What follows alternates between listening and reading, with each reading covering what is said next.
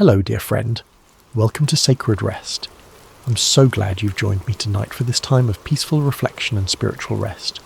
Wherever you are in the world right now, I hope this finds you settling into a comfortable space. How was your day? Was it filled with joy and laughter, or perhaps challenges that left you weary? Whatever experiences you've carried through your hours, know that this is a safe place to set them down. What time is it where you are? Perhaps it's the deep of night, when the world has grown quiet and stars pepper the sky. Maybe it's early evening, and you're seeking a moment of calm before sleep. Or perhaps you're listening in the gentle light of dawn. Wherever you're from in our vast, beautiful world, whether you're nestled in a busy city or somewhere quiet and remote, I welcome you to this sacred time. If you found comfort in these meditations, I'd be deeply grateful if you would subscribe to Sacred Rest.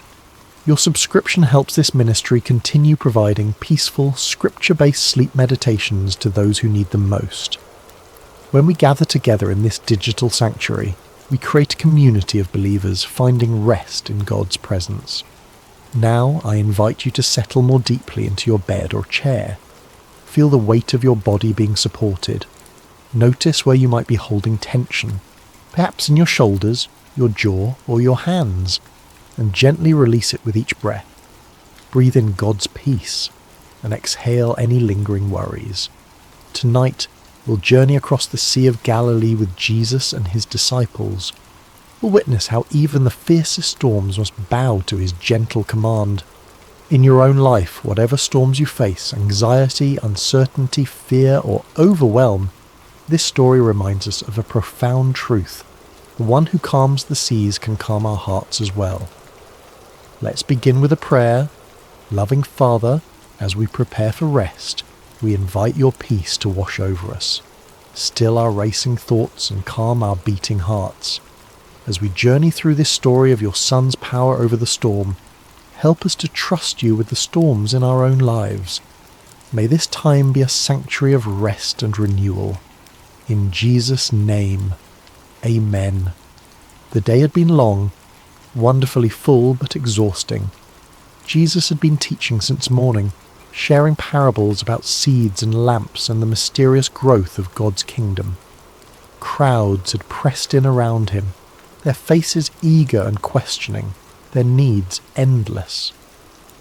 As the golden light of late afternoon stretched across the hillside surrounding the Sea of Galilee, Jesus looked out at the water, its surface catching the amber glow of the setting sun. "Let us go across to the other side," he said simply to his disciples.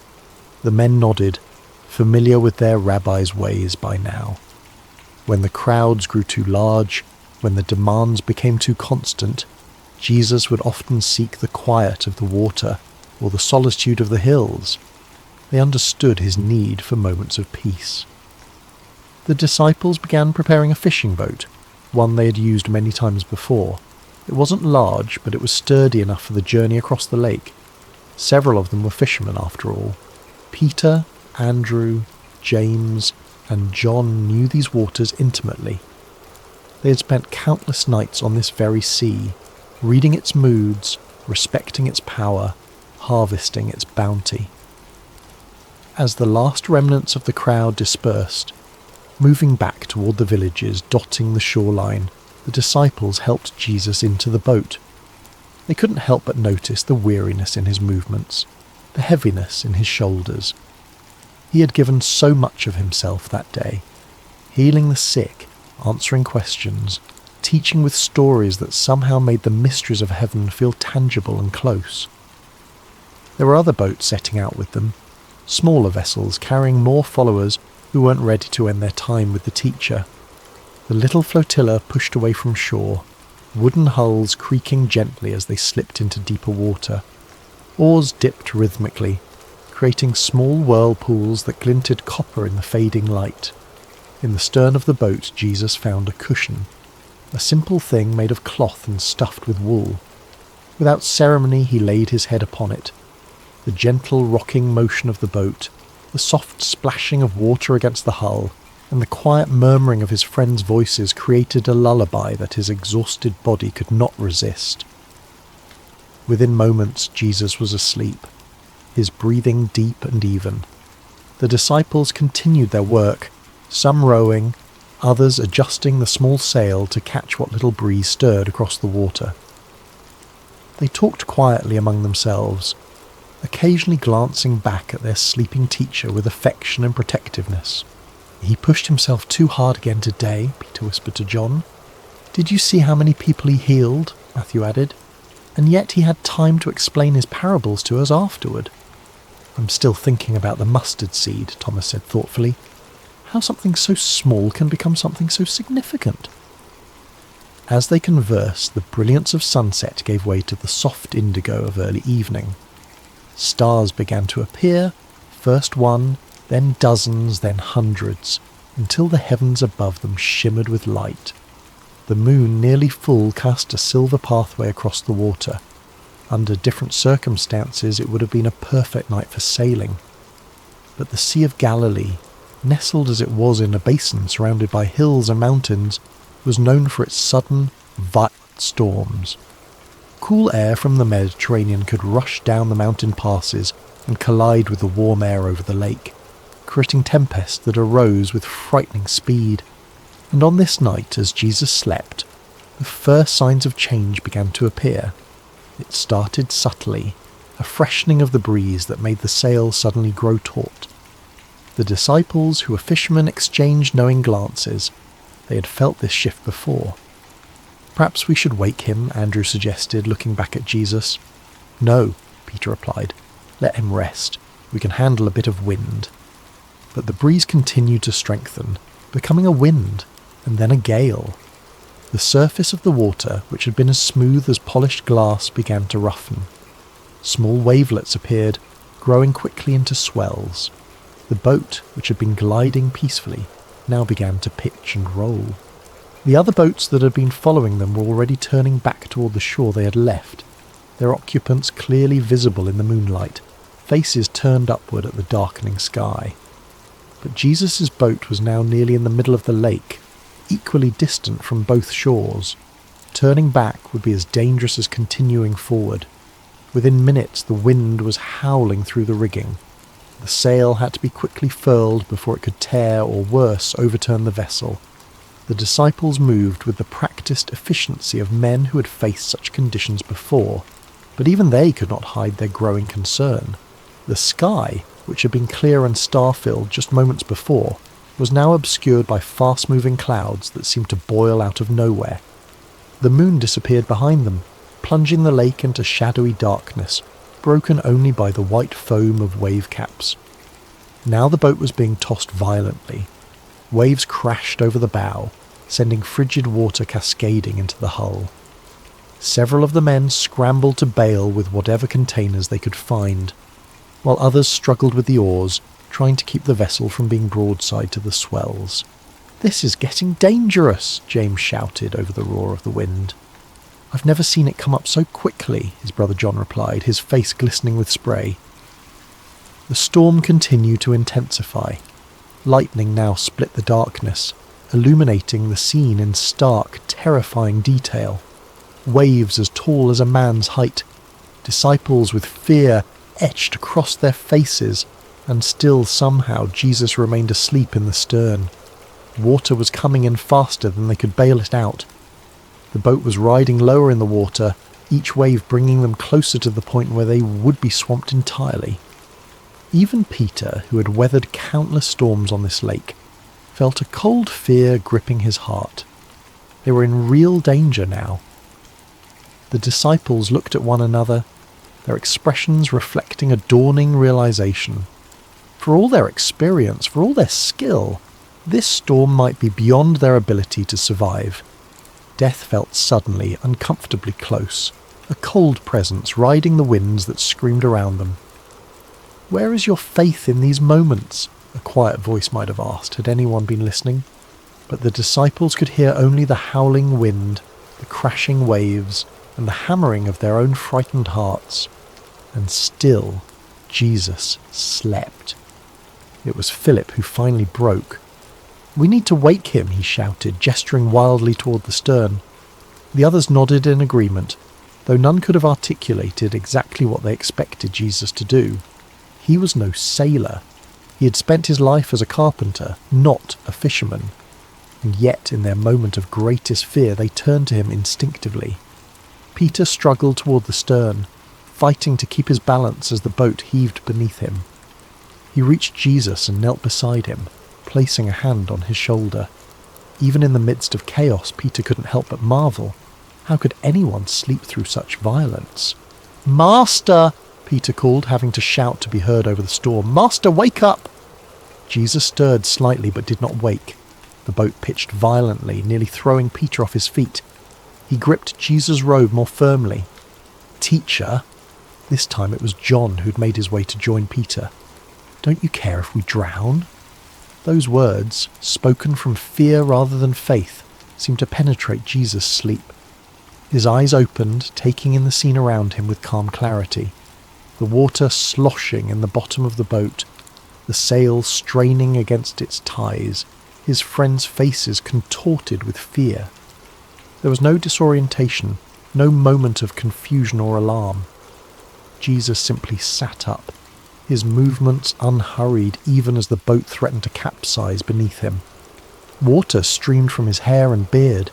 His robe was soaked through. Yet he showed no sign of the terror that had overcome his disciples. What happened next would be burned into the memory of every man present. A moment they would recount countless times in the years to come, a demonstration of power so profound that it would forever alter their understanding of the one they followed. Jesus stood up, in a boat being violently tossed by waves. When standing was nearly impossible, Jesus rose to his feet with perfect balance, as though the deck beneath him were solid ground. He looked out at the churning waters, at the dark sky split by lightning, at the wind that howled like a living thing. And then he spoke. Just 3 words, uttered not in a shout to be heard over the storm, but in a tone of quiet authority, as one who expected to be obeyed. "Peace, be still." The Greek words, siopa pephimoso, carried a weight beyond their literal meaning. Silence, be muzzled, as though addressing not unthinking elements, but a creature that could hear and must obey. What happened next defied all natural law, all human experience. The wind ceased, not gradually, not with diminishing gusts that slowly faded away. It simply stopped, as completely as if a door had been closed against it.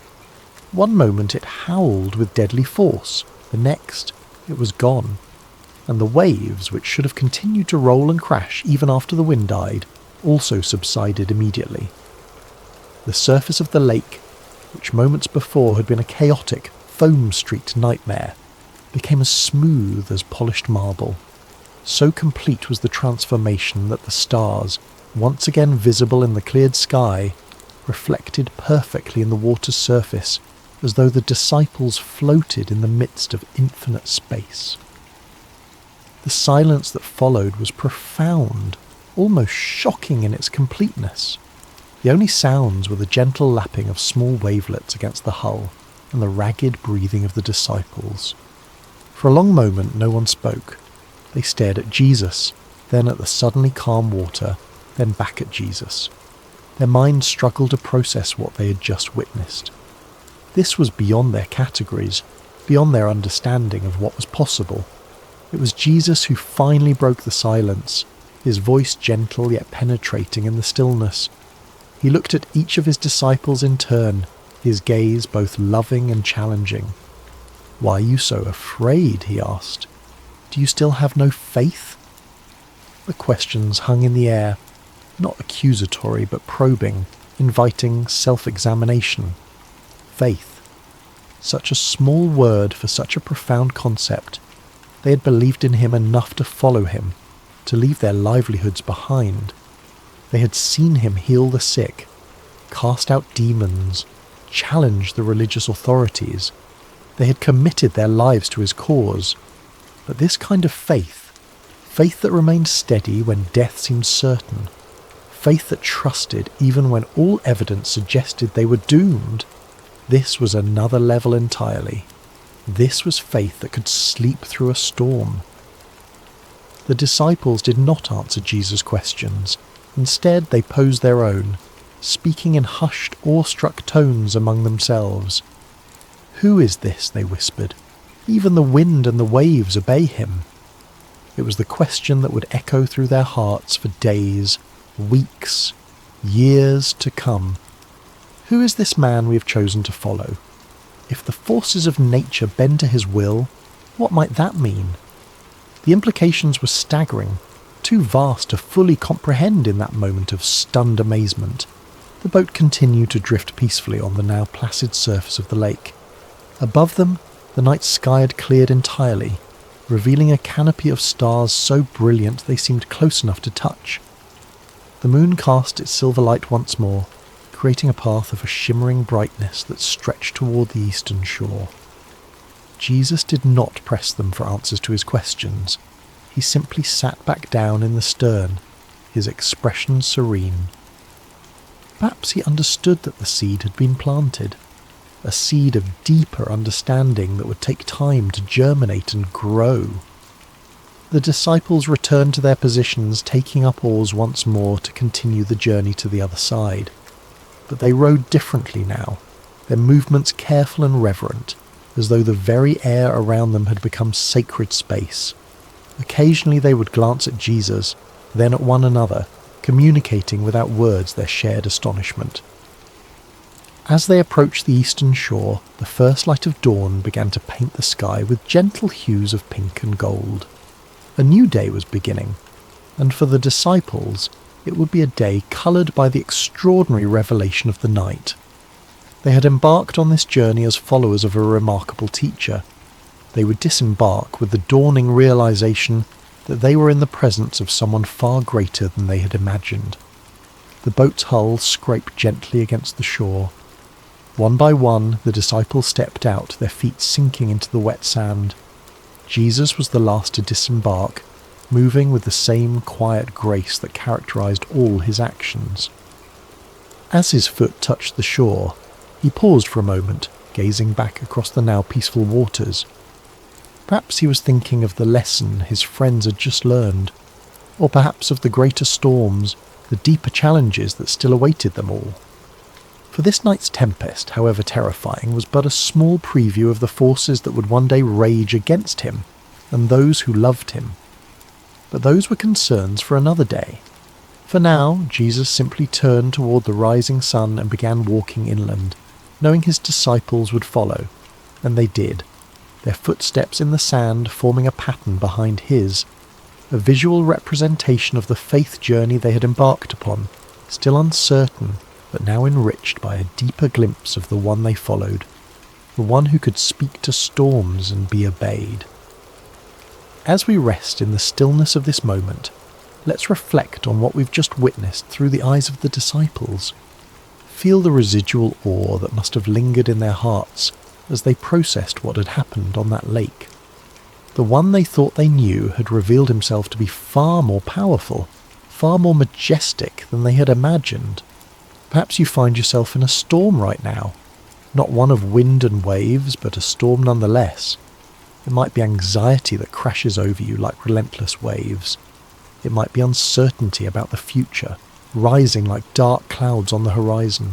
It might be grief or loneliness or fear, emotions that howl through your heart like a gale-force wind. Take a moment to name your storm silently. What is causing turbulence in your life right now? What makes your heart race with worry or your mind churn with doubt? Pause. Now imagine Jesus in your boat. Yes, right there with you in the midst of your personal tempest. This is not wishful thinking or mere metaphor. It is the profound reality of the Christian faith. Emmanuel, God with us, not God observing from a safe distance, not God waiting for us on the shore after we've weathered the storm alone, but God present in the very midst of our chaos. And here is something remarkable to consider. In the story we've just heard, Jesus didn't calm the storm immediately. First, he slept through it. There's a profound lesson here that's easy to miss. Sometimes the greatest demonstration of faith is not receiving an immediate solution to our problem, but finding peace in the midst of it, peace so profound it can rest, even when everything around it is in chaos. Jesus sleeping in the storm wasn't indifference. It was a demonstration of absolute trust in the Father. It was a live sermon more powerful than any words he could have spoken. You can rest even when the storms rage, because you know who holds you. Take a deep breath and sit with that thought for a moment. Pause. Now consider the words Jesus spoke to the disciples. Why are you so afraid? Do you still have no faith? These weren't words of condemnation, but an invitation to growth. Jesus was gently showing them the gap between what they professed to believe about him and how they behaved when circumstances became frightening. He was calling them to a faith that remained steady even when situations suggest there's reason to panic. What might Jesus be inviting you to trust him with right now? Where in your life might he be saying, "Peace, be still"? Pause. There's another beautiful detail in this story that's worth lingering over. Jesus said to the disciples, "Let us go over to the other side." Not let us go into the middle of the lake and drown. He had already declared the destination before the journey began. Despite the storm that arose, his intention remained unchanged. They were going to reach the other side. In your own life, what other side has Jesus promised you? What word has he spoken over your situation that the current storm seems to contradict? Hold fast to his promise. The storm, no matter how violent, cannot prevent the fulfillment of his declared purpose. When Jesus commands something, whether it's peace, be still, to a raging sea, or let us go to the other side to his disciples, it will come to pass. His word does not return void. It accomplishes what he intends. There's a particular comfort in knowing that the same voice that commanded the elements has spoken over your life. The same authority that subdued the storm is engaged with your circumstances. The same love that prompted Jesus to stand and act on behalf of his frightened friends is extended to you as you navigate your own waters. Listen now for his voice in the quiet of your heart. Perhaps he's not removing your storm immediately. Perhaps, like the disciples, you're being invited to know him more deeply through the experience of watching him work in unexpected ways. But know this, he is in your boat, and because of that, you will reach the shore. Let the gentle rocking of the now calm waters lull you toward rest. Feel the tension leave your body as you entrust yourself to the one who commands the wind and waves. Whatever storms tomorrow may bring, tonight you rest in the presence of the storm calmer, the peace speaker, the Lord of wind and wave. Let these words wash over you like gentle waves. Peace, be still. You are safe in his hands. Let go of your worries. Let him hold them now. Peace, be still. Rest in this truth. If the winds and waves obey him, so can your anxious heart. You don't have to control the storm. You just have to rest with the one who can. As we come to the close of our time together, I want to offer a blessing over you as you prepare for sleep. May you rest tonight in the perfect peace that comes from knowing the master of the storm is watching over you.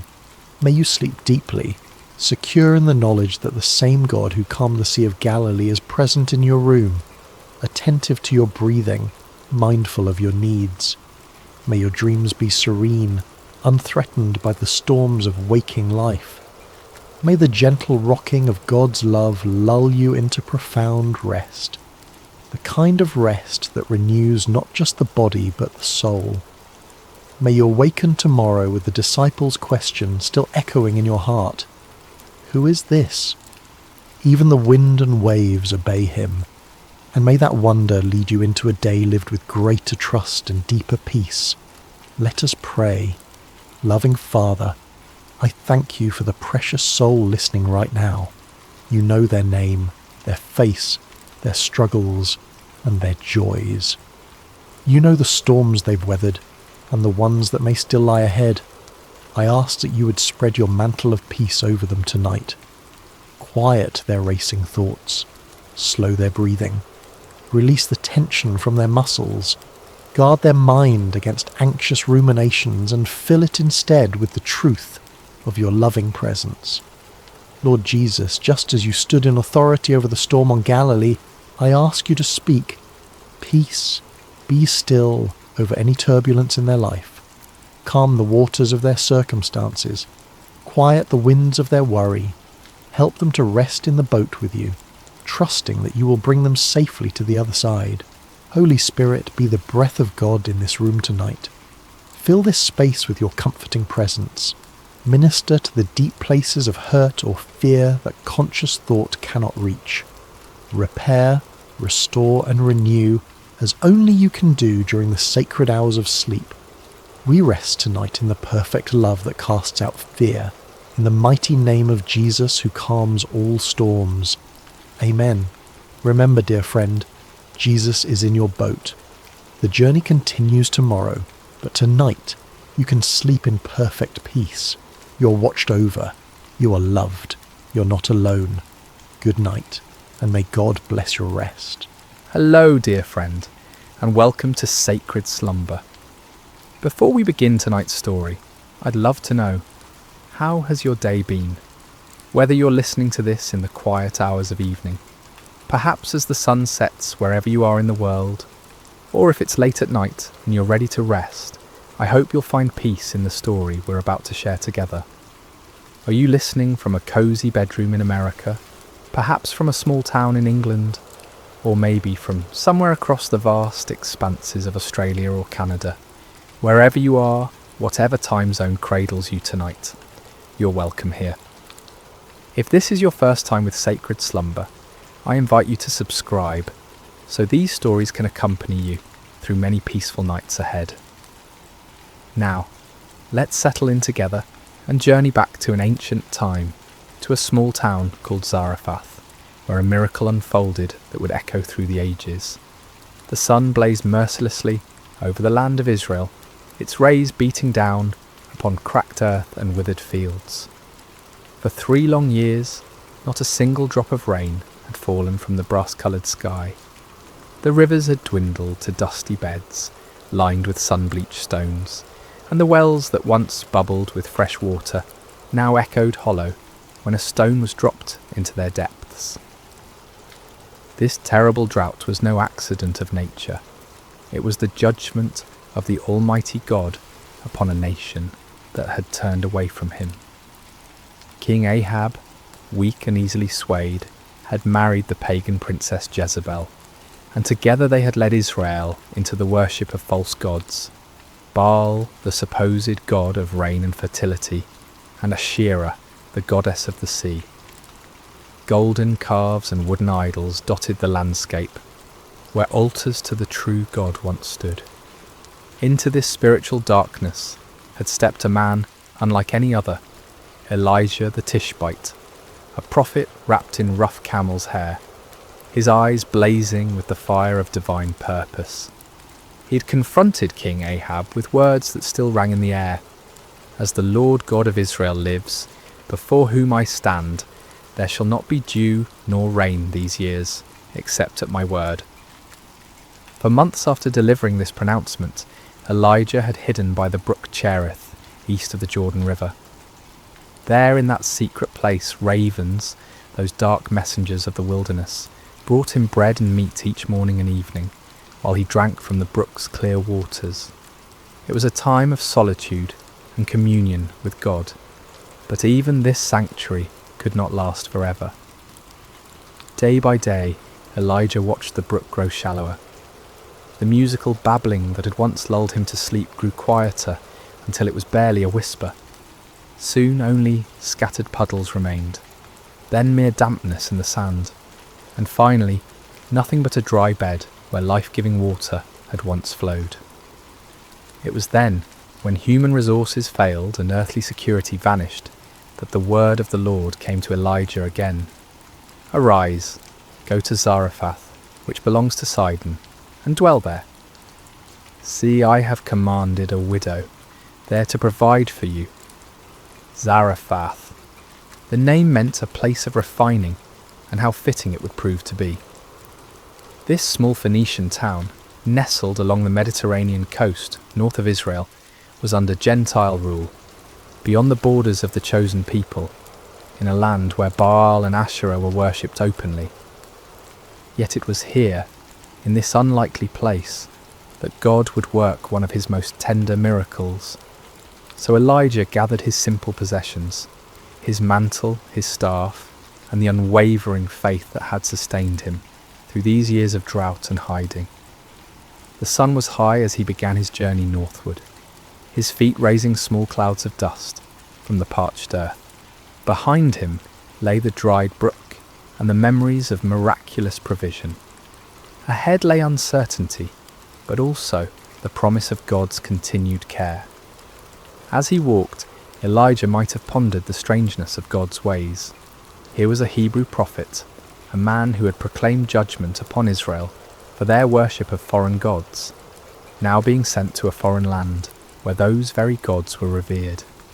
Yet if the years had taught him anything, it was that the Lord's thoughts were higher than his thoughts, and the Lord's ways past finding out. The journey from the Jordan Valley to the coastal region of Zarephath would take several days.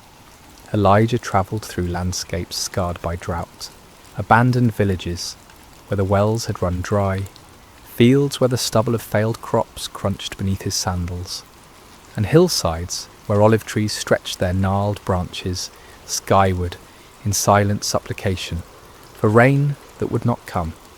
At night he slept under stars that seemed to burn with unusual intensity in the clear, dry air. The moon, when it appeared, cast sharp shadows on the lifeless landscape, and sometimes he could hear, in the distance, the mournful cry of jackals searching for water in the empty wadis. But even as the physical landscape spoke of judgment and desolation, Elijah's heart remained anchored in hope. The same God who had sent ravens to feed him, who had made water spring from rock for Moses, who had provided manna in the wilderness for the children of Israel, had promised that a widow in Zarephath would care for him. It seemed impossible, even absurd. What widow in this time of famine would have enough to share? Yet Elijah had learned that impossibility was often the very stage upon which God chose to display his glory. On the third day of his journey, the scent of the sea began to reach his nostrils, carried on breezes that offered little relief from the heat, but spoke of his approaching destination. The landscape gradually changed from the brown hills of inland Palestine to the terraced slopes that descended toward the Mediterranean coast. In the distance, he could see the blue expanse of the Great Sea, its surface shimmering like hammered metal under the relentless sun. As he crested the final hill before Zarephath, Elijah paused to survey the town spread below him. It was modest in size, its flat-roofed houses clustered around a small marketplace, with narrow streets winding between them like tributaries of a dry river. The town's walls, though not as grand as those of the great cities, spoke of a community that had weathered many storms.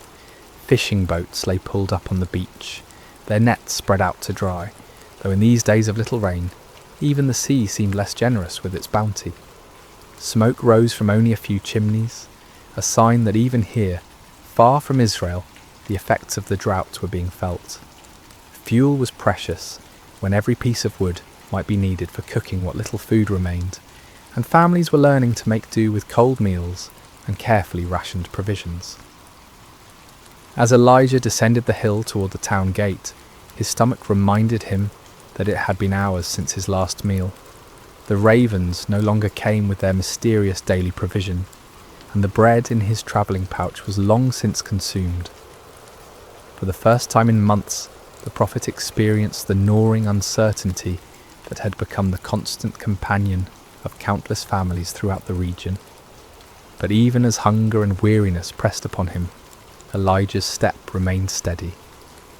Somewhere in this foreign town was a widow whom God had prepared to be his instrument of provision.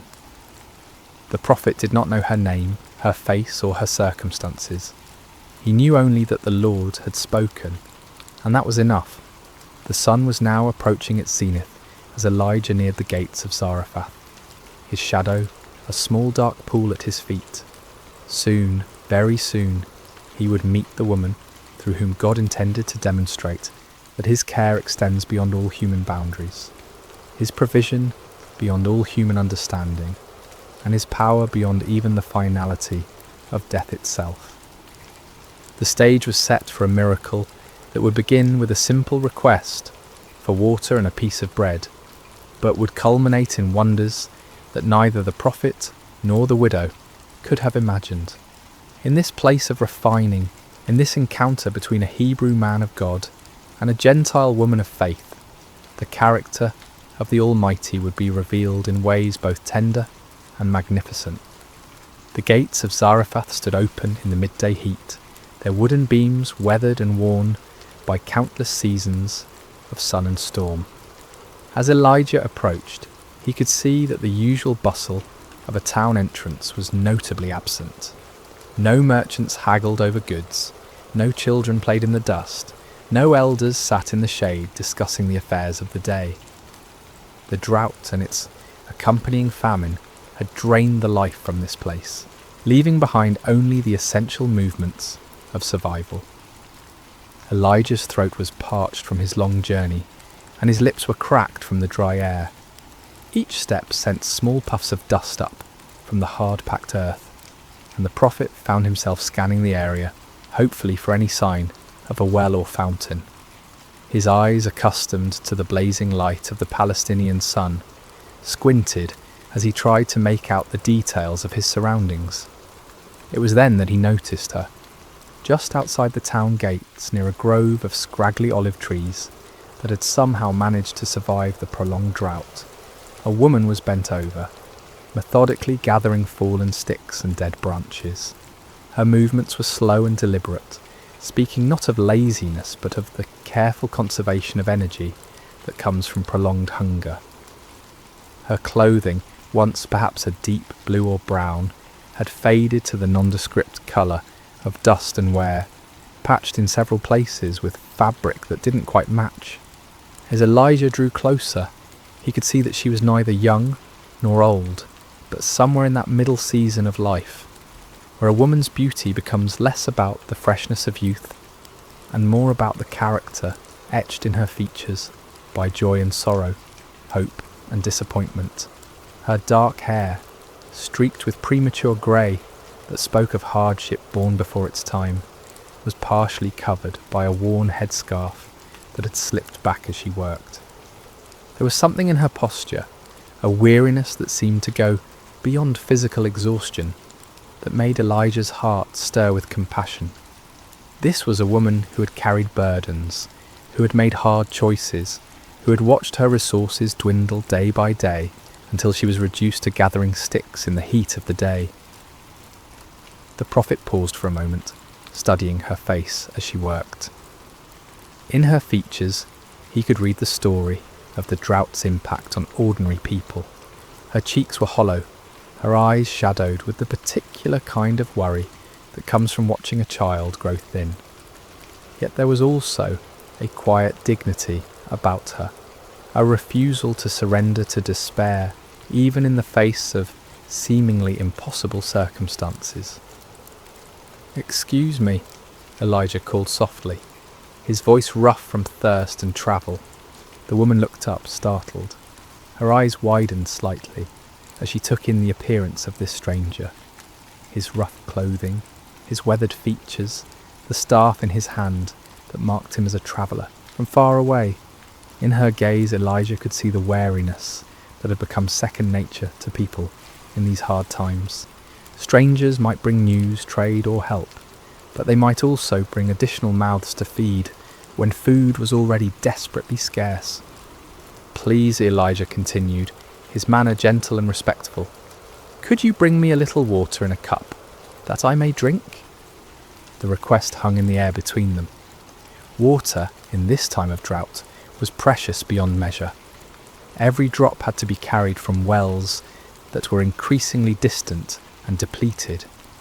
Yet something in the prophet's manner, perhaps the genuine need in his voice, or the courtesy with which he had made his request, caused the woman to hesitate rather than refuse outright.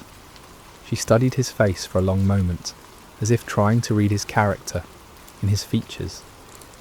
What she saw there must have reassured her, for she slowly straightened, her bundle of sticks still clutched in her arms.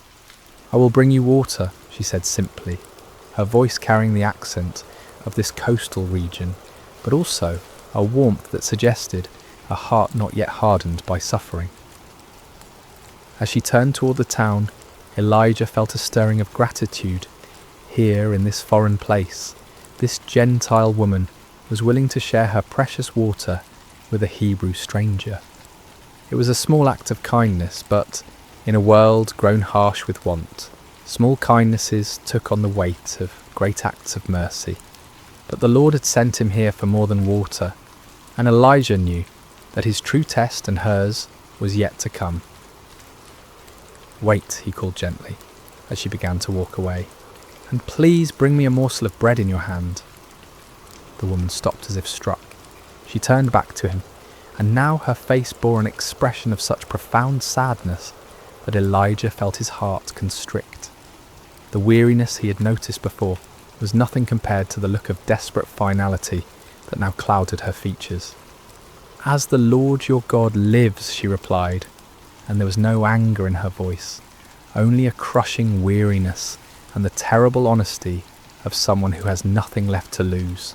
"I do not have bread, only a handful of flour in a bin and a little oil in a jar.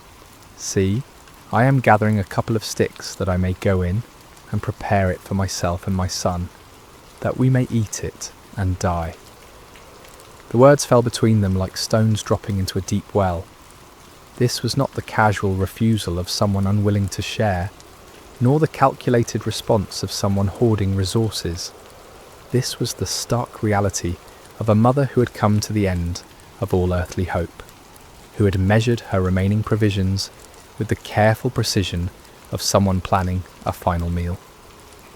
Elijah felt the weight of her despair, but he also felt the stirring of something else, the peculiar lifting of spirit that came when he sensed the Lord was about to move in power. How often had he seen this pattern? The moment when human resources failed completely was precisely the moment when divine intervention began. "Do not fear," he said, and his voice carried a new authority, a confidence that seemed to come from somewhere beyond his own understanding. The words were not merely a comfort, but a command, spoken with the certainty of someone who had learned to recognize the voice of the Almighty. The woman's eyes widened at the change in his tone. Something had shifted in this stranger's demeanour, as if he had suddenly remembered who he was and whom he served. "Go and do as you have said," Elijah continued, "but make me a small cake from it first and bring it to me, and afterward make some for yourself and your son." The request seemed almost cruel in its audacity. Here was a woman who had just confessed that she and her child were preparing to eat their last meal before death, and this stranger was asking her to give him the first portion. By any human standard of fairness or compassion, the request was outrageous, but Elijah was not speaking from human wisdom now. He was speaking as one who had learned to see beyond the visible, to understand that sometimes the pathway to blessing required actions that seemed to defy common sense. "For thus says the Lord God of Israel," he proclaimed, and now his voice carried the full weight of prophetic authority. "The bin of flour shall not be used up, nor shall the jar of oil run dry, until the day the Lord sends rain on the earth." The promise hung in the air between them, like a bridge spanning an impossible chasm. On one side stood the widow's desperate reality, empty bins, empty jars, and the approaching spectre of death. On the other side stood the word of a God she barely knew, spoken through a stranger whose only credentials were the conviction in his voice and the authority with which he spoke. The woman stared at him, her mind undoubtedly racing. Everything in her experience told her that flour and oil, once consumed, were gone forever. Everything she had learned about the world spoke against the possibility of vessels that never emptied, of resources that renewed themselves. She had no reason to trust this foreigner, no evidence that his God was any more real or powerful than the gods her neighbours worshipped. Yet something in his eyes, something in the absolute certainty with which he had spoken, gave her pause. She had lived long enough to recognise truth when she heard it, even when that truth seemed to contradict everything she thought she knew about the world. The choice before her was stark and simple, yet it carried implications that reached far beyond the immediate moment. She could refuse, clinging to what little she had, and eat her final meal with her son in the privacy of her own home. Or she could trust stepping out in faith toward a promise that seemed too wonderful to believe, risking the immediate needs of her child on the word of a stranger's God. As she stood there in the dusty street of Zarephath, with her bundle of sticks still clutched in her arms, and the prophet's words echoing in her mind, the widow found herself at one of those crossroads that define a life. Her next decision would determine not only whether she and her son lived or died, but whether they would become part of a story that would be told for generations to come. A story of faith rewarded, of divine provision, and of the God who sees beyond the boundaries that divide nations and peoples. The sun beat down upon them both as she weighed her choice, but in that moment of decision, neither the heat nor the hunger nor the desperate circumstances seemed to matter. All that mattered was whether she would choose to believe that the impossible might, just possibly, be true. The widow stood motionless for what seemed like an eternity, though in reality it was perhaps only the span of a few heartbeats. In that suspended moment, the entire universe seemed to be waiting for her decision. The very air around them felt charged with possibility, as if creation itself was holding its breath to see whether faith would triumph over fear, whether hope would overcome the stark mathematics of survival. Elijah watched her face carefully, seeing the battle that raged within her soul. He had delivered the word of the Lord as he had been commanded, but now the choice was hers alone to make. The prophet knew from long experience that God's miracles often hinged not on human understanding, but on human obedience, not on the ability to see how a promise might be fulfilled, but on the willingness to act as if it already had been. The woman's eyes moved from Elijah's face to the bundle of sticks in her arms, then toward the town gates where her small home awaited, where her son was undoubtedly waiting for her return, probably listening for the sound of her footsteps that would signal the beginning of their final meal together. She thought of his thin face, his two bright eyes that spoke of a child who had learned too young what it meant to be hungry, and her heart clenched with the fierce protectiveness of motherhood. Yet something else stirred within her as well, a memory perhaps of stories she had heard as a child about the God of the Hebrews, the one who was said to part seas and rain bread from heaven. Or perhaps it was simpler than that, nothing more than the recognition that she'd already lost everything that could be lost, and in that place of complete surrender there was a strange kind of freedom.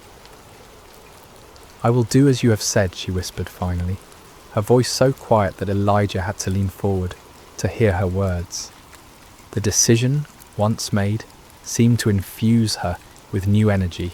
She straightened her shoulders, adjusted her grip on the bundle of sticks, and began walking toward the town gates with a purpose that had been absent from her movements before. Elijah followed at a respectful distance, marvelling at the courage it must have taken for her to choose trust over terror, faith over the apparent facts of her situation. The narrow streets of Zarephath were largely empty in the heat of midday, but the few people they encountered looked at the odd pair with curiosity. The widow, known to her neighbours as a woman facing starvation, was walking with determined steps beside a foreign stranger whose very presence seemed to radiate an unusual intensity. Word would spread quickly through the small community that something unusual was happening at the house of the widow woman. Her home, when they reached it, was modest even by the standards of a fishing town. The flat-roofed dwelling was built of the local stone, its walls weathered by countless seasons of Mediterranean storms. A small courtyard in front contained an outdoor oven that had seen little use in recent weeks, its stones cold and covered with a fine layer of dust. A few clay pots stood in the shade, and a wooden door, worn smooth by years of use, led into the main room of the house. As they approached, the door opened and a boy appeared, perhaps 10 or 11 years old, with his mother's dark eyes and hair. His frame was thin in the way that spoke of prolonged hunger, but his face lit up with genuine joy at seeing his mother return. That joy dimmed slightly as he noticed a stranger accompanying her, replaced by the cautious curiosity of a child who had learned to be wary of unexpected changes in routine. "Mother?" he said, his voice carrying a question that encompassed much more than the single word could express. The widow reached out and touched her son's face gently, a gesture that spoke of infinite tenderness and perhaps also of farewell. "This is Elijah, a prophet of the Lord God of Israel," she said simply. "We're going to prepare food and he will eat with us." The boy's eyes widened. In their current circumstances, sharing food with anyone, even a guest, represented an act of generosity that bordered on the impossible. Yet he had learned to trust his mother's judgment, and if she said this man would eat with them, then somehow it would be so. Inside, the house was cool and dim, a welcome relief from the blazing heat outside. The main room served as both living area and kitchen, with sleeping quarters in a small adjoining chamber. Clay storage jars lined one wall, most of them standing empty like silent witnesses to the family's dwindling resources. Only 2 containers held anything of value. A small bin that contained the handful of flour the widow had mentioned, and an equally small jar that held the last precious drops of oil. The widow set down her bundle of sticks and began the familiar ritual of preparing a fire. She arranged the wood carefully in the outdoor oven, knowing that every stick must count, every flame must serve its purpose. As she worked, Elijah and the boy watched in respectful silence, each lost in his own thoughts about what was about to unfold. When the fire was burning steadily, the widow went to retrieve her flour and oil. She opened the bin and looked inside, seeing the meagre handful of grain that represented all that stood between her family and starvation. For a moment her resolve wavered. The practical voice of experience whispered that she was being foolish, that she was about to sacrifice her child's last meal on the word of a stranger.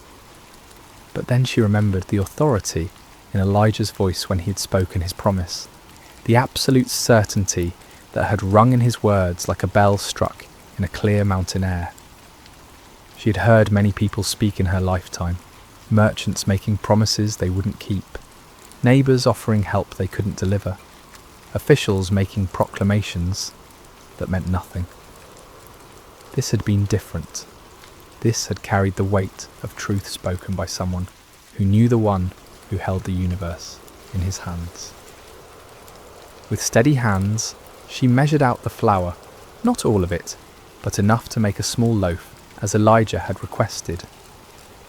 She added the precious oil, drop by careful drop, then water from their dwindling supply. As she kneaded the dough, she found herself praying to the God of Israel, a God she knew only by reputation, but whom she was now trusting with everything she held dear. The bread baked quickly in the hot oven, filling the small courtyard with an aroma that made all their mouths water and their stomachs clench with longing. When it was finished, golden brown and still steaming, the widow placed it on a wooden plate and carried it to where Elijah sat waiting. "Here," she said simply, offering him the bread that might well be the last her household would ever eat. Elijah received the loaf with the gravity it deserved, understanding that he held in his hands not just food, but an act of faith that would echo through eternity. He broke it carefully, offering portions to both the widow and her son, before taking any for himself. The bread was simple fare, coarse flour baked with skill born of necessity, but it tasted like the finest feast to 3 people who had known real hunger. As they ate, a comfortable silence settled over the small courtyard. The bread satisfied their immediate hunger, but more than that, it seemed to nourish something deeper. Hope, perhaps, or the peculiar peace that comes from taking a step of faith and finding solid ground beneath one's feet. When the meal was finished, the inevitable moment arrived. The widow rose to check her storage containers, knowing that according to every law of nature and economy, they should now be empty. The flour bin should contain nothing but dust and remnants, the oil jar nothing but the stained clay at its bottom. She opened the flour bin first, and her breath caught in her throat. Where she had expected to find emptiness, there was flour, not the handful that had remained before, but the same amount that had been there that morning. Her hands trembled as she reached into the jar, running the grain through her fingers to assure herself that she was not dreaming. Next came the oil jar. She lifted it carefully, feeling its weight, hearing the liquid slosh against the sides. It was full as it had been when she had first measured out the precious oil for their bread. "Mother?" her son whispered, seeing the wonder and disbelief that played across her features. "The word of the Lord is true," she breathed, her voice filled with awe. "The flour and oil have not diminished. They are just as they were before." From that day forward, the miracle continued. Each morning, the widow would wake expecting to find her containers empty, only to discover them filled with the same amounts they had held the day before. She would measure out flour for the day's bread, pour oil for cooking, and use what was needed to sustain her household and their guest. But each time she checked, morning, noon, and evening, the levels remained constant, as if invisible hands were replenishing what had been taken. Word of the miracle spread slowly through Zarephath. Neighbours who had expected to attend a funeral instead saw smoke rising daily from the widow's oven. They saw the boy playing in the courtyard with more energy than he had shown in months. They saw the foreign prophet living in their midst, his presence somehow bringing blessing rather than burden to the household that sheltered him. Some whispered that it was sorcery, others that the gods were showing favour to the widow for her kindness to strangers. But the widow herself knew better. She had witnessed firsthand the power of the God of Israel, the one who could multiply resources that seemed exhausted, who could bring abundance from scarcity, who could sustain life when death seemed certain. As weeks turned into months, the relationship between the widow, her son, and Elijah deepened into something like family. The prophet helped with daily tasks, told stories of his journeys and the wonders he had witnessed, and taught them both about the nature and character of the God he served. The boy, who had never known a father's presence, began to look up to Elijah with the mixture of respect and affection that a son shows to a beloved elder. For his part, Elijah found in this simple household something he had rarely experienced in his years of prophetic ministry, the warmth of ordinary human fellowship.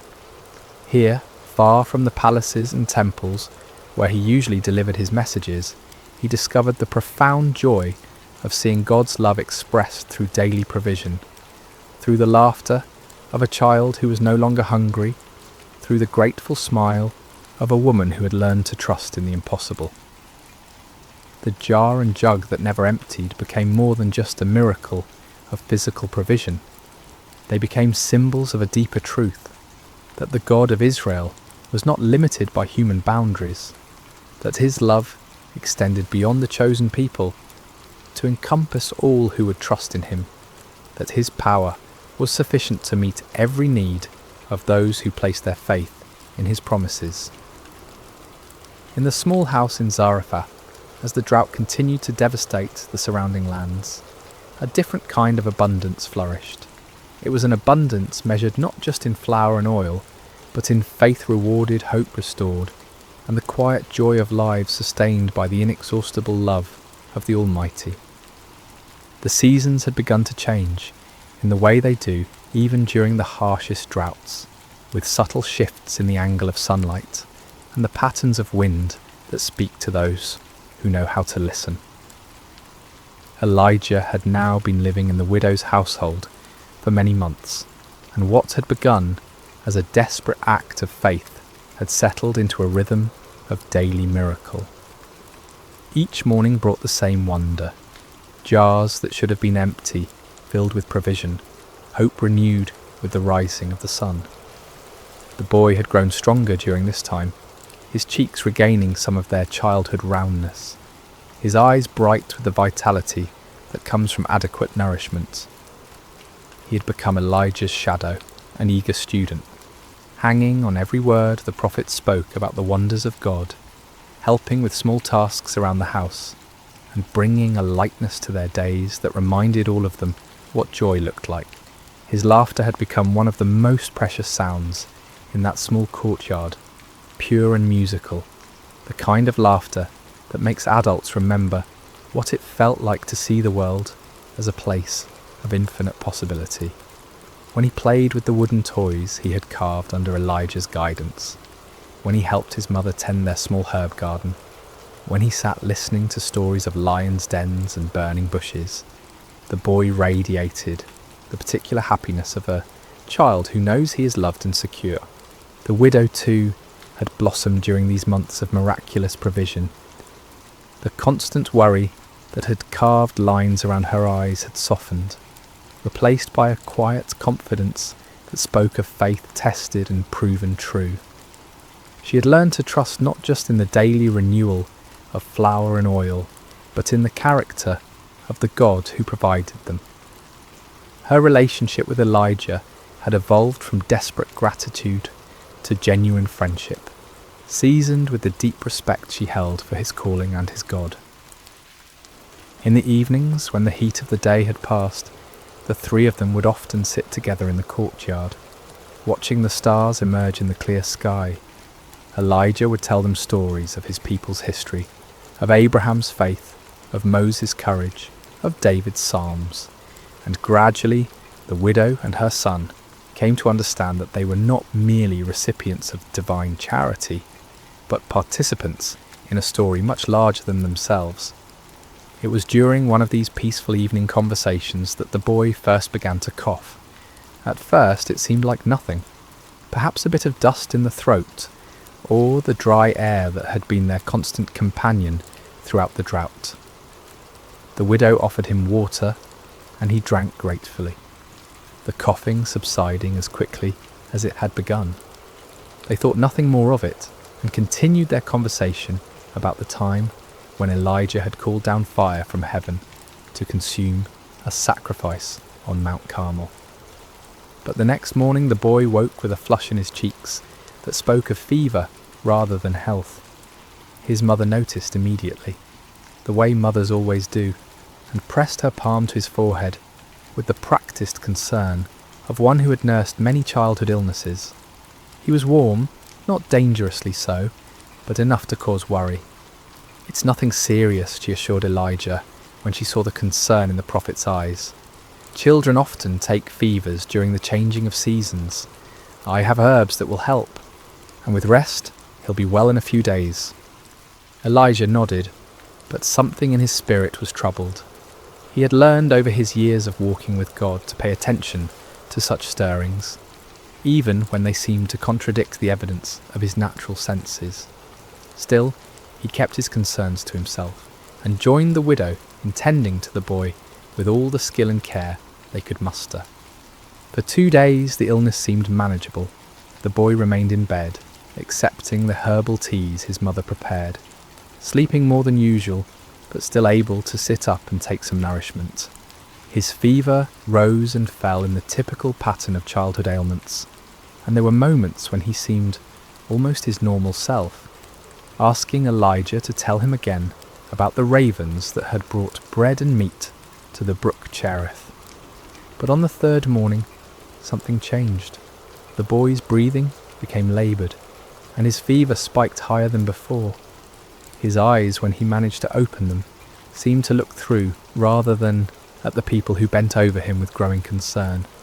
The flush in his cheeks deepened to an alarming red, and his small body trembled with chills that no amount of blankets could warm. The widow worked with desperate efficiency, trying every remedy she knew. She brewed stronger teas from the herbs that had always worked before, applied cool cloths to bring down the fever, and held her son close when the chills made him shake uncontrollably. But despite all her efforts, his condition continued to deteriorate. Elijah found himself in a terrible position. He was a prophet, accustomed to speaking with divine authority about the will of God, yet here he felt helpless in the face of a child suffering. He prayed earnestly, seeking guidance, seeking healing, seeking any word from the Lord about what was happening and why. But the heavens seemed silent, offering no immediate answer to his urgent petitions. By the fourth day, the boy could barely keep his eyes open. His breathing had become so shallow that both his mother and Elijah found themselves leaning close, just to assure themselves that he was still alive. The widow had not slept in 2 nights, maintaining a constant vigil beside her son's bed, and the strain was beginning to show in every line of her face. Perhaps, she said to Elijah, during one of the boy's brief periods of peaceful sleep, perhaps we should send for the physician from the next town.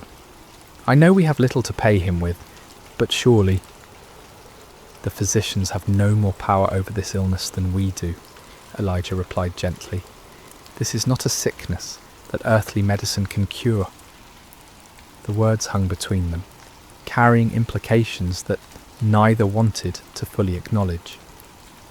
If earthly medicine could not help, if the herbs and treatments that had always worked before were proving useless, then they were facing something beyond the normal course of illness and recovery. They were facing the possibility that God might be calling this beloved child home. On the 5th morning, as the sun rose with its customary indifference to human suffering, the inevitable happened. The widow, who had dozed fitfully in her chair beside the bed, was awakened by a silence that was somehow more alarming than any sound could have been. She looked at her son and knew immediately that something fundamental had changed. His face, which had been flushed with fever, was now pale and still. His chest no longer rose and fell with the rhythm of breathing. The boy was gone. The widow's scream of anguish pierced the morning air, a sound so raw and primal that it seemed to tear through the very fabric of hope itself. She gathered her son's lifeless body into her arms, rocking back and forth as tears streamed down her face. "What have you done to me, O man of God?" she cried, turning to Elijah with eyes blazing with grief and accusation. "Have you come to bring my sin to remembrance and to kill my son?" The words struck Elijah like physical blows. Here was a woman who had trusted him, who had shared her last meal based on his promise, who had opened her home to him for months.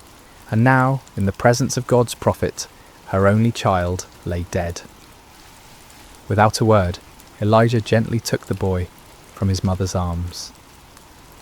"Give me your son," he said quietly, and despite her grief, something in his tone made her release her hold on the child. Elijah carried the boy to the upper room where he had been staying, laying him carefully on the bed. Then he fell upon his face before God, crying out with all the passion of his prophetic calling. "O Lord my God, have you also brought tragedy on the widow with whom I lodge, by killing her son?" 3 times Elijah stretched himself upon the child, calling out each time, "O Lord my God, I pray, let this child's soul come back to him." The silence that followed seemed to stretch into eternity. Then, like the first breath of dawn, after the longest night, the boy's chest rose. His eyes fluttered open, clear and bright, and he looked up at Elijah with wonder. "Teacher?" he whispered, his voice weak but unmistakably alive. Elijah gathered the boy in his arms, his own eyes wet with tears of joy and gratitude. "Come," he said, "let us go to your mother." When the widow saw her son walking down the stairs, alive and whole, she fell to her knees. "Now by this I know that you are a man of God," she declared through her tears, "and that the word of the Lord in your mouth is the truth." The miracle at Zarephath teaches us profound truths that echo through the ages. First, we learn about faith in scarcity, how the widow trusted God's promise, even when her cupboards were bare and death seemed certain. Her willingness to give from her need rather than her abundance shows us that God often asks us to step forward in faith before we can see how he will provide. Second, we see the power of obedience before understanding. The widow didn't need to comprehend how flour and oil could multiply. She simply needed to trust the word of the Lord and act upon it. Blessings flowed not because she understood the miracle, but because she believed in the one who promised it. Third, this story reveals God's care beyond all boundaries. Here was a Hebrew prophet ministered to by a Gentile widow, showing that God's love transcends nationality, culture, and religion. The miracle in Zarephath foreshadowed the day when God's salvation would be offered to all nations.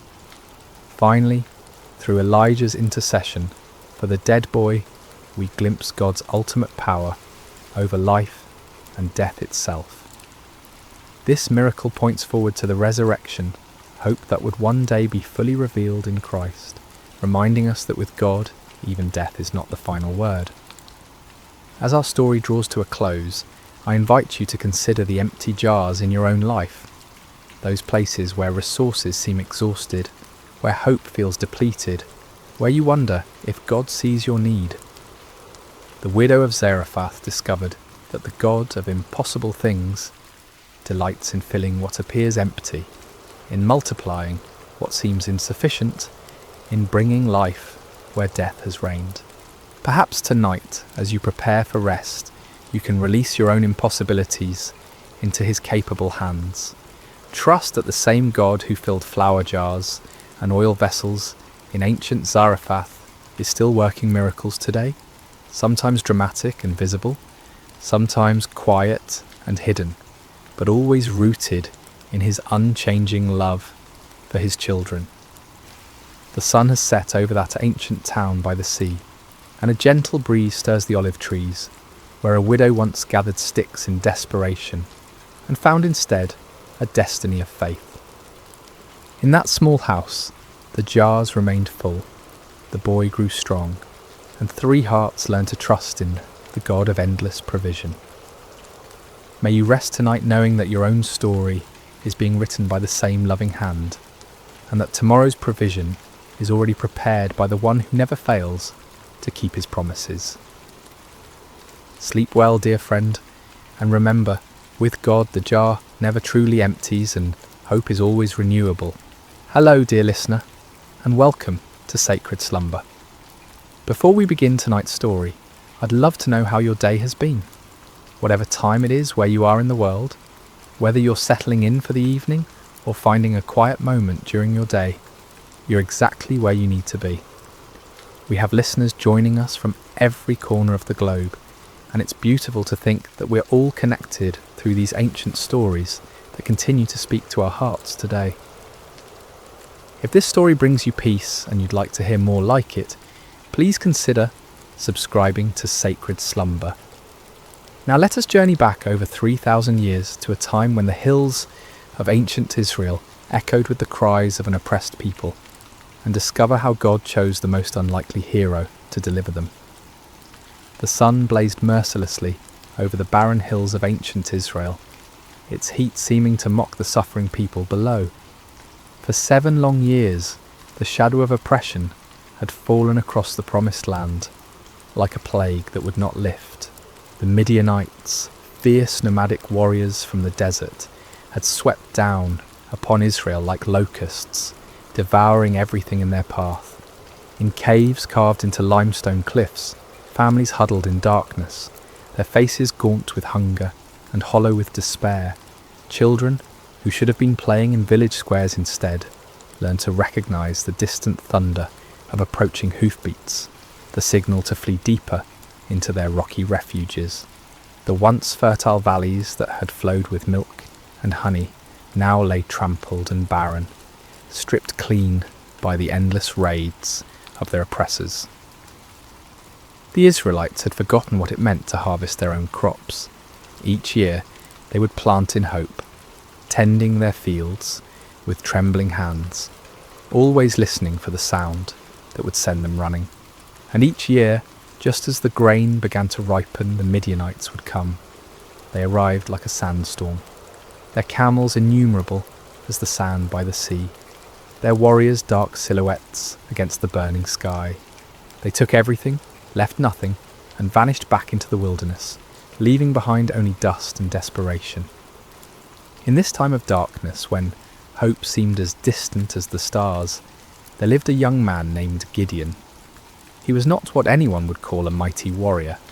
His hands, though calloused from labour, had never gripped a sword in battle.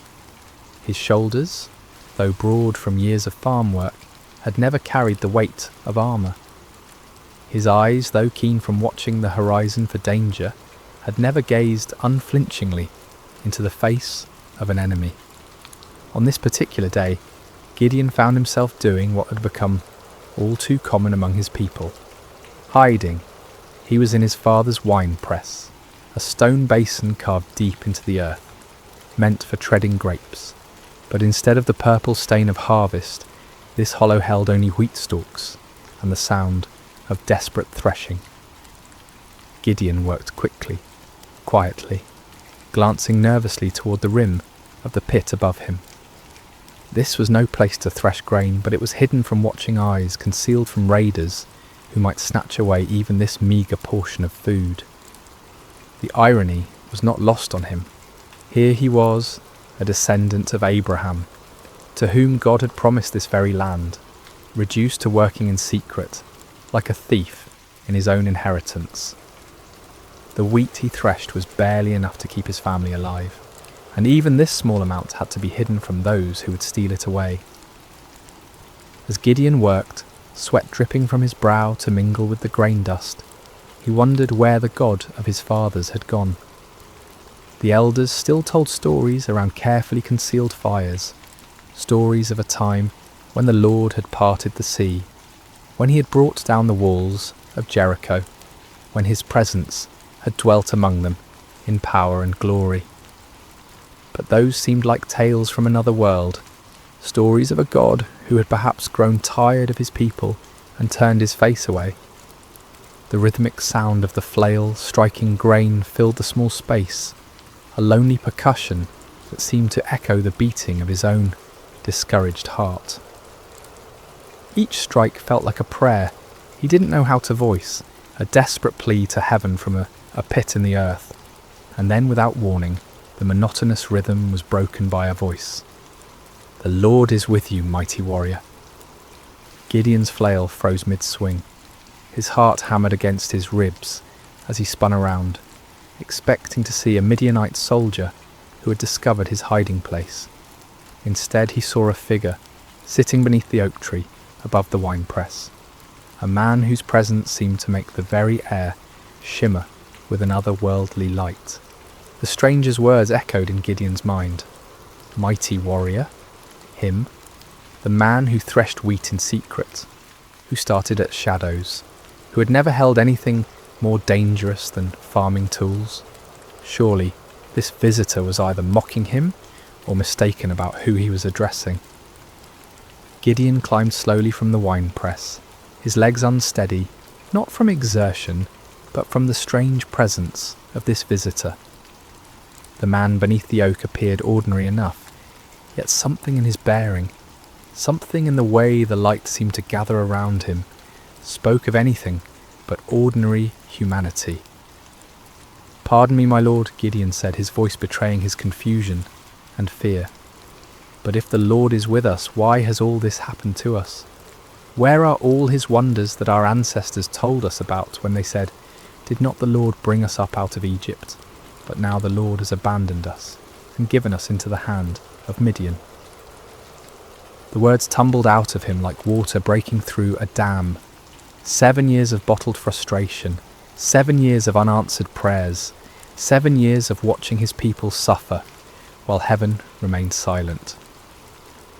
If this stranger claimed the Lord was with them, then where was the evidence? Where was the God who had once fought for Israel, with fire and earthquake, with angel armies and miraculous interventions? The figure beneath the oak tree regarded him with eyes that seemed to hold depths of understanding far beyond human measure. When he spoke, his voice carried an authority that made the ground beneath Gideon's feet feel somehow more solid, as if reality itself paid attention to his words. "Go in the strength you have and save Israel out of Midian's hand. Am I not sending you?" Gideon felt his knees nearly buckle. Save Israel? Him? The man who hid in wine presses, who jumped at the sound of the wind through the barley? This had to be some terrible mistake, some cosmic error in judgment. "Pardon me, my lord," he said again, his voice barely above a whisper, "but how can I save Israel? My clan is the weakest in Manasseh, and I am the least in my family." It was true. His family held no position of honour among the tribe. They owned no great flocks, commanded no respect in the councils of the elders. Gideon himself was the youngest son, the one who tended to mundane tasks while others made important decisions. He was nobody special, nobody who mattered, nobody whom anyone would follow into battle. But the mysterious visitor seemed unmoved by these protests. "I will be with you," he said simply, "and you will strike down all the Midianites, leaving none alive." The promise hung in the air between them, impossible and overwhelming. Gideon's mind reeled as he tried to comprehend what was being asked of him. But if this was truly a messenger from the Lord, if this was indeed the God of his fathers speaking to him, then surely he could ask for some sign, some proof that this wasn't merely the product of too much sun and too little food. "If now I have found favour in your eyes," Gideon said carefully, "give me a sign that it is really you who speaks with me. Please do not go away until I come back, and bring my offering and set it before you." The figure nodded gravely. "I will wait until you return." Gideon hurried to his house, his heart pounding with a mixture of terror and desperate hope. He prepared what he could offer: a young goat, unleavened bread made from precious flour, broth to complete the meal. It was a significant sacrifice for a family that had so little, but if there was even the slightest chance that the God of Israel was truly speaking to him, no cost was too great. When he returned to the oak tree, the stranger was still there, patient as stone, eternal as the hills. Gideon set the meat on a rock, poured out the broth, and waited to see what would happen. The visitor extended the staff in his hand and touched the meat and bread. Instantly, fire flared up from the rock, consuming the offering completely. In the same moment, the figure vanished from sight, leaving Gideon alone with the blackened stone and the certain terrifying knowledge that he had been speaking with an angel of the Lord. "Alas, sovereign Lord," Gideon cried out, falling to his knees, "I have seen the angel of the Lord face to face." But even as fear overwhelmed him, a voice spoke from heaven itself. "Peace, do not be afraid, you are not going to die." Gideon built an altar there and called it "The Lord is Peace," but peace was far from what he felt in his heart. That very night, the Lord spoke to him again, commanding him to tear down his father's altar to Baal and cut down the Asherah pole beside it. It was to be his first act of obedience, his first step toward the impossible task that lay ahead. Under cover of darkness, accompanied by 10 servants, Gideon did as he was commanded. They worked quietly, dismantling the stone altar and chopping down the wooden symbol of false worship.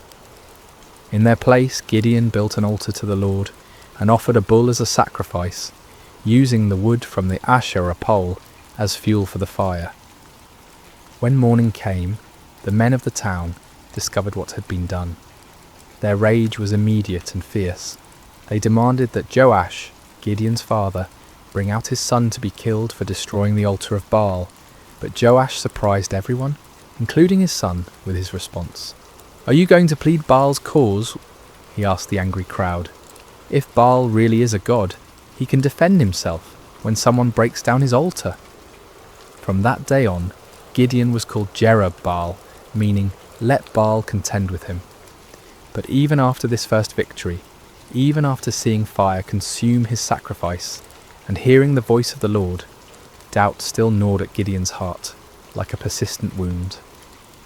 When the Midianites assembled once again for their annual raid, gathering in the valley like a dark sea of destruction, Gideon knew the time had come. Yet still he hesitated, still he needed more assurance. That night he took a wool fleece and placed it on the threshing floor.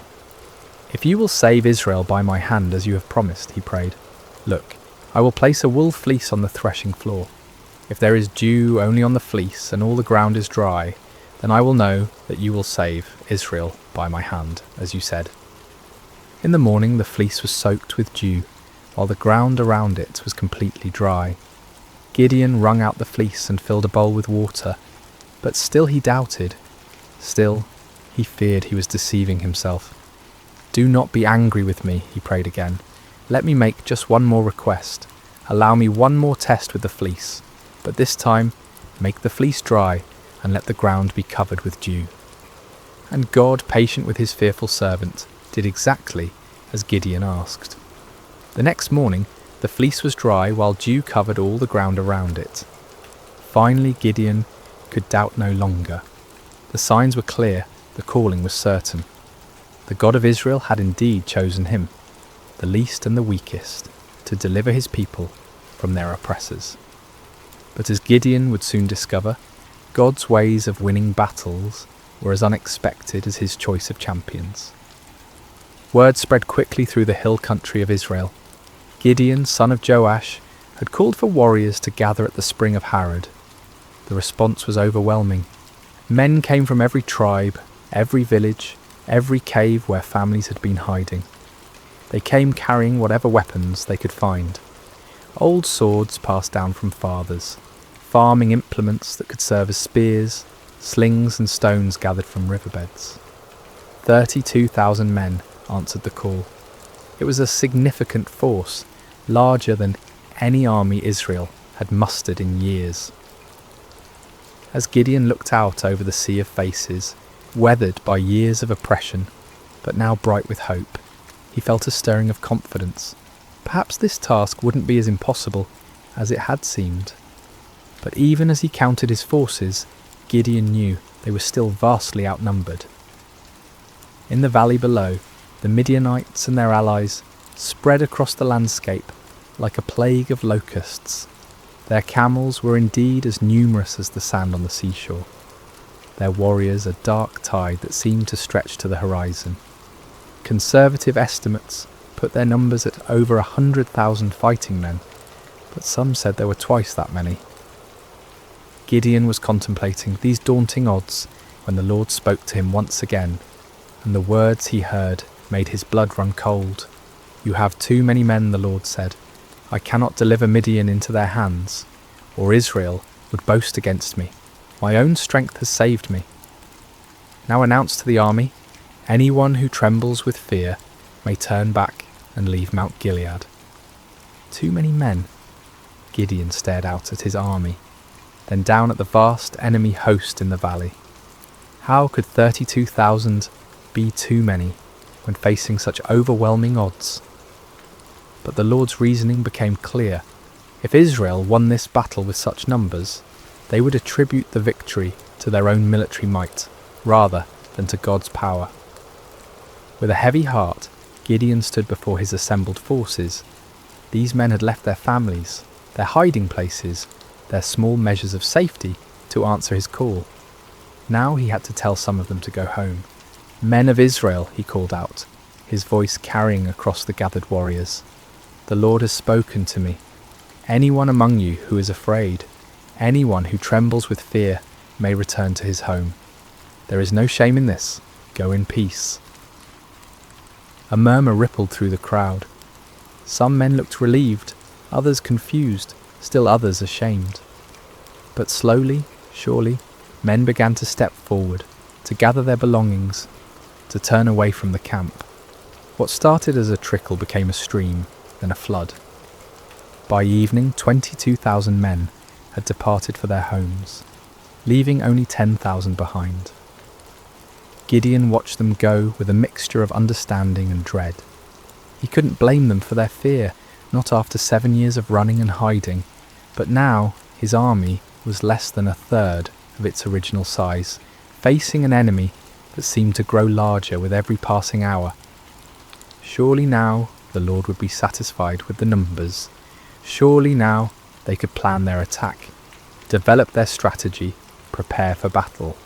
But as the sun set over the camp, painting the sky the colour of blood, the voice of the Lord came to Gideon once more. "There are still too many men," the Lord said. "Take them down to the water, and I will thin them out for you there." Gideon felt as if the ground was shifting beneath his feet. Still too many? 10,000 men were still too many to face 100,000? What kind of battle was the Lord planning? The next morning Gideon led his remaining men down to the spring of Harod. The water was clear and cold, bubbling up from underground sources that had never failed, even in the driest years. The men were thirsty from the march and eager to drink. Separate those who lapped the water with their tongues, as a dog laps from those who kneel down to drink, the Lord instructed. Gideon watched carefully as his men approached the water. Most of them, weary and relieved to finally rest, knelt down and put their faces directly to the stream, drinking deeply. But a few, perhaps more cautious or alert, cupped water in their hands and lapped it quickly while keeping their eyes up, watching for danger. When the test was complete, Gideon counted with growing amazement and terror. Only 300 men had lapped the water like dogs. 300 out of 10,000. 300 to face the multitudes of Midian. "With the 300 men that lapped I will save you and give the Midianites into your hands," the Lord said. "Let all the others return home." The dismissal of the remaining 9,700 men was even more painful than the first reduction. These were the men who had stayed when others fled, who had shown courage and commitment. Yet now they too had to be sent away, carrying with them the supplies and provisions that would have sustained a larger force. As evening fell over the camp, Gideon found himself staring at his tiny army. 300 men sat around small fires, their faces illuminated by flickering flames. Some sharpened weapons, others mended gear, still others simply stared into the darkness where their enemies waited. They were farmers and shepherds, craftsmen and traders. None of them were professional soldiers. None of them had trained for this kind of warfare. Gideon walked among them, listening to their quiet conversations. Some spoke of their families, wondering if they would ever see their wives and children again. Others talked about the enemy, speculating about Midianite tactics and weapons. A few prayed quietly, their voices barely audible above the crackling of the fires. "Do you think we can win?" one young man asked his companion, his voice carrying the weight of doubt that Gideon felt in his own heart. "With God's help," came the reply, but even that voice held uncertainty. As Gideon continued his circuit of the camp, he felt the familiar weight of fear settling on his shoulders like a heavy cloak. 300 men. It was impossible. It was madness. It was a recipe for massacre, not victory. But even as doubt assailed him, Gideon remembered the fire that had consumed his sacrifice, the signs with the fleece, the voice that had called him mighty warrior when he was anything but mighty. The God who had chosen him, who had reduced his army to an impossibly small number, was the same God who had parted the Red Sea, who had brought down the walls of Jericho with trumpets and shouts. Still, as he looked out toward the valley, where enemy campfires twinkled like stars fallen to earth, Gideon found himself struggling with the same fears that had driven him to test God with fleeces. The odds were beyond daunting. They were simply impossible. But perhaps, he thought with growing understanding, that was exactly the point. Sleep eluded Gideon that night. He tossed on his simple bedroll, listening to the sounds of his small army around him. Some of the men snored peacefully, displaying a faith or fatalism that he envied. Others, like himself, shifted restlessly, no doubt contemplating the impossibility of what lay ahead. As the night deepened, the Lord spoke to him once more. "Get up, go down against the camp, because I am going to give it into your hands.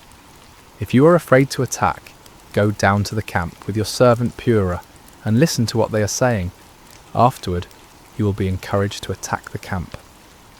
The Lord knew him well, Gideon realized. He was indeed afraid, terrified beyond measure. The offer to scout the enemy camp was exactly what his anxious heart needed. Taking his servant Purah, a young man who had served his family faithfully for years, Gideon crept away from the Israeli camp under cover of darkness. The descent into the valley was treacherous in the darkness. They picked their way carefully between rocks and thorny bushes, each step taking them closer to the vast enemy encampment. As they drew near, the sheer scale of the Midianite army became even more overwhelming. Their campfires stretched as far as the eye could see in every direction, creating a galaxy of light in the darkness of the valley floor. The smell hit them first, thousands of camels, horses and men, creating a pungent mixture that hung heavy in the still night air. Then came the sounds, snoring, quiet conversations, the shuffling of animals, the occasional clank of weapons or armour. It was like approaching a vast, slumbering beast that could wake at any moment and devour them. Gideon and Purah crept to the edge of the camp, staying low among the rocks and scrub brush that dotted the valley floor. The nearest tents were only a few dozen yards away, their dark silhouettes outlined against the glow of dying fires. Guards moved slowly through the camp, but their attention was focused inward, watching for disturbances among their own people rather than looking outward for threats. As they settled into their hiding place, Gideon heard voices from a nearby tent. Two men were talking in low tones, their conversation carrying clearly in the still night air. "I had the most disturbing dream," one man was saying. "I dreamed that a round loaf of barley bread came tumbling into the Midianite camp. It struck the tent with such force that the tent overturned and collapsed." His companion was quiet for a moment before responding, and when he did, his voice was heavy with foreboding. "This can be nothing other than the sword of Gideon, son of Joash the Israelite. God has given the Midianites and the whole camp into his hands." Gideon felt as if lightning had struck him. Here in the heart of the enemy camp, these soldiers were talking about him, about his victory, about their own defeat. The dream was clearly a sign from God. A simple barley loaf, representing humble Israel, would overturn the mighty tent of Midian. He grasped Purah's arm, and together they crept back through the darkness, toward their own camp. But now the impossible seemed possible. Now the 300 seemed not like a pitifully small force, but like the perfect instrument of God's power. The enemy was already defeated in their hearts. All that remained was to make that defeat a reality. Back in the camp, Gideon woke his sleeping warriors. "Get up," he whispered urgently. "The Lord has given the Midianite camp into your hands." The men rose quickly, gathering around their commander in the darkness. Gideon's voice was transformed, no longer tentative and fearful, but filled with supernatural confidence. "Listen carefully," he said. "We will divide into 3 companies of 100 men each. I will give each of you a trumpet and an empty jar with a torch inside it.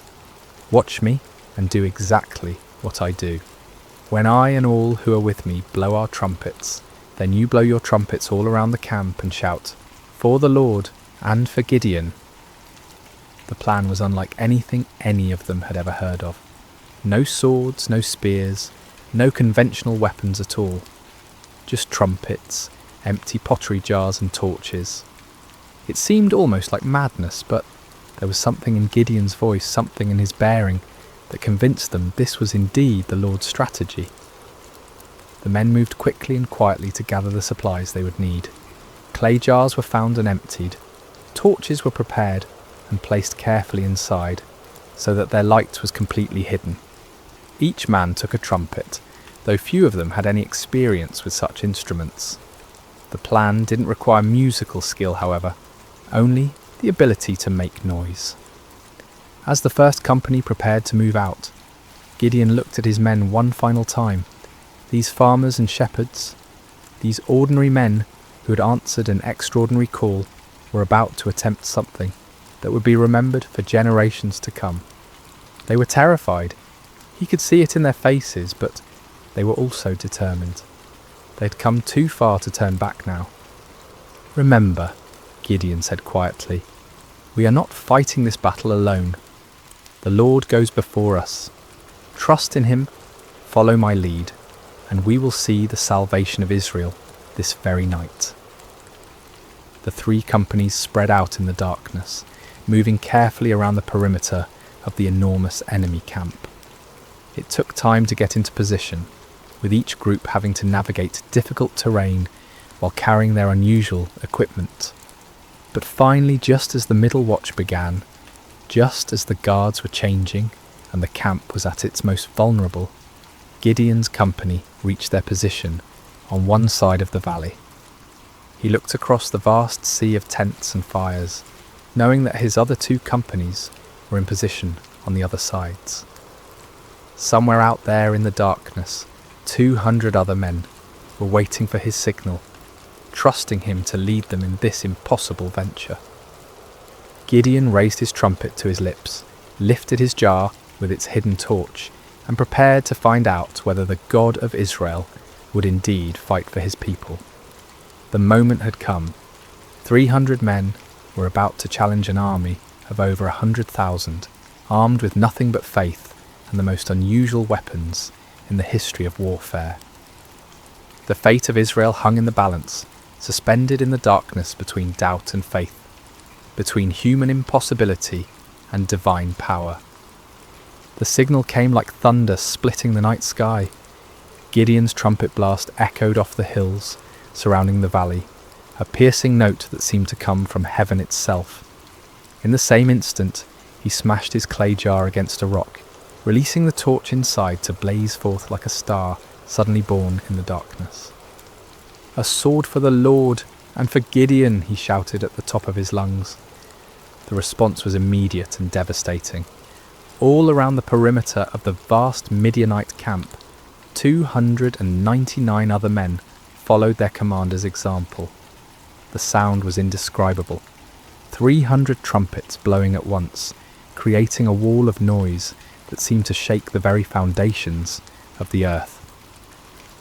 300 clay jars smashed simultaneously, the sound like thunder crashing over and over again. 300 torches suddenly blazed to life, creating a ring of fire around the sleeping army. And 300 voices roared out the battle cry, "A sword for the Lord and for Gideon." The effect on the Midianite camp was catastrophic. Men who had been sleeping peacefully moments before were jolted awake by the tremendous noise, their minds struggling to comprehend what was happening. In the darkness, disoriented and terrified, they saw only the ring of torches surrounding them, and heard only the overwhelming sound of trumpets and shouting. To their sleep-clouded minds, it seemed as if they were surrounded by a vast army. The torches suggested thousands of soldiers, each one marking a warrior ready to attack. The trumpets spoke of organised military might, of disciplined forces moving in coordinated assault. The unified battle cry indicated an enemy confident of victory, sure of their superior strength. Panic spread through the camp like wildfire. Men stumbled from their tents, grabbing weapons, looking desperately for officers to tell them what to do. But in the chaos and darkness, with the deafening noise continuing all around them, communication was impossible. No one could hear orders over the sound of 300 trumpets. No one could see clearly through the confusion of flickering torches and deep shadows. "We're surrounded," someone screamed. "The whole Israeli army is here," shouted another. "We're all going to die," cried a third. The panic was contagious, spreading from tent to tent, from company to company, until the entire vast army was in the grip of terror. Men began running in all directions, some trying to escape what they perceived as encirclement, others attempting to mount some kind of defence against an enemy they couldn't see or understand. In their confusion and fear, the unthinkable began to happen. Midianite soldiers, unable to distinguish friend from foe in the chaos, began attacking each other. A man running through the darkness looked like an enemy soldier. A voice shouting commands in the confusion sounded like the voice of an Israeli warrior. Every shadow could be hiding an attacker. Swords were drawn not against the 300 Israelites on the perimeter, but against fellow Midianites. Spears were thrust not at the enemy, but at allies who had become indistinguishable from foes in the panic and darkness. The great army that had terrorized Israel for 7 years was turning on itself, destroying itself in its fear and confusion. Gideon and his men maintained their positions around the camp, continuing to blow their trumpets and brandish their torches, watching in amazement as their enemies did the work of destruction for them. It was the most extraordinary battle any of them had ever witnessed, a battle won without striking a single blow, a victory achieved through terror rather than traditional warfare. As the chaos in the camp intensified, the Midianites began a massive retreat. Those who could find their camels or horses fled toward the Jordan River and beyond. Others ran on foot, abandoning their weapons, their supplies, their wounded comrades, in their desperate attempt to escape what they believed was certain annihilation. But Gideon was not content to simply watch his enemies flee. As the first light of dawn began to creep over the eastern hills, he sent messengers throughout the hill country of Israel, calling on his countrymen to join the pursuit. "Come down against the Midianites," the messengers proclaimed, "and seize the waters of the Jordan ahead of them as far as Beth Barah." The response was immediate and enthusiastic. Men who had been hiding in caves for 7 years suddenly found themselves called to active pursuit of their oppressors. They came streaming down from the hills, like water released from a dam, energized by the news that the mighty Midianite army was in full retreat. The men of Ephraim were particularly effective, seizing the fords of the Jordan River and trapping many of the fleeing enemy forces.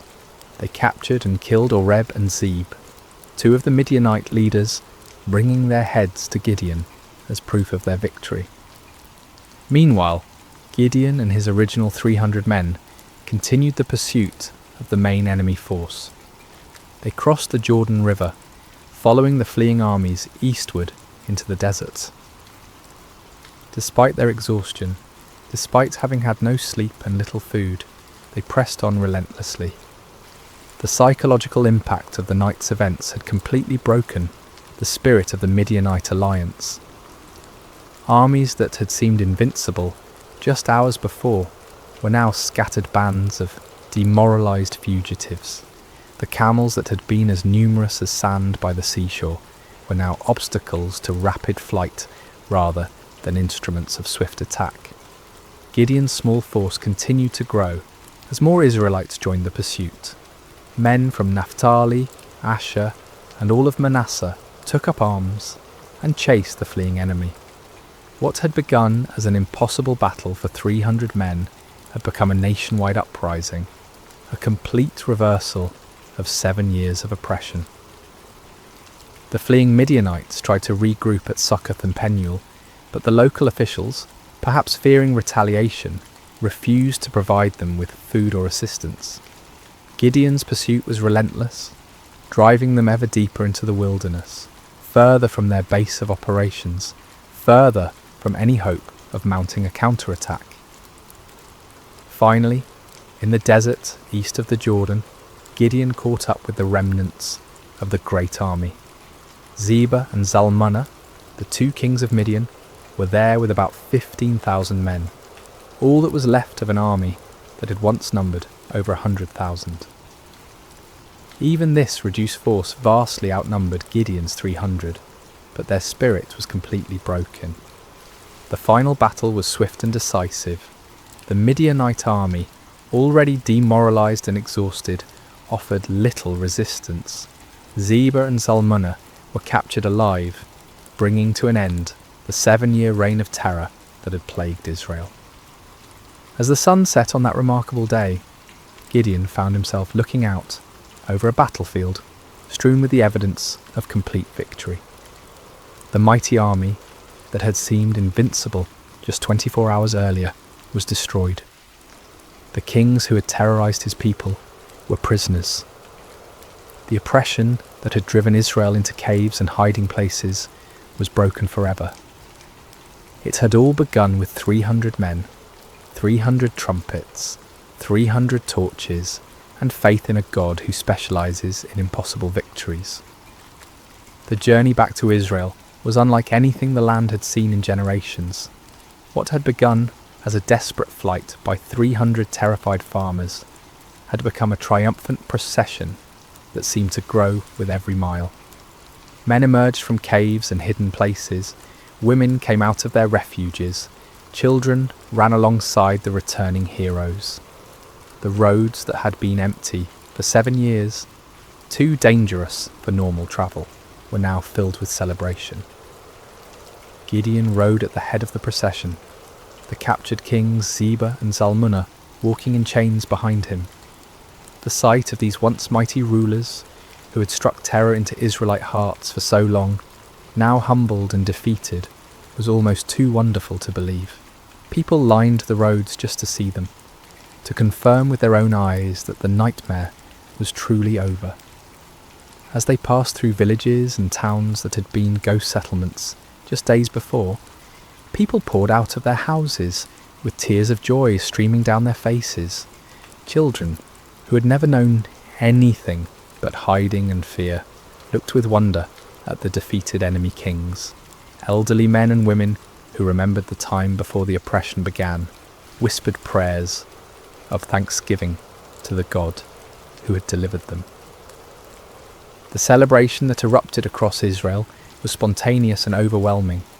In every settlement, people brought out whatever food they had hidden away and shared it freely. Wine that had been buried for safekeeping was uncorked and passed around. Songs that had been silenced for 7 years rang out again from hilltops and valleys. But perhaps the most remarkable aspect of the victory was how complete it had been. The Midianite power was not just temporarily broken, but utterly destroyed. Their military organisation was shattered, their leadership eliminated, their will to fight completely crushed. Never again would they be able to mount the kind of massive raids that had devastated Israel year after year. The psychological impact was equally profound. For 7 years, the Israelites had seen themselves as victims, as weak and helpless prey for stronger predators. Now they had witnessed their God fighting for them in the most dramatic way imaginable. The story of the 300 and their trumpets would be told and retold around campfires for generations to come. A permanent reminder that no enemy is too strong when the Lord chooses to fight for his people. When Gideon finally reached his homeland, representatives from all the tribes of Israel came to meet him. They came with a proposal that on the surface seemed like the natural conclusion to his remarkable victory. "Rule over us," they said, their voices filled with genuine admiration and gratitude. "You, your son, and your grandson, because you have saved us from the hand of Midian." It was an offer of kingship, of dynastic rule, that would establish Gideon's family as the permanent rulers of Israel. After centuries of loose tribal confederation, of judges who arose in times of crisis only to fade from prominence when the emergency passed, the people were ready for something more permanent, more stable, and who better to serve as their king than the man who had delivered them from their greatest enemy? The offer was tempting beyond measure. Gideon had gone from threshing wheat in secret to being offered the crown of all Israel. The boy who had hidden in wine presses was being invited to sit on a throne. The man who had doubted his own worth was being told that he was worthy to found a royal dynasty. But Gideon's response revealed the depth of his spiritual growth during this incredible journey. The fearful farmer who had needed multiple signs and confirmations had become a man who understood something fundamental about the nature of God's kingdom. "I will not rule over you," he declared firmly, "nor will my son rule over you. The Lord will rule over you." It was a profound statement of faith and wisdom. Gideon recognized that Israel's true king was the Lord himself, and that any human ruler would be merely a steward of God's authority. He had learned through his own experience that victory came not through human strength or wisdom, but through complete dependence on divine power. To accept a crown now would be to claim credit for what God alone had accomplished. The people were disappointed but not surprised. They had seen enough of Gideon's character to understand that he was not motivated by personal ambition. Still, they wanted to honour him in some way, to create some lasting memorial to his remarkable victory. Gideon did make one request of the people, though it would prove to be a fateful one. "I do ask one thing of you," he said. "Each of you give me an earring from your share of the plunder." The Midianites, like many desert peoples, wore gold earrings, and the spoils of victory included a considerable amount of such jewellery. The Israelites were happy to comply with this modest request. They spread out a garment, and each man threw a gold earring onto it. When all the contributions were gathered, the weight of the gold was 1,700 shekels, an enormous fortune by the standards of the time. In addition to the earrings, there were ornaments, pendants, and purple garments worn by the Midianite kings, as well as chains from their camels' necks. With this gold, Gideon made an ephod, a ceremonial garment similar to what the high priest wore. His intentions may have been pure, perhaps wanting to create a memorial to God's victory, or a way for the people to seek divine guidance.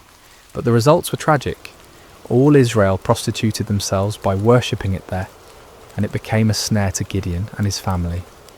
The very man who had torn down his father's altar to Baal, who had refused the crown because only God should rule Israel, inadvertently created an object that led his people back into idolatry. It was a sobering reminder of how easy it is for even the most faithful to stumble, how quickly victory can turn to spiritual defeat. The golden ephod, created from the spoils of a battle won by faith alone, became a false god that drew the people's hearts away from the true God who had delivered them. Yet despite this failing, the primary result of Gideon's victory endured. The land had peace for 40 years during his lifetime. The Midianites never recovered from their devastating defeat. Other potential enemies, seeing what had happened to the mighty Desert Confederation, thought twice before threatening Israel. Gideon himself lived quietly on his estate, enjoying the respect of his people, but never again taking up the sword. He married and had many children, 70 sons from his various wives. One son, born to a concubine in Shechem, was named Abimelech, and he would later bring great trouble to Israel in his quest for the power his father had refused. When Gideon died at a good old age, he was buried in the tomb of his father Joash in Ophrah of the Abiezrites. His death marked the end of an era, the passing of a man who had embodied both the highest faith and the deepest human frailty. As we reach the end of this ancient story, told now across thousands of years and countless retellings, the lessons of Gideon's life continue to resonate with profound relevance. His journey from fearful farmer to victorious leader speaks to truths that transcend time and culture, offering wisdom for anyone who has ever felt inadequate for the tasks before them. The first and most striking lesson is how God chooses his instruments. When the angel called Gideon a mighty warrior while he hid in a wine press, it seemed like either a mistake or a cruel joke. Gideon was none of the things we typically associate with great leaders. He wasn't brave, wasn't confident, wasn't from an important family, wasn't trained in warfare or politics. By every human measure, he was spectacularly unqualified for the task ahead. Yet this was precisely why God chose him. The Lord deliberately selects the weak to confound the strong, the foolish to shame the wise, the lowly to humble the proud. Gideon's weakness became the perfect vessel for divine strength because there could be no question about who deserved the credit for the victory. This principle was reinforced by the reduction of Gideon's army from 32,000 to 300. With overwhelming numbers, Israel might have attributed their victory to superior military strategy or exceptional courage. With just 300 men, there could be no doubt that the victory belonged to God alone. The method of the victory itself drove this point home with unmistakable clarity. No swords were swung, no arrows were shot, no conventional battle was fought. Instead, the enemy was defeated by trumpets, torches, and shouting. It was a victory that made no sense according to human wisdom, but perfect sense according to divine strategy. Gideon's story also illustrates the patient grace of God toward human weakness. When Gideon asked for signs, when he tested God with fleeces, when he needed encouragement through overhearing the enemy's dream, the Lord did not respond with anger or impatience. Instead, he provided exactly what his frightened servant needed to move forward in faith. This divine patience extends to our failures as well as our fears. Even when Gideon created the golden ephod that led Israel into idolatry, even when his victory was tainted by this spiritual stumble, God's larger purposes were not thwarted. The peace that came to Israel lasted for 40 years, and the story of Gideon's faith continued to inspire future generations. Yet Gideon's failure with the ephod serves as a sobering warning about the subtle nature of spiritual pride. The man who had refused a crown could still fall into the trap of creating an object that drew worship away from God. Victory can be more spiritually dangerous than defeat, success more corrupting than failure. Even those who have experienced God's power in extraordinary ways must remain vigilant against the pride that can grow from their very victories. The story also reveals the importance of recognizing God's sovereignty in our circumstances. When Gideon questioned why God had allowed the Midianite oppression, he was struggling with one of humanity's oldest questions: why does a good God permit suffering? The answer that emerges from his story is not a theological explanation, but a practical demonstration. God had not abandoned his people. He was preparing to deliver them in a way that would reveal his power and restore their faith. Sometimes what looks like divine absence is actually divine preparation. The 7 years of oppression created the conditions that made Israel ready to trust completely in God rather than in their own strength. Without that desperation, they might never have been willing to follow 300 men with trumpets against an army of over 100,000. Gideon's reluctance to accept the crown offers another crucial lesson about the nature of true leadership. The people wanted to make him king because he had saved them, but Gideon understood that salvation belongs to God alone. Human leaders are at their best when they serve as instruments of divine will rather than as objects of human worship. This principle applies far beyond political leadership. In families, in businesses, in communities, in churches, the most effective leaders are those who understand that their authority is delegated, that their successes come from sources beyond themselves, that their role is to point others toward truth rather than toward their own personalities or achievements. The transformation in Gideon's character throughout the story demonstrates the power of stepping out in faith despite fear.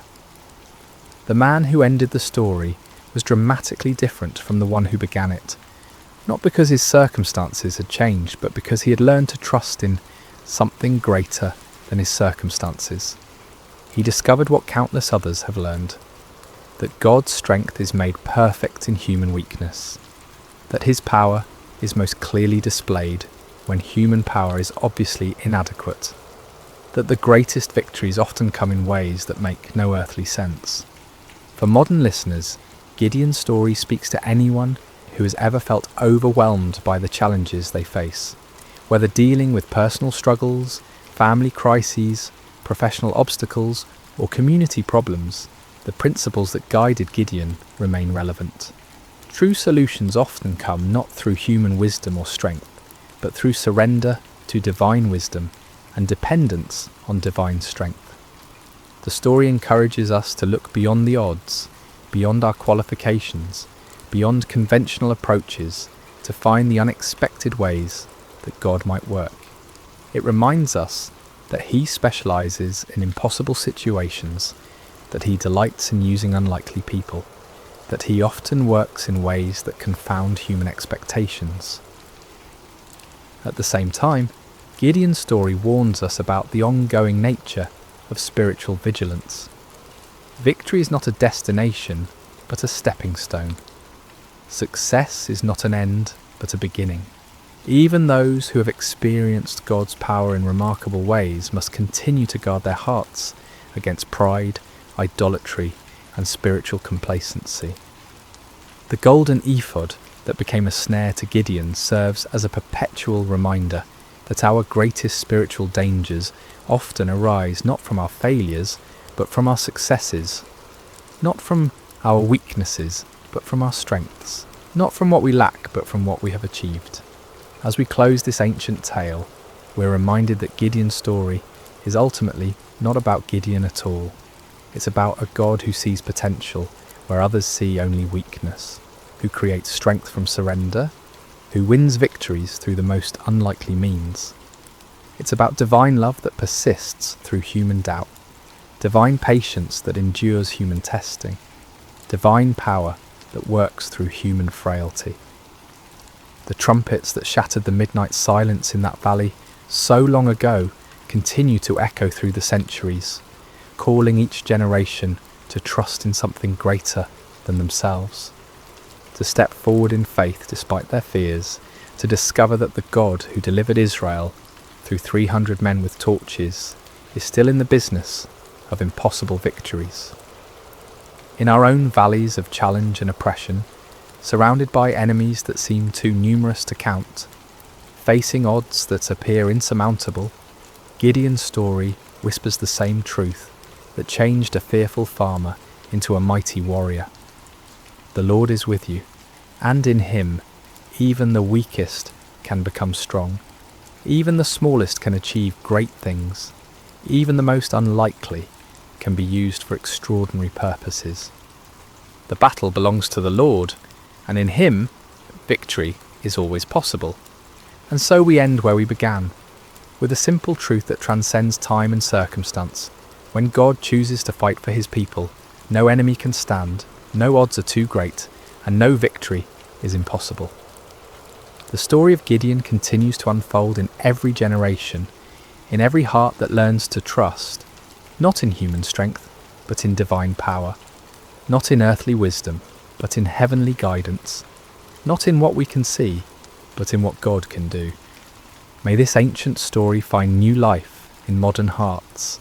May its lessons take root in contemporary soil, and may its timeless truths continue to inspire faith, courage, and hope in all who hear it. For the God who called Gideon from his hiding place continues to call ordinary people to extraordinary purposes, continues to choose the weak, to confound the strong, and continues to win impossible victories through the most unlikely means. The story of Gideon is, in the end, the story of all who learn to trust in something greater than themselves. It is the story of divine love that never gives up, divine power that never fails, and divine grace that transforms fearful hiding into mighty victory.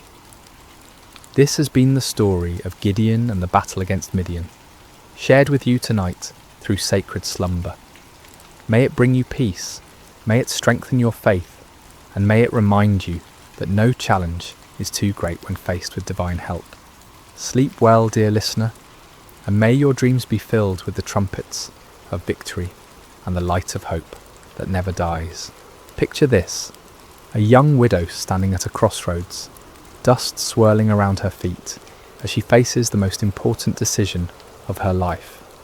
Behind her lies everything familiar: her homeland, her people, her gods.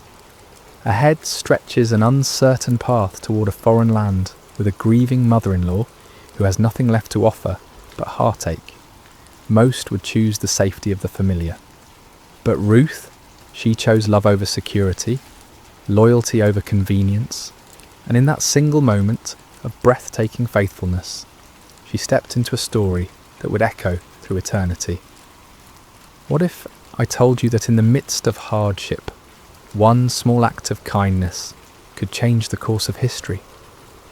The book of Ruth isn't just another ancient tale gathering dust on library shelves. It's a masterpiece of hope, painted against the darkest canvas of human loss. This isn't a story of mighty warriors or thundering prophets. There are no plagues here, no walls crumbling at the sound of trumpets.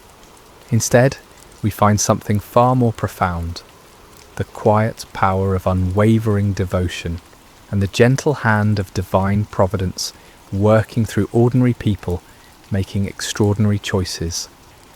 In a world that often celebrates the loud and flashy, Ruth's story whispers a different truth.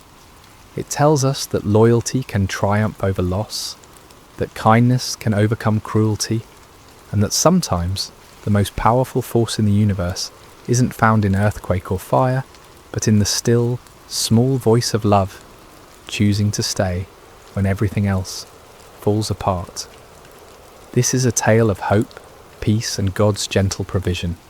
A story that begins with death and ends with life, starts with emptiness and concludes with abundance, opens with despair and closes with joy so profound it reverberates through generations. The beauty of Ruth's narrative lies not in its complexity, but in its simplicity. It's a story anyone can understand because it touches the universal human experiences of loss, love, loyalty, and redemption. Yet beneath this surface simplicity runs a current so deep it connects the heart of ancient Moab to the throne of David, and ultimately to a manger in Bethlehem, where another story of divine love would unfold centuries later. The story begins not with triumph, but with tragedy. Not in the promised land, but in foreign territory. Naomi, whose name ironically means pleasant, finds herself in the bitter reality of compound grief that would break most spirits entirely. She had left Bethlehem during a famine with her husband Elimelech and their 2 sons, Mahlon and Chilion, seeking survival in Moab, a land that was both geographically close to Israel and spiritually distant from its God. What started as a temporary sojourn became permanent residence when Elimelech died, leaving Naomi a widow in a foreign land. In ancient times, widowhood wasn't just a personal tragedy, it was an economic and social death sentence. Women had little legal standing, no inheritance rights, and depended entirely on male relatives for protection and provision. Yet Naomi found a glimmer of hope when her sons married Moabite women, Orpah and Ruth. These marriages, while controversial by Israelite standards, brought companionship and the promise of grandchildren who would carry on the family name. But hope proved fleeting. After about 10 years in Moab, both sons died, leaving 3 widows to face an uncertain future together.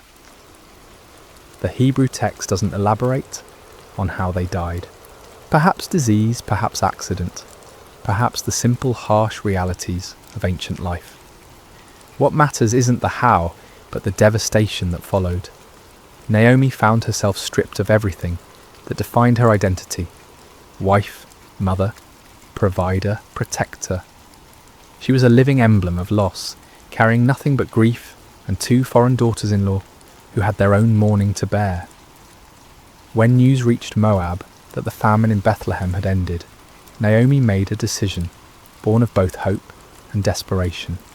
She would return to her homeland, to her people, to whatever remained of her former life. It was a journey of approximately 50 miles, but it might as well have been to the moon for all the security it promised. She was returning not as the confident woman who had left with her family, but as a broken widow with empty hands and an empty womb, carrying nothing but memories of better days. The moment of truth came when it was time to say goodbye. Standing at the border between Moab and Israel, Naomi turned to her daughters-in-law with words that revealed both her love for them and her own despair. "Go back," she urged them, "each of you to your mother's house. May the Lord show kindness to you as you have shown to your dead and to me." It was a release tinged with blessing, an act of selfless love that put their welfare above her own companionship. Orpah, after much weeping and embracing, made the practical choice. She kissed Naomi goodbye and returned to her people and her gods. History doesn't judge her for this decision. It was sensible, even wise by worldly standards. She was young enough to remarry, to find security and happiness in familiar surroundings. Her choice was understandable, logical, and completely reasonable. But Ruth made a choice that defied every rational calculation. When Naomi urged her to follow Orpah's example, Ruth responded with words that have echoed through millennia, words that capture the very essence of covenant love. "Don't urge me to leave you or to turn back from you. Where you go, I will go, and where you stay, I will stay. Your people will be my people, and your God my God. Where you die, I will die, and there I will be buried. May the Lord deal with me, be it ever so severely, if even death separates you and me." This wasn't a momentary burst of emotion. It was a deliberate, irrevocable commitment. Ruth wasn't just choosing to accompany Naomi. She was choosing to abandon everything familiar for everything unknown. She was trading the security of her homeland for the uncertainty of being a foreign widow in Israel. She was exchanging the comfort of her people's acceptance for the likelihood of being viewed as an outsider, even an enemy, given the historical tensions between Moab and Israel. Most remarkably, Ruth was choosing Naomi's God over her own family deities. In the ancient world, this wasn't merely a personal preference, it was a complete transformation of identity, worldview, and destiny. She was stepping away from the gods she had known since childhood and embracing the God of Israel, whom she knew primarily through the testimony of her mother-in-law's life and loss. The journey to Bethlehem began with 2 broken women walking together toward an uncertain future, but it was really the beginning of one of history's most beautiful stories of redemption. Ruth's choice to stay wasn't just loyalty to Naomi, it was an unconscious choice to step into the stream of God's redemptive plan for humanity. Without knowing it, she was walking not just toward Bethlehem, but toward her destiny as an ancestor of kings and ultimately of the King of Kings. The arrival in Bethlehem was far from triumphant. When Naomi and Ruth entered the town, the women who had known Naomi before could hardly believe their eyes. "Can this be Naomi?" they asked, seeing the toll that loss and hardship had taken on their former neighbour. Naomi's response revealed the depth of her pain. "Don't call me Naomi, call me Mara, because the Almighty has made my life very bitter. I went away full, but the Lord has brought me back empty." It was barley harvest time, a detail that might seem incidental, but carries profound significance. In God's economy, timing is never accidental. They arrived not during the lean months when work was scarce and food scarcer, but during the season of harvest when there might be opportunities for survival. Still, being widowed foreigners in a patriarchal society meant they stood at the very bottom of the social ladder, dependent on the kindness of others and whatever work Ruth could find. Ruth, whose name likely means friendship or companion, immediately proved the accuracy of her name through her actions. Without waiting for Naomi to devise a plan or wallowing in self-pity over their circumstances, she took initiative with the words that reveal her character. "Let me go to the fields and pick up the leftover grain behind anyone in whose eyes I find favour." This simple statement masks the courage it required. Ruth was volunteering to do backbreaking labour in the scorching sun, to work alongside the lowest members of society, to face possible harassment or rejection, all to provide for the woman she had chosen to love.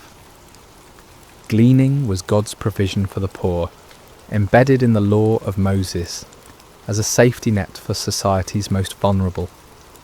Landowners were commanded not to harvest to the very edges of their fields and not to go back for grain that was dropped or missed. This leftover grain could be gathered by widows, orphans and foreigners, the three groups most at risk in ancient society. It was honest work, but humble work, requiring long hours bent over in the heat, gathering grain stalk by stalk, hoping for enough to make a small meal. The providential nature of Ruth's story becomes apparent in the simple phrase, "as it turned out." She happened to find herself working in a field belonging to Boaz, a prominent man from Elimelech's clan. But in God's story, there are no coincidences, only the invisible hand of providence, orchestrating circumstances for purposes beyond human understanding. Boaz first noticed Ruth through his foreman's report. When he asked about the young woman working diligently in his field, he learned her identity. She is the Moabite who came back from Moab with Naomi. That description carried weight. Moabites were not generally welcomed in Israelite society. They were descendants of Lot through an incestuous relationship, and their nation had historically been hostile to Israel. For Ruth to be identified first by her nationality rather than her name suggests the social barriers she faced. Yet when Boaz observed Ruth personally, he saw beyond her foreign origins to her character. He watched her work with steady dedication, saw her respectful interaction with his workers, and most importantly, he had heard of her kindness to Naomi. In a society that valued family loyalty above almost all other virtues, Ruth's devotion to her mother-in-law had become legendary. Word had spread throughout Bethlehem of the young Moabite woman who had abandoned everything to care for her husband's mother. Boaz's first words to Ruth were revolutionary for their kindness. "My daughter, listen to me. Don't go and glean in another field, and don't go away from here. Stay here with the women who work for me." He was offering her protection, stability, and dignity. In ancient times, young women working in fields were vulnerable to harassment and worse. By placing her under his personal protection and encouraging her to work alongside his regular female employees rather than as a desperate outsider, Boaz was treating Ruth not as a foreign charity case, but as a valued person worthy of respect. But his kindness went further. He instructed his workers to let her drink from their water jars when she was thirsty, in a time and place where clean water was precious. He told her to eat with his harvesting crew, sharing in the roasted grain and vinegar that sustained the workers. Most remarkably, he quietly instructed his harvesters to pull out some stalks for her from the bundles and leave them for her to pick up, and don't rebuke her. Ruth's response to this unexpected kindness reveals both her humility and her wisdom. She fell prostrate before Boaz, asking, "Why have I found such favour in your eyes that you notice me, a foreigner?" Her question acknowledges her outsider status while expressing genuine gratitude for treatment she neither expected nor felt she deserved. Boaz's answer illuminates the reputation Ruth had already built in Bethlehem. "I've been told all about what you have done for your mother-in-law since the death of your husband, how you left your father and mother and your homeland and came to live with a people you did not know before. May the Lord repay you for what you have done. May you be richly rewarded by the Lord, the God of Israel, under whose wings you have come to take refuge." These words are more than polite conversation. They're a blessing that recognises Ruth's choice to trust in Israel's God.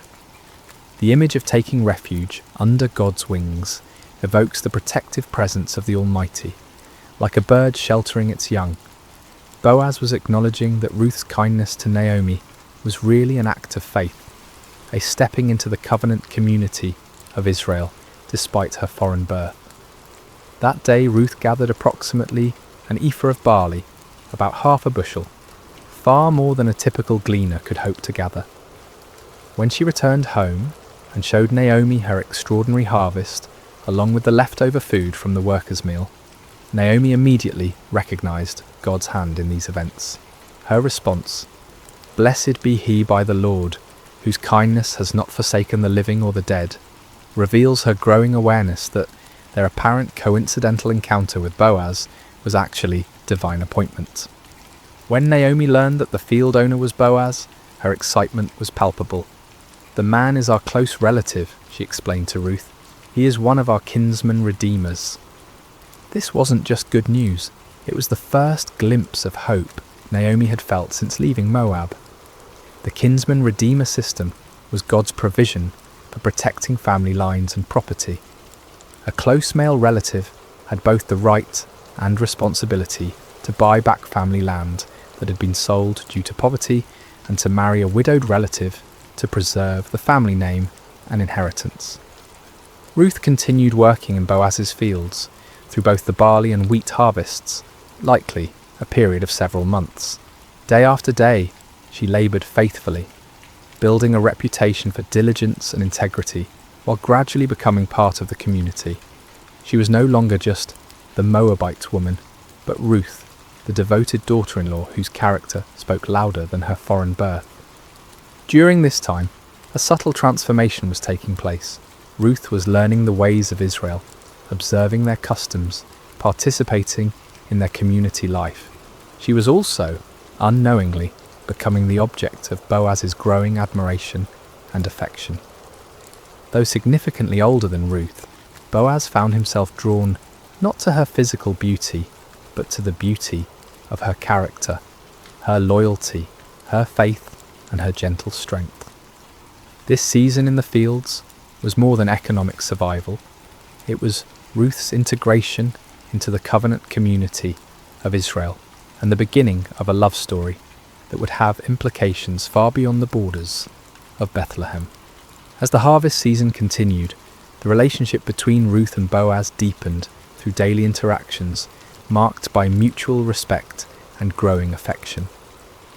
Boaz's kindness wasn't mere politeness, it was the recognition of extraordinary character in someone society might easily overlook. Every morning when Ruth arrived in his fields, every conversation they shared, every protective gesture he made, was weaving a tapestry of love, built on a foundation of honour and integrity.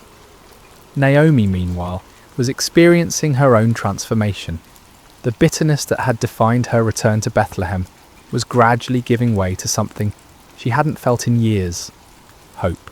Watching Ruth's faithful service and witnessing Boaz's unprecedented kindness toward her daughter-in-law, Naomi began to see the hand of God moving in their circumstances. The woman who had declared herself empty was beginning to see the possibility of fullness once again.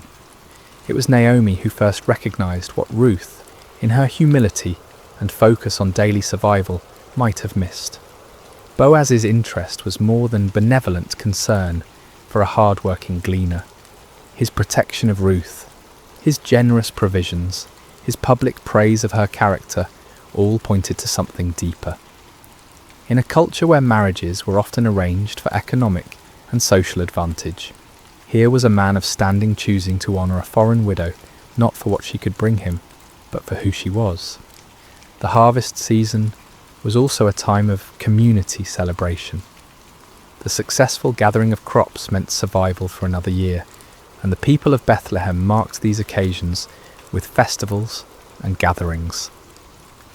During these celebrations, Ruth would have had opportunities to observe Israelite customs, to learn their songs and stories, to better understand the God she had chosen to follow.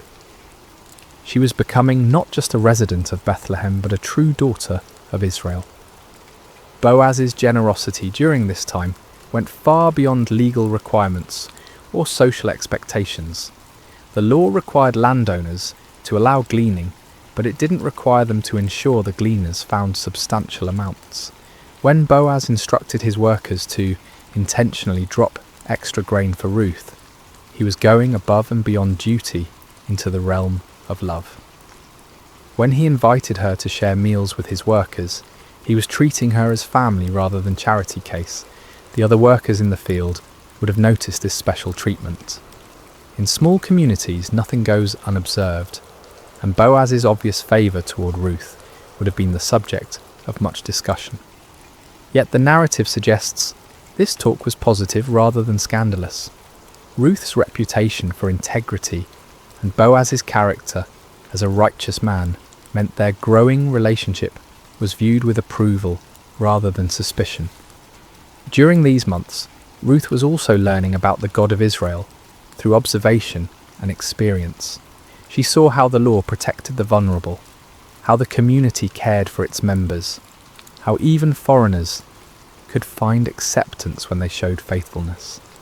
The God she had committed to following in her pledge to Naomi was revealing himself to be trustworthy through the kindness of his people. The emotional climate was changing for all three main characters. Ruth, while still focused on providing for Naomi, was discovering that life could hold possibilities beyond mere survival. Naomi was moving from despair to cautious optimism as she watched events unfold. And Boaz, a man who might have remained unmarried and childless, was finding his heart stirred by a woman whose character exemplified everything he valued. The religious significance of this season cannot be understated. Ruth was effectively completing her conversion to Judaism, not through formal ceremony, but through lived experience. She was learning to trust in the God of Israel, not through theological instruction, but through witnessing his provision and protection. Her faith was being refined and deepened through the daily rhythm of work, community, and growing relationship with both Naomi and Boaz. The harvest season was also a time when family relationships and inheritance rights became particularly relevant. With successful crops came discussions of land ownership, family obligations, and the duties of kinsman redeemers. Naomi would have been acutely aware of these conversations, knowing that her late husband's property rights and family obligations remained unresolved. The presence of a kinsman redeemer like Boaz, combined with his obvious interest in Ruth, would have sparked hope for resolution of their precarious situation. As the wheat harvest drew to a close, the foundations had been laid for the dramatic events that would follow. Ruth had proven her character through months of faithful work. Boaz had demonstrated his integrity and growing love through consistent kindness. Naomi had moved from bitter resignation to hopeful planning. The community had accepted Ruth as one of their own, and God's providence had been orchestrating circumstances toward a conclusion that would provide redemption, love, and legacy for generations to come. The harvest season was ending, and with it came both celebration and anxiety about the future. Naomi, who had been quietly observing the growing relationship between Ruth and Boaz, decided it was time to take decisive action. Her plan, which she shared with Ruth, was both bold and risky. Ruth would approach Boaz at the threshing floor during the harvest festival, and essentially propose marriage by invoking his rights and responsibilities as a kinsman redeemer. "My daughter," Naomi said to Ruth, I must find a home for you, where you will be well provided for. This wasn't merely matchmaking, it was strategic thinking about survival and security. Naomi understood that while Boaz's kindness during harvest season had been extraordinary, the relationship needed to move beyond casual benevolence to formal commitment if it were to provide lasting security for both women. The plan required enormous courage from Ruth. She would need to bathe, perfume herself, put on her best clothes, and go to the threshing floor where Boaz would be winnowing barley. After he had eaten and drunk and was sleeping beside the grain pile, she was to uncover his feet and lie down.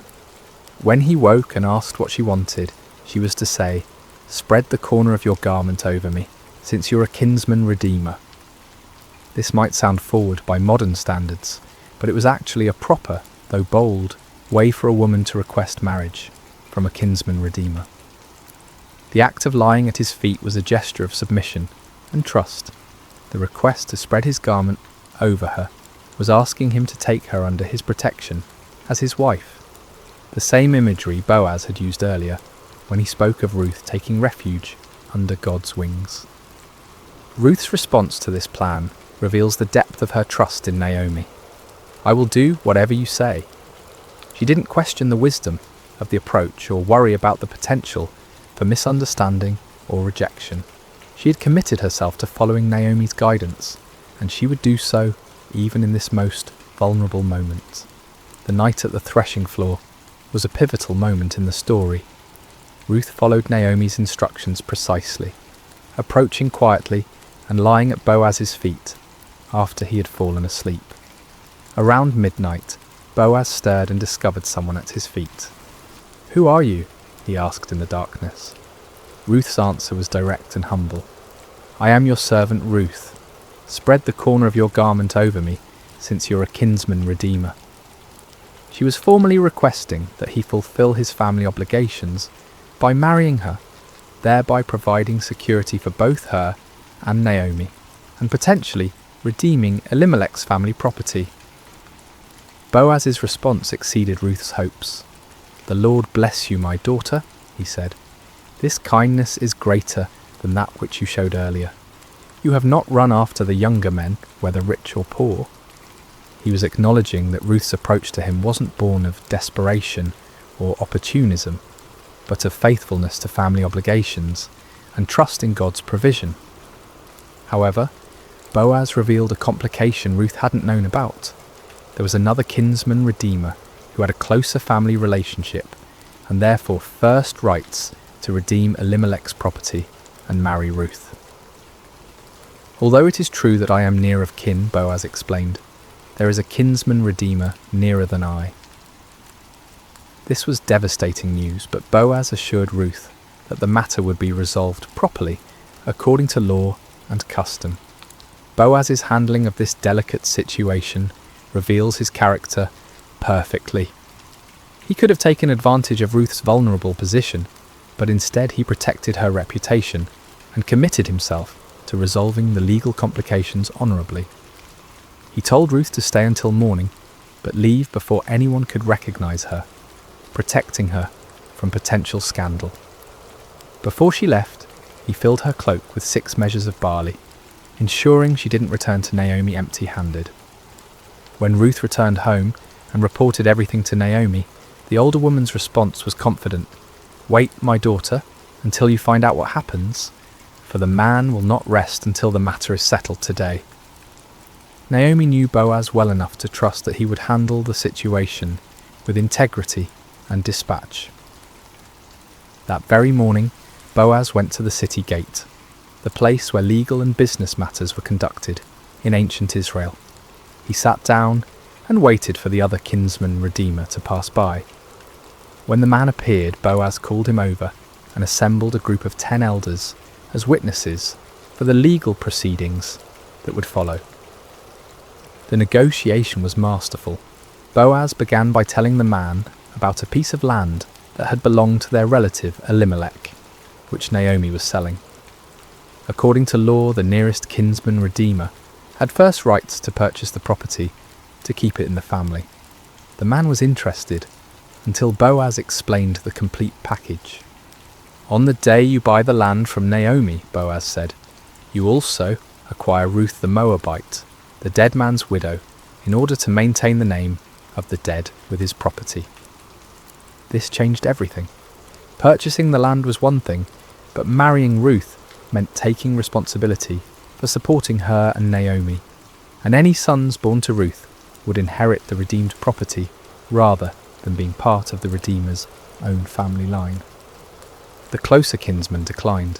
"Then I cannot redeem it because I might endanger my own estate. You redeem it yourself. I cannot do it." His refusal, while disappointing for him personally, was providential for Ruth and Boaz. To formalise the transaction, the man took off his sandal and gave it to Boaz, the customary way of transferring rights in Israel. Boaz then made a public declaration before the assembled witnesses. "Today you are witnesses that I have bought from Naomi all the property of Elimelech, Kilion, and Mahlon. I have also acquired Ruth the Moabite, Mahlon's widow, as my wife, in order to maintain the name of the dead with his property, so that his name will not disappear from among his family or from his hometown." The witnesses responded with a beautiful blessing. "We are witnesses. May the Lord make the woman who is coming into your home like Rachel and Leah, who together built up the house of Israel. May you have standing in Ephrathah and be famous in Bethlehem. Through the offspring the Lord gives you by this young woman, may your family be like that of Perez, whom Tamar bore to Judah." This blessing was prophetic in ways the speakers couldn't imagine. They were comparing Ruth to the matriarchs of Israel and expressing hope for the continuation of significant family lines. Their mention of Perez was particularly significant, as Perez was an ancestor of Boaz and would be an ancestor of David and ultimately Jesus. The marriage between Ruth and Boaz was celebrated throughout Bethlehem. Here was a love story that had captured the community's imagination. The virtuous foreign woman and the honourable landowner, brought together by providence and confirmed by their own choices of faithfulness and integrity. Their wedding was not just a personal celebration, but a community affirmation of God's goodness and the power of loyal love. Ruth, who had come to Bethlehem as a destitute foreign widow, was now the wife of one of the town's most respected men. Naomi, who had returned empty, was now provided for and honoured as the mother-in-law of a prominent family. Boaz, who might have remained childless, was married to a woman whose character and beauty had won his heart. The redemption was complete, financially, socially, emotionally, and spiritually. The marriage of Ruth and Boaz represented more than the happy ending to a beautiful love story. It was the beginning of a legacy that would reshape history. Their union produced a son named Obed, whose birth brought completion to the themes of redemption and restoration that had woven throughout the narrative. When the women of Bethlehem saw Naomi holding her grandson, they declared, "Naomi has a son," acknowledging that through Ruth's faithfulness, Naomi's line would continue.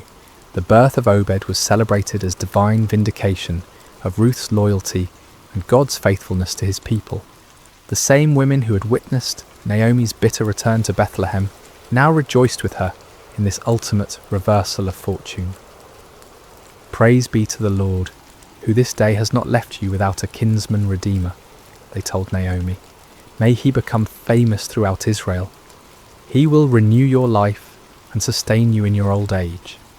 For your daughter-in-law, who loves you and who is better to you than 7 sons, has given him birth."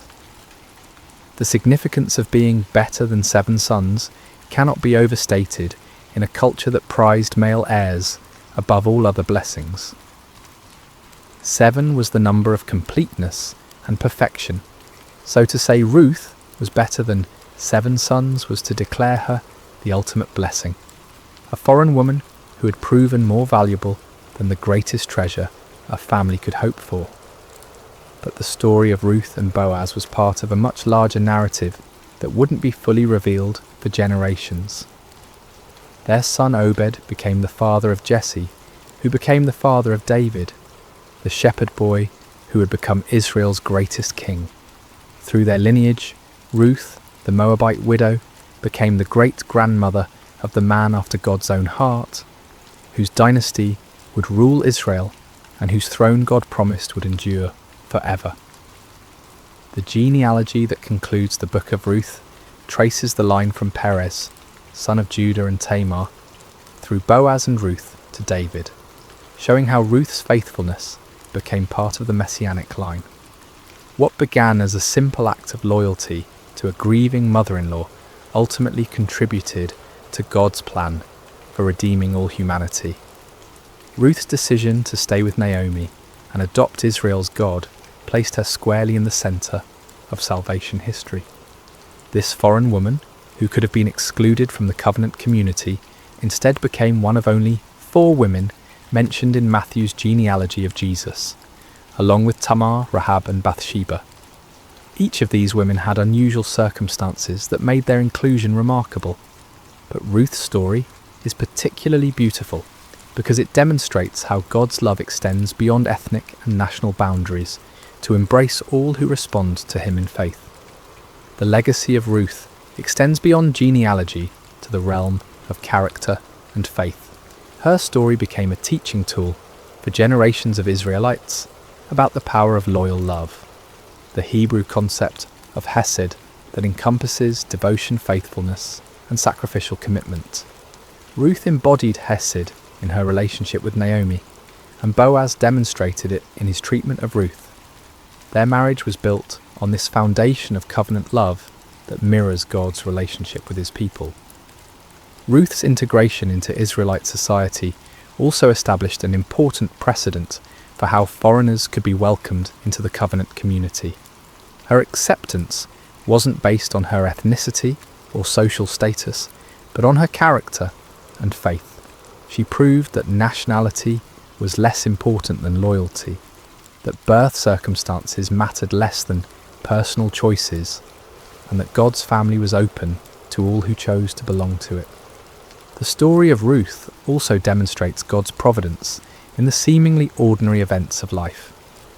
There were no dramatic miracles in Ruth's story, no parting of seas or walls falling down, yet God's hand guided every step. The timing of their arrival during harvest season, the chance encounter with Boaz's field, the availability of the kinsman-redeemer laws, the other redeemer's decision to decline his rights.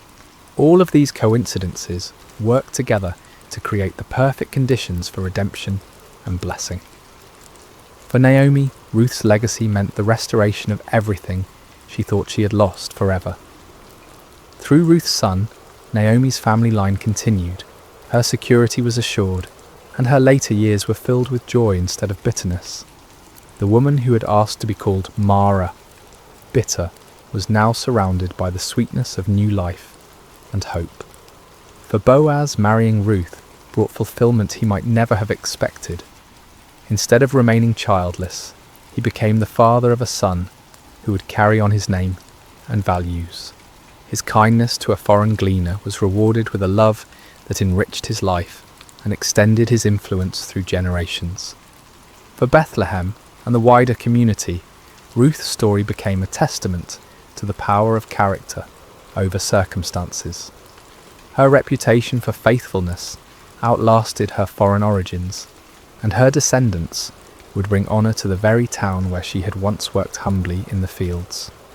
The house of bread, Bethlehem's meaning, became truly blessed through the presence of this woman who had chosen loyalty over security. The themes of Ruth's story, loyalty rewarded, faithfulness blessed, love conquering prejudice, and providence working through ordinary events, would resonate throughout Scripture and human experience. Her example of sacrificial love prefigures the ultimate sacrifice that would come through her descendant, Jesus, who would demonstrate the same kind of loyal love on a cosmic scale. Ruth's legacy teaches us that small acts of faithfulness can have eternal consequences, that God's plans often work through unlikely people in unexpected ways, and that the greatest blessings sometimes come disguised as difficult choices. Her decision to stay with Naomi seemed like the harder path, but it led to blessings she could never have imagined. As we close the pages of Ruth's story, we're left not with the thunderous echoes of conquest or the dramatic flourishes of miracle, but with something far more profound, the quiet certainty that love endures, that faithfulness matters, and that God's gentle hand guides even the most ordinary moments toward extraordinary purposes.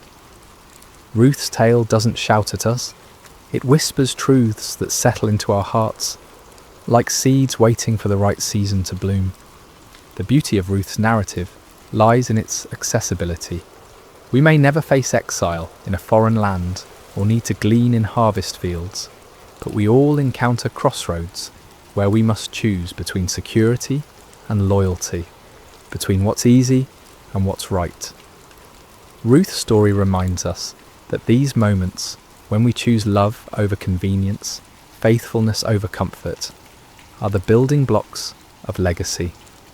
In our contemporary world, where relationships are often disposable and commitment is seen as restriction rather than strength, Ruth's devotion to Naomi offers a counter-narrative.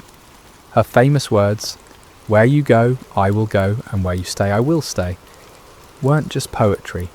They were a life philosophy that valued connection over independence, loyalty over self-preservation. In an age of radical individualism, Ruth models radical commitment.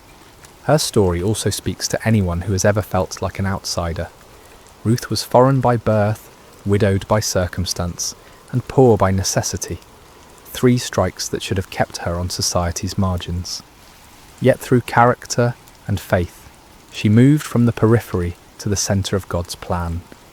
Her journey from Moabite stranger to beloved ancestor of kings offers hope to everyone who has wondered if their background, circumstances, or mistakes disqualify them from significance. The gentleness of God's providence in Ruth's story offers comfort to those who wonder if their lives matter in the grand scheme of things. There were no burning bushes or angelic visitations in Ruth's experience, just the quiet orchestration of ordinary events toward extraordinary outcomes. Her story suggests that God is just as present in the mundane moments as in the miraculous ones, working through harvest seasons and chance encounters to weave tapestries of grace. For those experiencing seasons of loss like Naomi, Ruth's story offers hope without minimizing pain. Naomi's bitterness was real and justified. She'd lost everything that mattered to her. Yet through Ruth's faithfulness and God's providence, her empty hands were filled again. The story doesn't suggest that loss isn't real, or that pain isn't valid, but it does promise that emptiness isn't the end of the story. Boaz represents the power of kindness and integrity in a world that often seems harsh and selfish. His treatment of Ruth demonstrates how one person's compassion can transform another's entire trajectory. He saw beyond her circumstances to her character, beyond her foreignness to her faithfulness. In doing so, he models how we might approach the marginalised and struggling people in our own communities. The redemption theme that runs throughout Ruth's story speaks to our deepest longing for second chances and new beginnings. Ruth redeemed Naomi's emptiness through loyalty. Boaz redeemed Ruth's vulnerability through love. Their union redeemed a family line that seemed destined for extinction. This pattern of redemption points toward the ultimate Redeemer, who would come through their lineage, offering restoration to all who are broken, lost, or forgotten. Perhaps most powerfully, Ruth's story reminds us that our choices ripple through eternity in ways we cannot foresee. When Ruth chose to stay with Naomi, she had no idea she was choosing to become the great-grandmother of King David or an ancestor of Jesus. She simply chose love. Her decision, made in a moment of grief and uncertainty, affected the course of history and the salvation of the world. The story teaches us that faithfulness is its own reward, but it's also the foundation for blessings we cannot imagine.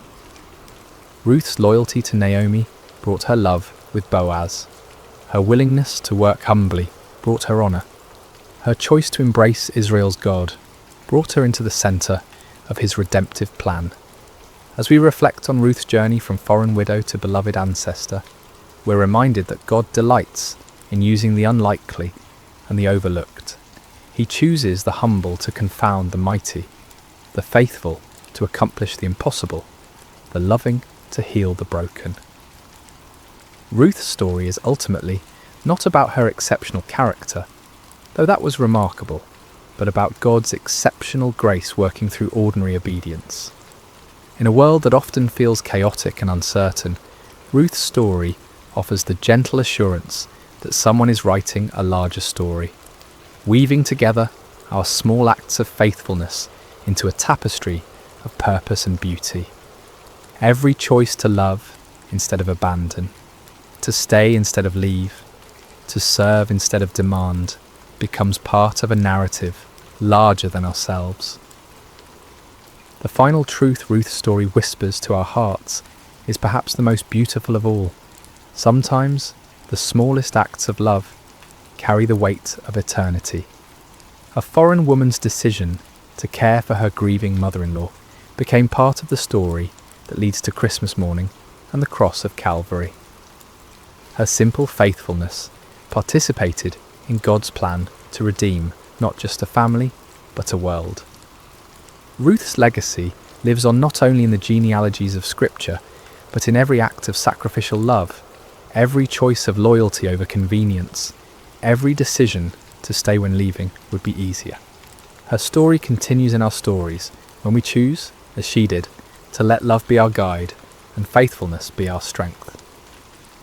In the end, Ruth teaches us that we don't need to be heroes to be heroic. We don't need to be perfect to be used by God. And we don't need to see the whole staircase to take the next step of faith.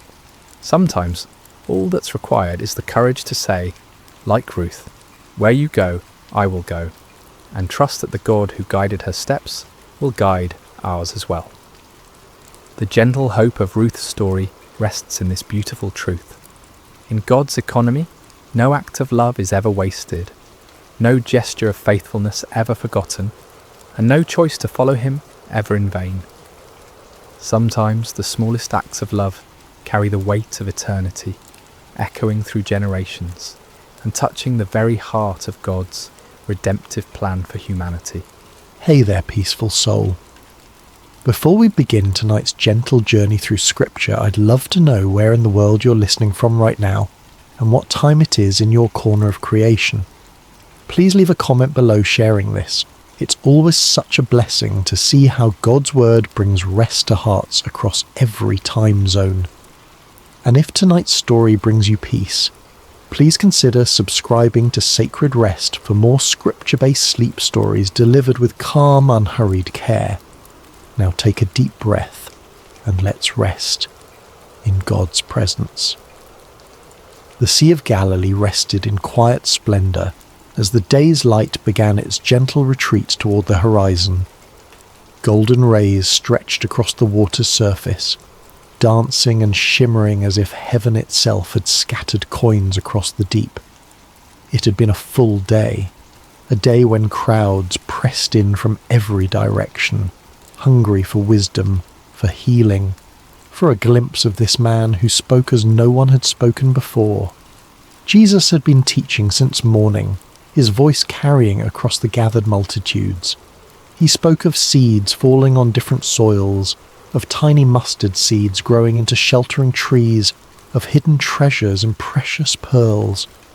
The kingdom of heaven, he said, was like these things, sometimes hidden, always valuable, growing in ways the human eye might miss.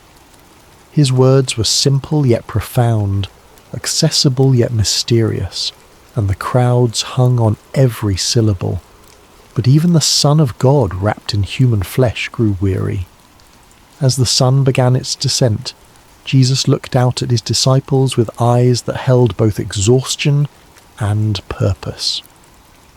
"Let us go over to the other side," he said simply. No fanfare accompanied these words, no dramatic declaration, just a quiet invitation to cross the sea. This is where our meditation begins tonight, with this small, seemingly unremarkable statement. Let us go over to the other side.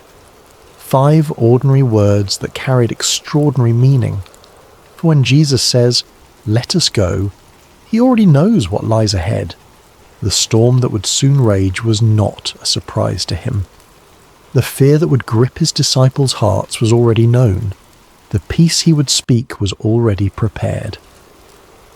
The disciples, eager to follow their teacher wherever he led, began to prepare the boat. Some of them were fishermen by trade: Peter, Andrew, James, and John. Their hands calloused and strong from years of casting nets and pulling oars. They knew this sea intimately, had crossed its waters countless times. This evening crossing seemed unremarkable to them, simply another journey in their extraordinary adventure with this remarkable man. Other followers bid Jesus and the disciples farewell from the shore, perhaps still pondering the parables they had heard throughout the day. The kingdom of heaven is like. These words would linger in their hearts as they returned to their homes, planting seeds of truth that would grow in ways they couldn't yet imagine. As the boat pushed away from shore, Jesus settled into the stern.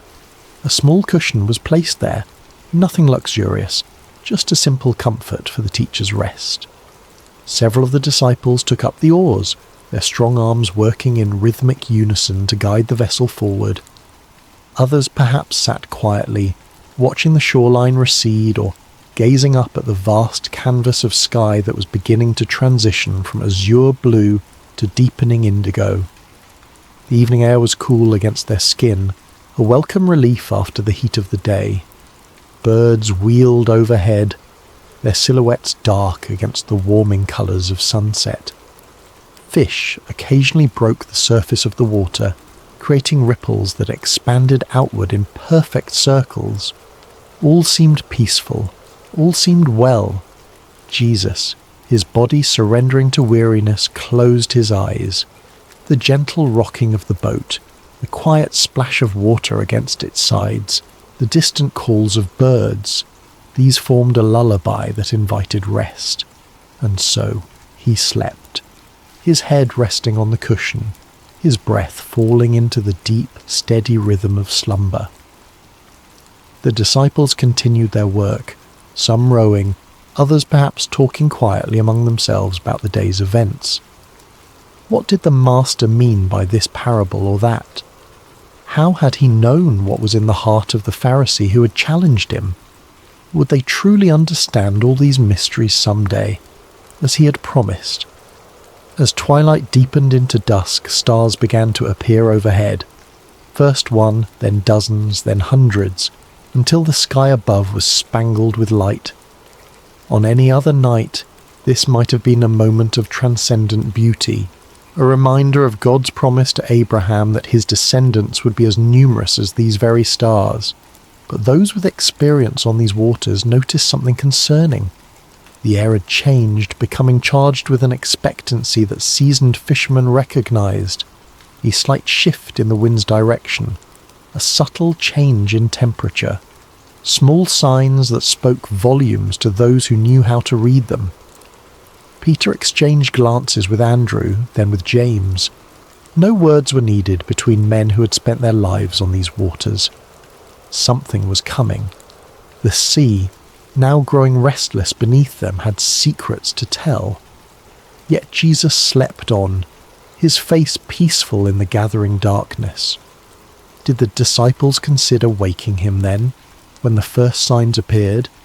Did they debate among themselves whether to alert their teacher to the changing conditions? We don't know. Perhaps they chose to let him rest, confident in their own abilities to handle whatever came. Perhaps they thought the signs would come to nothing. As the boat continued its journey across the darkening waters, the shoreline they had left grew distant, a thin line of shadow against the night sky. Ahead lay their destination, the country of the Gerasenes, but it remained out of sight, beyond the curve of the horizon. They were in the middle space now, too far from where they had been to return quickly, not yet close enough to where they were going to find shelter. It is in these middle spaces of our lives that storms often find us. Not when we're safely harboured, not when we've reached our destination, but in the vulnerable in-between, in the waiting, in the journeying, in the not yet there. The disciples could not know what lay ahead, but Jesus did. His rest was not the ignorant sleep of one caught unaware, but the peaceful repose of one who knows the end from the beginning. In this, there is profound comfort for us tonight as we rest. Whatever journey we're on, whatever middle space we find ourselves in, Jesus knows. He has already seen what we have not yet encountered. As our minds begin to slow and our bodies relax into this moment of rest, let us picture ourselves in that boat. Feel the gentle rocking beneath you. Hear the quiet splash of water against wood. See the stars appearing one by one in the vast expanse above, and know that Jesus is there with you, perfectly at peace even as the first winds of change begin to stir. It began with a whisper, a subtle change in the rhythm of the night. The stars that had shone so brightly overhead began to disappear, one by one, as clouds moved across the sky like silent spectators gathering for some celestial event. The gentle lapping of water against the sides of the boat grew more insistent, less soothing. The disciples, some of whom may have been drifting towards sleep themselves, grew more alert, their senses heightened by years of experience on these unpredictable waters. The Sea of Galilee, also known as Lake Gennesaret or the Sea of Tiberias, sits more than 600 feet below sea level, nestled in a basin surrounded by mountains. This unique geography creates a natural phenomenon well known to local fishermen. When cool air from the Mediterranean Sea, about 30 miles to the west, collides with the hot, humid air over the lake, sudden and violent storms can emerge with startling speed. This night would prove no exception to that natural law. One moment, the disciples were crossing in relative calm. The next, they found themselves battling a windstorm that seemed to descend upon them from nowhere. The Greek word used in Mark's Gospel to describe this storm is leilaps. Not a gentle rain shower or passing breeze, but a furious squall, a tempest of frightening power. The wind began to howl, no longer a whisper but a roar that filled their ears and made conversation nearly impossible. It seized the sail, straining the ropes that secured it, and threatening to tear the fabric from its moorings.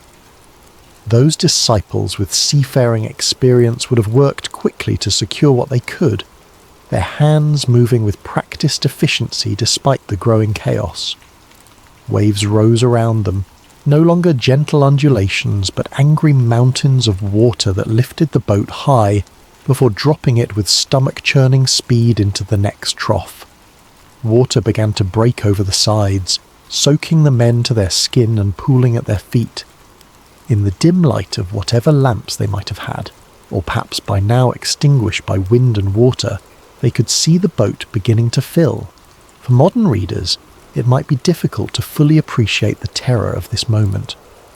We who cross oceans in massive ships or fly above the clouds in airplanes may have experienced turbulence or rough seas, but few of us have truly feared for our lives while travelling. These men, however, even those who had spent their lives on the water, understood their mortality with stark clarity in this moment. The boat was filling with water faster than they could bail it out. The wind showed no signs of abating.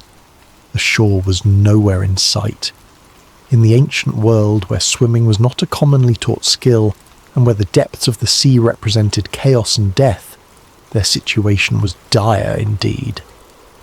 And Jesus slept on, his head still resting on the cushion in the stern of the boat. This image of Christ sleeping peacefully while chaos rages is one of the most powerful in all of Scripture. There is something almost incongruous about it, something that both confounds and comforts. The disciples must have looked at him with bewilderment. How could anyone sleep through such a storm? Did he not feel the water soaking his garments? Did he not hear the howling wind, or feel the violent pitching of the vessel? Perhaps some of them remembered the words of Psalm 121. He who watches over you will not slumber. Indeed, he who watches over Israel will neither slumber nor sleep. Yet here was their teacher, their master, whom some had begun to believe might be the promised Messiah, deep in slumber while destruction seemed imminent. We might pause here in our meditation and consider times when God has seemed silent or sleeping in our own lives. Those dark nights when prayers appear to go unanswered. Those seasons of suffering when heaven itself seems shut tight. Those moments when we cry out, "Lord, don't you care?" For this was precisely the question that rose to the disciples' lips as fear gave way to desperation. Someone, we don't know who, moved to the stern where Jesus lay sleeping. Perhaps they shook his shoulder roughly, the protocol of respect forgotten in the face of survival's urgency. "Teacher," they cried, their voices barely audible above the storm's rage, "don't you care if we drown?" There is raw humanity in this question, the unfiltered cry of those who feel abandoned in their hour of greatest need. It's not a theologian's careful inquiry or a philosopher's pondering, but the gut-level response of frightened men who cannot understand why the one they've come to trust seems indifferent to their plight. Don't you care? How many times have these words formed in human hearts across the centuries? The parent kneeling by the bed of a suffering child, the widow standing by a fresh grave, the refugee fleeing violence with nothing but the clothes on their back, the addict fighting for sobriety and failing again. Lord, don't you care? It's worth noting that the disciples didn't question Jesus' ability to help. They questioned his concern, his heart. They believed he could do something. Why else wake him? But they wondered if he would. Did their plight move him? Did their fear matter to him? Was he as invested in their well-being as they had come to believe? In asking this question, they revealed something profound about the nature of faith. True faith isn't just believing that God can, it's trusting that God will, that his heart is good, that his love is sure, that his timing is perfect. And this is often where our faith is tested most severely, not in questioning God's power, but in questioning his character, his concern, his care. As we continue to settle into rest tonight, let's acknowledge any storms that may be raging in our own lives. Perhaps there are circumstances that have caused us to wonder if God sees, if God cares. Like the disciples, we may have experienced moments of feeling alone in the tempest, questioning whether our prayers are heard. The beauty of this story, and the comfort it offers us even now, is that Jesus' response to their cry reveals the truth about his heart. But before we explore that response, let's sit for a moment with the reality of the storm itself. Feel the wind's force, hear its howl, see the waves crashing over the sides of the boat, experience the fear, the confusion, the desperate cry for help, and know that in the midst of it all, Jesus is present, not distant, not removed, but right there in the boat with them, with us. Whatever storm we face, we do not face it alone. The Lord of all creation has chosen to journey with us, to be present with us in every turbulent moment and every threatening circumstance. As our breathing deepens and our bodies grow heavier with approaching sleep, let us find comfort in this reality. The presence of Jesus in our boat does not exempt us from storms, but it changes everything about how we experience them. He's here even when he appears to be sleeping. He hears even when he seems silent. And he will respond in his perfect time with his perfect power. Now, as we picture the disciples crowding around Jesus, as we hear their cry of "Don't you care if we drown?" Let us watch and see what happens next, for the storm is about to meet its match. The chaos is about to encounter its creator. The winds and waves are about to recognize the voice of the one who called them into being. Jesus woke to the violent pitching of the boat, to the spray of water across his face, to the desperate cries of his disciples. "Teacher, don't you care if we drown?" Their question hung in the air between them, nearly lost in the howling of the wind, yet impossibly loud in its implication. Did he care? Could they truly doubt this? He who had healed the sick, restored sight to the blind, cleansed the lepers, did they think his compassion extended only to strangers and not to those closest to him? He who had called them by name, who had shared meals and long roads and countless conversations with them, did they imagine his heart was indifferent to their fear? Yet Jesus did not respond to their question directly. He did not immediately reassure them of his care or explain his apparent indifference. Instead, he rose, calm, unhurried, sovereign, and turned his attention to the storm itself. Mark's Gospel tells us that he got up, rebuked the wind, and said to the waves, "Quiet, be still." The Greek phrase used here, siopa pephimoso, carries the sense of be silent, be muzzled. It is the language one might use to quiet a disruptive animal or silence a disturbing noise. There is authority in these words, command and expectation of immediate obedience, and obey they did. The wind, which had been screaming across the water with destructive force, died away at once. The waves, which had been crashing over the sides of the boat and threatening to sink it, flattened into submission. The entire chaotic scene transformed in an instant from deadly peril to perfect calm. Imagine witnessing this moment. 1 second, you're fighting for your life against one of nature's most terrifying displays of power. The next, you're floating on a sea as smooth as glass under a clearing sky. The contrast would be disorienting, almost unbelievable. The silence following such tumult would ring in your ears. The stillness after such violent motion would leave you feeling strangely weightless.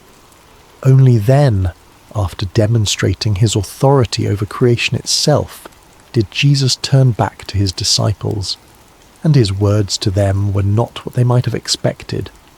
No warm reassurance that yes, of course he cared, no gentle understanding of their fear. Instead, he asked them 2 pointed questions. Why are you so afraid? Do you still have no faith? These questions weren't meant to shame or condemn. Jesus was not expressing disappointment so much as issuing an invitation to examine the gap between what they professed to believe about him and how they responded when those beliefs were tested by circumstance. The first question, why are you so afraid, invites examination of the source of our fears. Fear often arises from a perception of threat coupled with a sense of powerlessness to address that threat. The disciples feared drowning because they perceived the storm's power and recognized their inability to control it. But Jesus was suggesting another perspective. When he is in our boat, the equation changes. The presence of the Creator fundamentally alters the balance of power in any situation. The second question, do you still have no faith, probes even deeper. These disciples had witnessed Jesus perform miracle after miracle. They had seen him heal diseases medicine couldn't touch. They had watched him cast out demons that had tormented their victims for years. They had even seen him challenge the religious authorities of their day with an authority that clearly came from above. Yet when the storm came, when their own lives were threatened, their faith faltered. They reverted to fear rather than resting in confidence that the God who had demonstrated his power in so many other circumstances remained just as powerful in their present crisis. This is a common human pattern, isn't it? We can intellectually believe in God's power and love. We can recall times when we've experienced His faithfulness. We can even testify to others about how He has worked in our lives. But when new challenges arise, particularly ones that feel overwhelming or threatening, we can forget everything we know and surrender to panic. Jesus' questions invite a different response. They challenge us to align our emotional reactions with our professed beliefs, to allow what we know about God's character to inform how we feel when facing life's storms. This is not about denying fear. Fear is a natural human emotion that even Jesus experienced in the Garden of Gethsemane. Rather, it's about preventing fear from distorting our view of God and His activity in our lives. The disciples' fear had led them to question Jesus' care for them. "Don't you care if we drown?" His questions in return invited them to question their fear instead. Was it consistent with what they knew of Him? Was it justified in light of who He had revealed Himself to be? As we continue our journey toward rest tonight, these questions can guide our own reflection. What fears keep us awake at night? What storms in our lives have made us wonder if God cares? And more importantly, what do we know about the character of Jesus that might speak to those fears? If Jesus is truly who Scripture reveals Him to be, all-powerful yet deeply compassionate, sovereign yet intimately involved, holy yet merciful, then our fears must be evaluated in light of these truths. Not dismissed or denied, but placed within the larger context of who God is and how He works. The disciples in that boat had to reconcile their experience of the storm with their experience of Jesus' power over it. We too must reconcile our experience of life's challenges with our understanding of God's character and capabilities. This reconciliation doesn't happen once and for all. It's an ongoing process, a continued growth in trust that develops as we walk with Him through both calm seas and raging tempests. Perhaps the most comforting truth in this entire account is the simple reality that Jesus was in the boat with them. He had said, "Let us go over to the other side, you will," not "let me meet you on the other side," or "to try to make it to the other side." When Jesus says, "let us go," He commits to the entire journey, not just the destination. Similarly, when Jesus calls us to follow Him, He doesn't promise absence of storms. He doesn't guarantee that the path will be smooth or the journey comfortable. What He does promise is His presence with us in whatever we face. "I am with you always," He would later tell His followers, "to the very end of the age." This presence changes everything. It doesn't always change our circumstances, though sometimes, as in this story, it dramatically does. But it always changes the meaning of those circumstances and how we can respond to them. As we feel sleep drawing nearer, let us rest in this truth.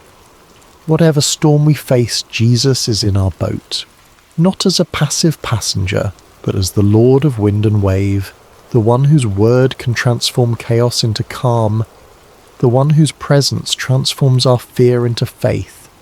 The question Jesus asks, "Why are you so afraid?"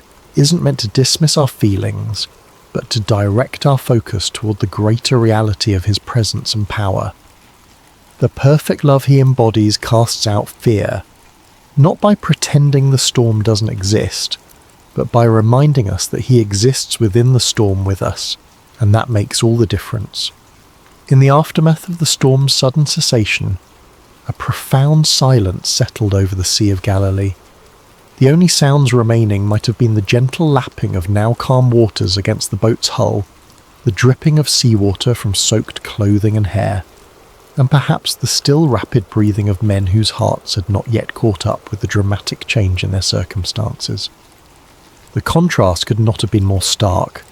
Moments before, chaos had reigned, wind howling, waves crashing, men shouting in fear. Now, perfect stillness surrounded them.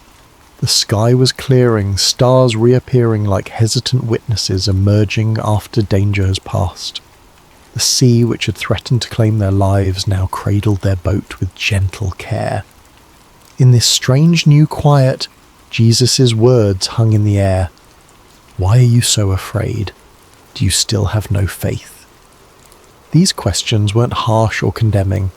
They were asked by the same voice that had just commanded the elements and been instantly obeyed.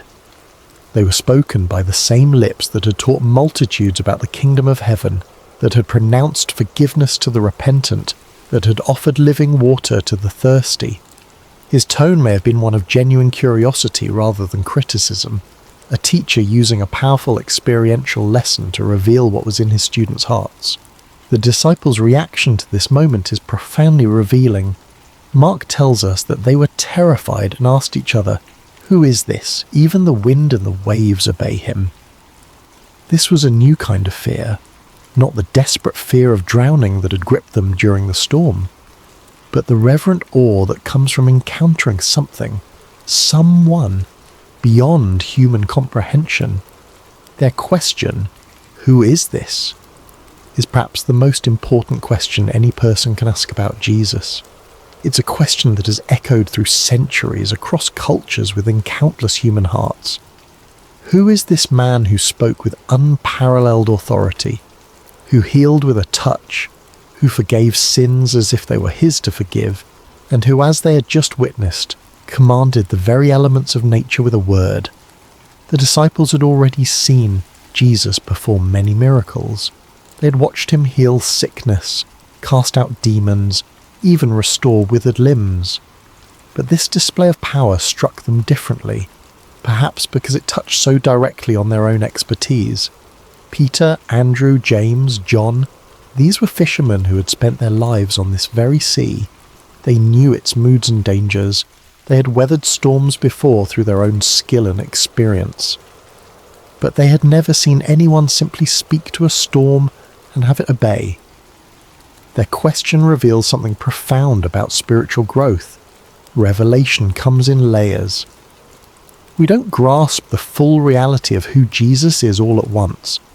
Even those who walked with him physically, who ate with him and listened to his teaching daily, came to understand his identity gradually, through accumulated experiences and progressive revelation. This moment on the sea represented a significant shift in their understanding. The Jesus they thought they knew, teacher, healer, friend, suddenly revealed himself to be Lord of creation itself.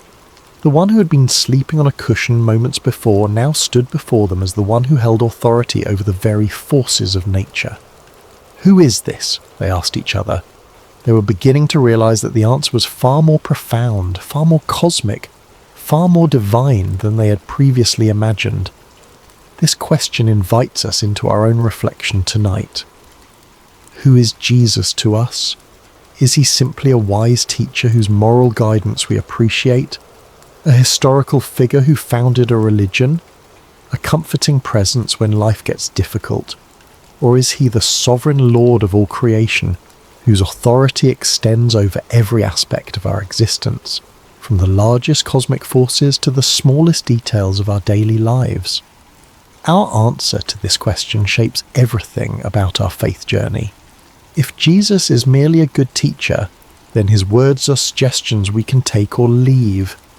If he is simply a historical religious figure, then his relevance to our modern lives may be limited. But if he is who he claimed to be, the Son of God, one with the Father, the Word made flesh, then every word he spoke carries divine authority. Every promise he made is utterly trustworthy, and every command he gave deserves our complete obedience. The disciples in that boat were confronting this reality in a visceral, immediate way. The Jesus they thought they knew had just done something only God could do. The Psalms describe God as the one who stilled the roaring of the seas, the roaring of their waves. Psalm 65:7, and the one who stilled the storm to a whisper, the waves of the sea were hushed. Psalm 107:29. Now they had seen Jesus do exactly this, with their own eyes, in their own boat, in response to their own cry for help. Their question, "Who is this?" was not merely rhetorical. It reflected genuine wrestling with an expanding understanding of Jesus' identity. And this wrestling is an essential part of authentic faith.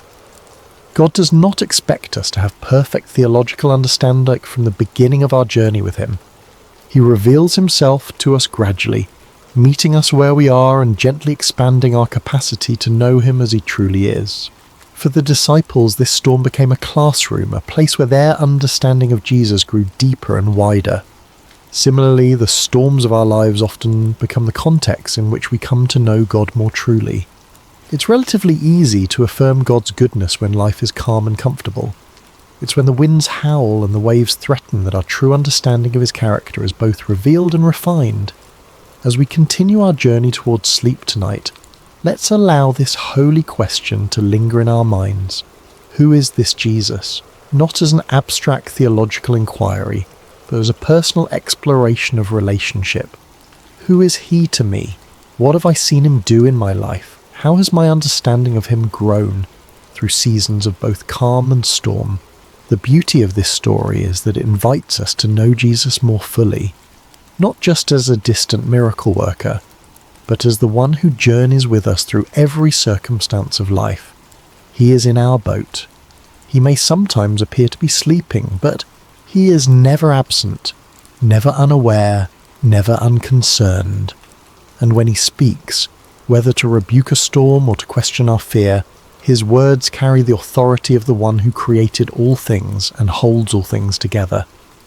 The wind and waves recognize his voice, because they came into being through that same voice. All things were created through him and for him, Paul would later write to the Colossians.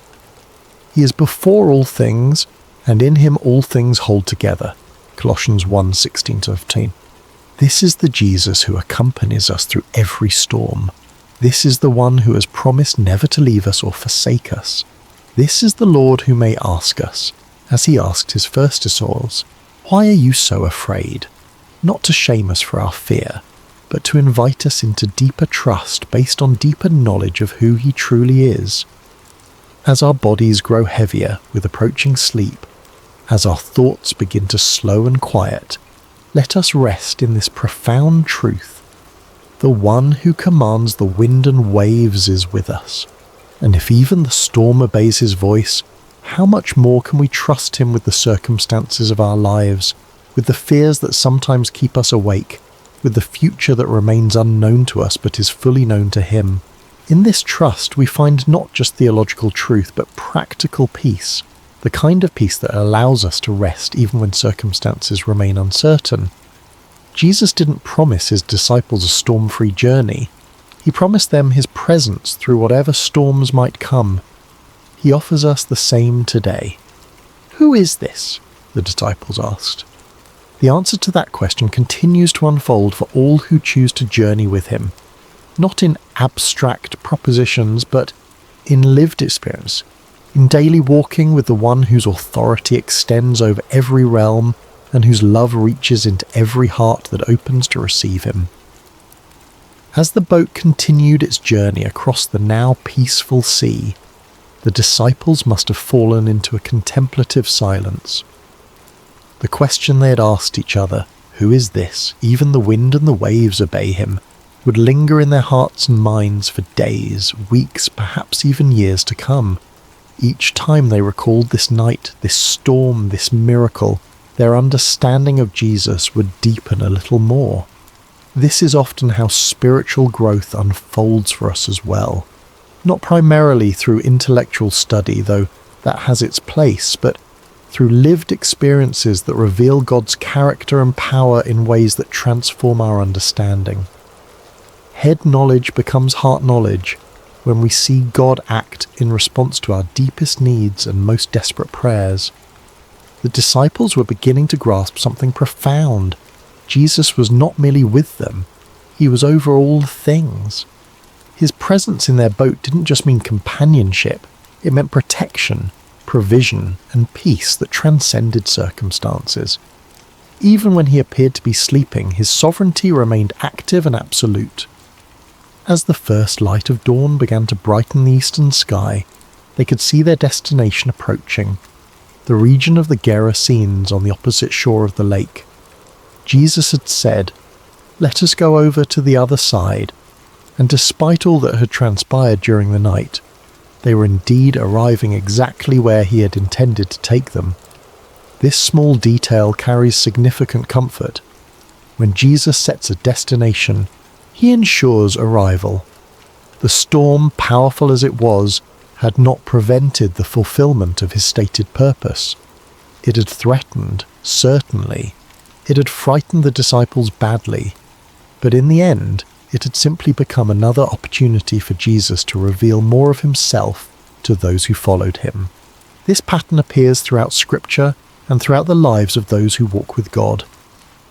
What appears to be a detour or a disaster often becomes the very context in which God manifests his glory most clearly.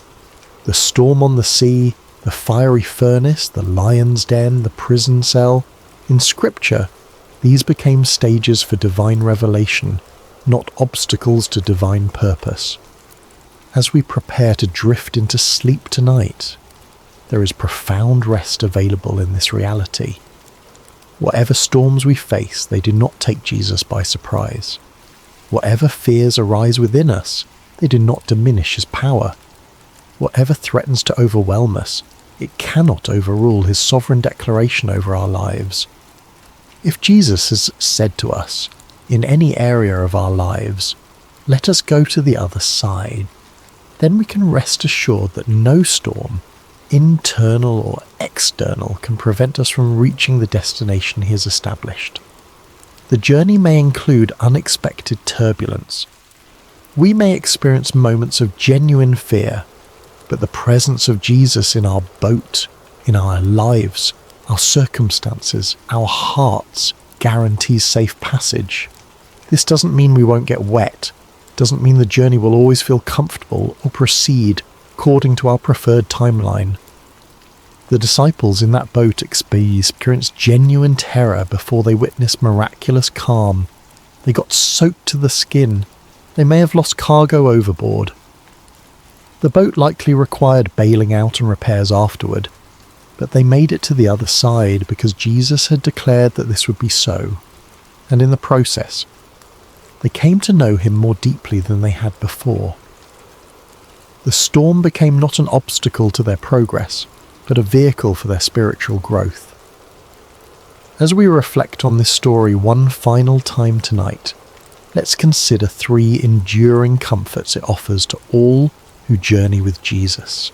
First, Jesus is present in every storm. He may not manifest his power immediately or in the ways we expect, but he's never absent from our struggles. The psalmist wrote, "God is our refuge and strength, an ever-present help in trouble. Therefore we will not fear, though the earth give way and the mountains fall into the heart of the sea, though its waters roar and foam, and the mountains quake with their surging." Psalm 46, 1-3. This presence is not just comforting, it's transformative. It changes how we experience our circumstances, even when it doesn't immediately change the circumstances themselves. Second, Jesus' timing is perfect. He allowed the storm to rage for a time before calming it, not because he was indifferent to the disciples' fear, but because the experience would deepen their understanding and strengthen their faith. Similarly, when he seems silent or inactive in our lives, it is never due to indifference. His timing takes into account purposes and perspectives that extend far beyond our immediate comfort, encompassing our long-term growth and God's eternal glory. Third, Jesus' authority is absolute. When he spoke to the wind and waves, they had no choice but to obey. The same voice that said, "Let there be light" at creation, now said, "Be still" to the storm, with the same creative authority and the same immediate result. This ultimate authority means that nothing we face, no circumstance, no enemy, no fear, no failure, is beyond his power to redeem, restore, or transform according to his perfect will. These truths don't eliminate life's storms, but they fundamentally change how we experience them. They allow us to sleep, literally and figuratively, in the sovereignty of the one who has promised to bring us safely to the other side. As your body relaxes more deeply now, as your breathing slows and your thoughts begin to drift. Imagine yourself in that boat after the storm has ceased. Feel the gentle rocking of the vessel on calm waters. See the stars reflected on the surface like scattered diamonds. Hear the quiet lapping of small waves against the wooden hull. And most importantly, know that Jesus is there with you, awake, aware, almighty. The night is passing. Dawn approaches. The shore draws nearer with each moment. And the one who commanded the storm with a word continues to hold you in the palm of his hand, guiding your vessel to exactly where he intends it to go. In this assurance there is deep peace. In this knowledge there is perfect rest. In this presence there is complete safety. Whether we find ourselves currently in the midst of a raging storm, in the calm that follows, or in the ordinary moments between dramatic events, the truth remains. Jesus is with us. Jesus is for us, and Jesus will bring us safely to the other side. So breathe deeply now. Release the tension you may be holding in your shoulders, your jaw, your hands, your mind. Allow your body to grow heavy with approaching sleep. What if I told you there's a Bible story where a piece of iron floated? Not metaphorically, not symbolically, literally floated on water like a cork bobbing on the surface of a pond. You've heard of Moses parting the Red Sea. You know about David slaying Goliath. The story of Daniel in the lion's den rolls off your tongue, but tucked away in the pages of 2 Kings chapter 6 lies one of the most overlooked miracles in all of Scripture. A miracle so humble, so seemingly insignificant, that most people skip right over it without a second thought. Yet this brief narrative, comprising only 6 verses, contains profound truths about faith, responsibility, and the God who cares about the smallest details of our lives. During the prophetic ministry of Elisha, miracles often happened in ordinary, almost mundane situations. While his predecessor, Elijah, called down fire from heaven and raised the dead, Elisha's ministry was marked by intimate, practical interventions, healing bitter water, multiplying oil for a widow's debt, and yes, making iron float. This story is brief in Scripture but rich in meaning, a testament to faith in small things, a reminder that no problem is too insignificant for divine intervention. In a world where we're conditioned to believe that God only shows up for the spectacular, the floating axe head whispers a different truth. Sometimes, the most profound miracles happen in the most ordinary moments of our lives. The sun cast long shadows across the Jordan River Valley as another day began in the divided kingdom of Israel. It was a time of political turmoil and spiritual awakening, when the northern kingdom teetered between apostasy and revival, largely dependent on the influence of God's prophets. This was the era of Elisha's ministry, roughly 850 BC, decades after the dramatic departure of his mentor Elijah in a chariot of fire. The sons of the prophets, a community of disciples and spiritual students gathered around Elisha, had been growing steadily. These weren't prophets in the sense of fortune tellers or mystics, but rather men dedicated to learning God's ways, studying his word, and serving under the guidance of established prophets like Elisha. Think of them as a biblical seminary, a community of faith where young men came to deepen their understanding of the divine and prepare for ministry. Their current living situation had become cramped and inadequate. What had once been sufficient space for a handful of devoted followers was now bursting at the seams. The community was thriving, and with growth came practical challenges. They needed more room, more space to gather, to learn, to live together in their pursuit of spiritual wisdom. "The place where we dwell with you is too small for us," they told Elisha one morning, their voices carrying the respectful deference due their teacher, but also the practical urgency of their situation.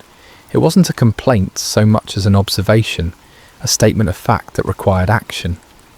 Their solution was both practical and communal. They would go to the Jordan River region and gather timber to construct a larger dwelling place. The Jordan Valley was known for its trees, sycamores, willows, and other varieties that could provide the lumber they needed. It was honest work, the kind of labour that built both character and community as they worked side by side toward a common goal. "Let us go to the Jordan," they proposed, "and let every man take a beam from there, and let us make a place where we may dwell." The plan was simple, straightforward, and entirely reasonable. They weren't asking for a miracle or divine provision dropped from heaven.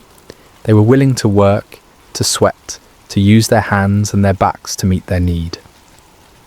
Elisha, ever the encouraging leader, gave his blessing. Go. But their invitation touched his heart. "Please consent to go with your servants." They wanted their teacher among them, not just giving permission but participating in their labour. And Elisha, who could have remained comfortably behind while his students did the hard work, responded with characteristic humility, "I will go." So the small company set out for the Jordan, tools in hand, ready to transform their vision into reality. The Jordan River had witnessed countless biblical events. It was here that Joshua led the Israelites into the Promised Land, where the priest's feet touched the water and it parted just as the Red Sea had done for Moses. It was in these very waters that centuries later John the Baptist would immerse Jesus Christ himself. But on this particular day, there would be no grand procession, no miraculous river crossing. Just a group of dedicated men heading to the riverside to cut timber, their hearts full of purpose and their hands ready for honest labour. The Jordan Valley stretched before them, its banks lined with the trees they needed, its waters flowing steadily toward the Dead Sea, carrying with it the silt and sediment of the highlands above.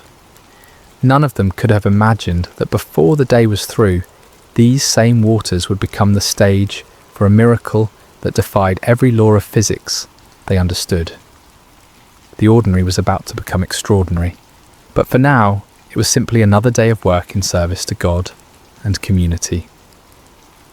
The work began in earnest as the sun climbed higher in the morning sky. The sounds of labour filled the Jordan Valley, the rhythmic thud of axes biting into wood, the crack and groan of falling timber, the calls of men coordinating their efforts. It was satisfying work, the kind that produces visible results and builds camaraderie among those who share the burden. Among the workers was a young man whose name history has forgotten, but whose predicament would echo through the ages. Unlike some of his fellow students who had brought their own tools, he had needed to borrow an axe for the day's work. In ancient Israel, this was no small matter.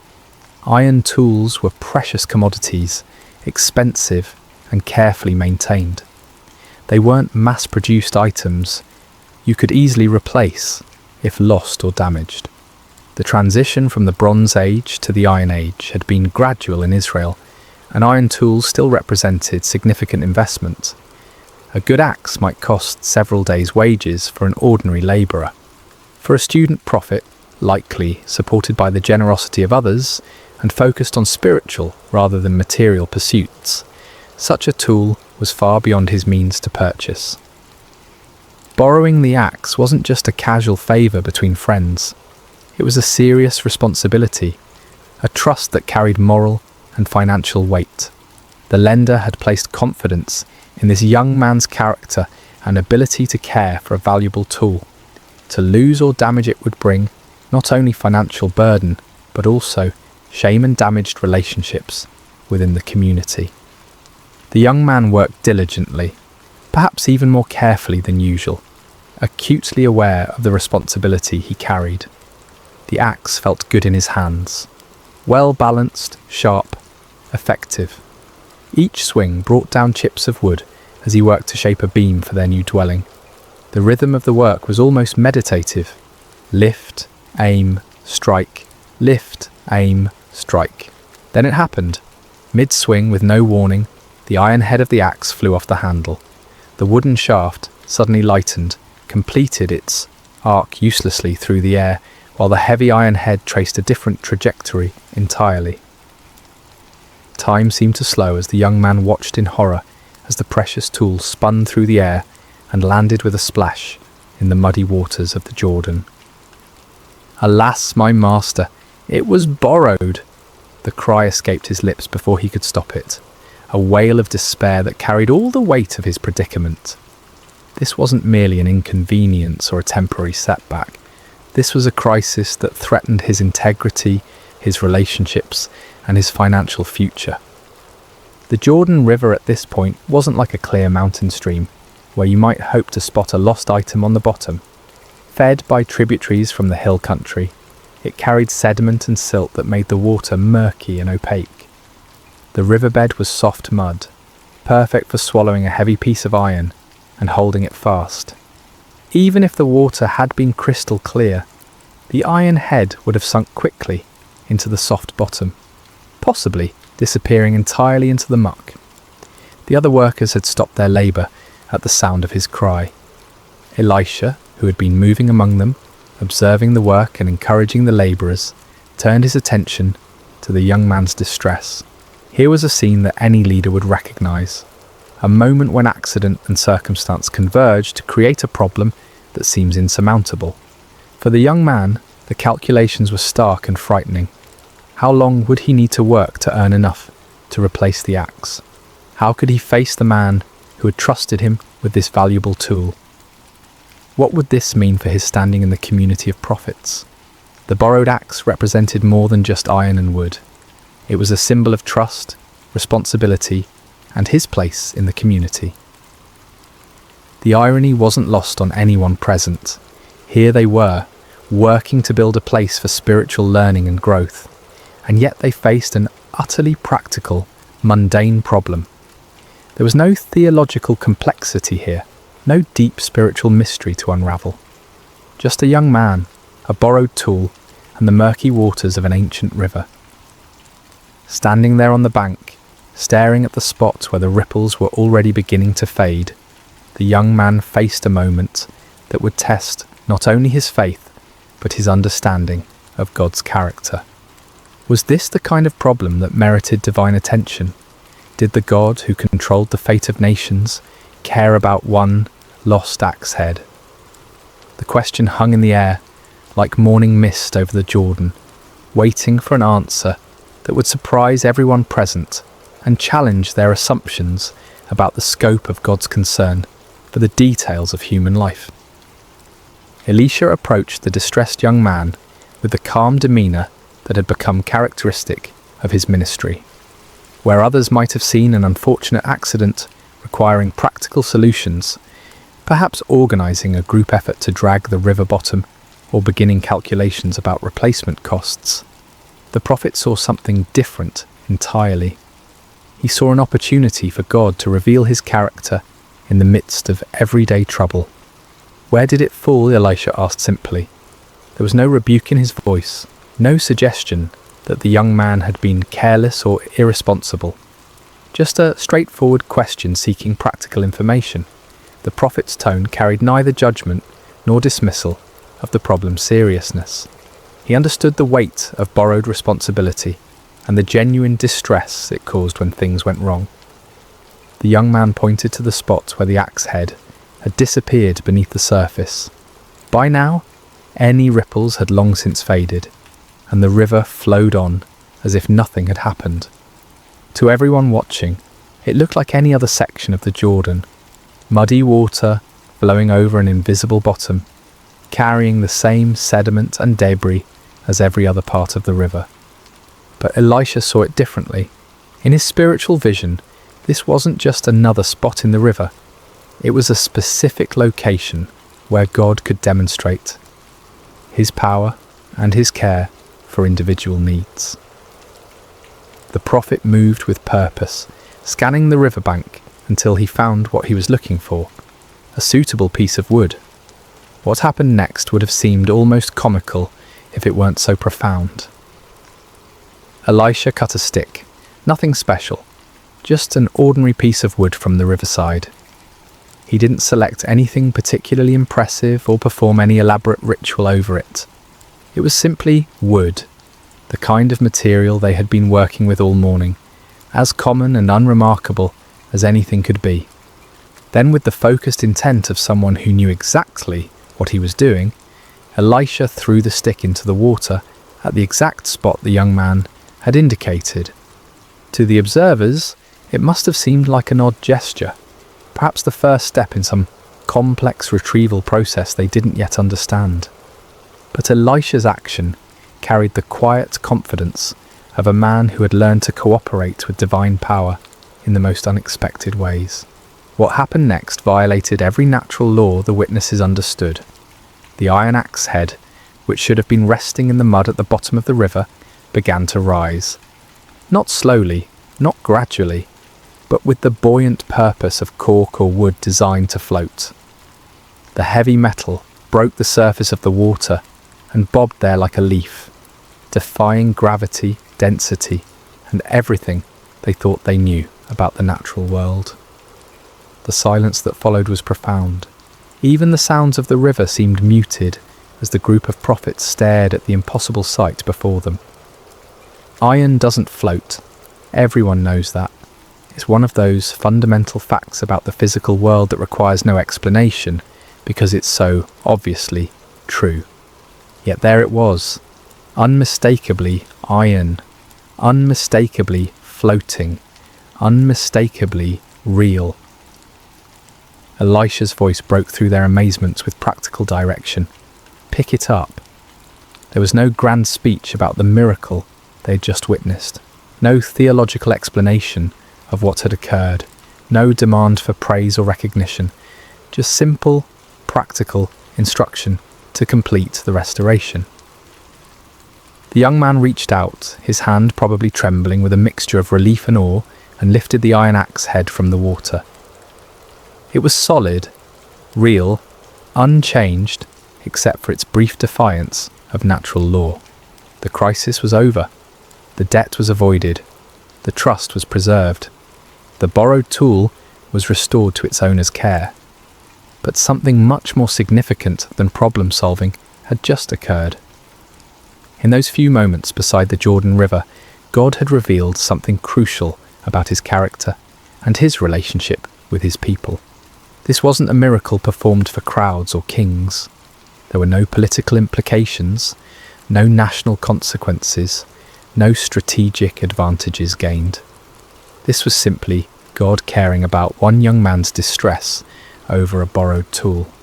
The miracle spoke to the heart of divine character, a God who notices when sparrows fall, who knows the number of hairs on each head, who cares about the details that seem insignificant to everyone else.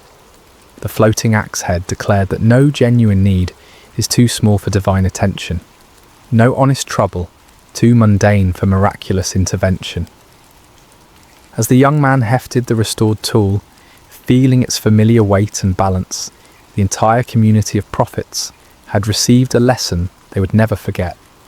They had come to the Jordan to cut timber for a building project. They were leaving with something far more valuable, a deeper understanding of the God they served and his intimate involvement in the practical details of their lives. The miracle of the floating axe head resonates through the centuries precisely because it speaks to truths that transcend its humble circumstances. In a world where we often compartmentalize the spiritual and the practical, this story demolishes the artificial barriers we create between sacred and secular concerns. The most striking aspect of this miracle is its ordinariness. God's intervention came not in response to a national crisis or a life-threatening emergency, but to solve an everyday problem that millions of people might face. The young prophet wasn't dying, wasn't facing persecution for his faith, wasn't even engaged in what we might consider particularly spiritual work. He was simply trying to help build a dormitory and had encountered the kind of mishap that makes any honest person's heart sink. This reveals something profound about God's character, his care for the complete range of human experience, not just the dramatic or spiritually significant moments. The God who controls the destiny of nations also notices when his children face embarrassment, financial stress or the weight of broken trust. There's no problem too small, no concern too mundane, no worry too insignificant to merit his attention. The symbolism of Elisha's intervention method is equally meaningful. The prophet used a stick, one of the most common humble materials imaginable. He didn't employ exotic implements, rare metals, or elaborate ceremonies. Just wood thrown into water, the kind of action that in any other context would seem pointless or even foolish. This speaks to God's pattern of working through humble means to accomplish extraordinary purposes. Throughout Scripture, God consistently chooses the simple to confound the wise, the weak to overcome the strong, the ordinary to achieve the extraordinary. Moses had a staff, David had a sling, Gideon had clay pots and torches, and Elisha had a stick. The message is clear. God's power isn't dependent on impressive tools or elaborate methods. His strength is made perfect in weakness, His glory revealed through the most unlikely instruments. The miracle also serves as a powerful picture of restoration. What was lost was recovered. What seemed gone forever was returned. What threatened to bring shame and financial burden was transformed into a testimony of God's faithful care. This speaks to one of humanity's deepest needs, the longing for redemption, for second chances, for the restoration of what has been damaged or lost.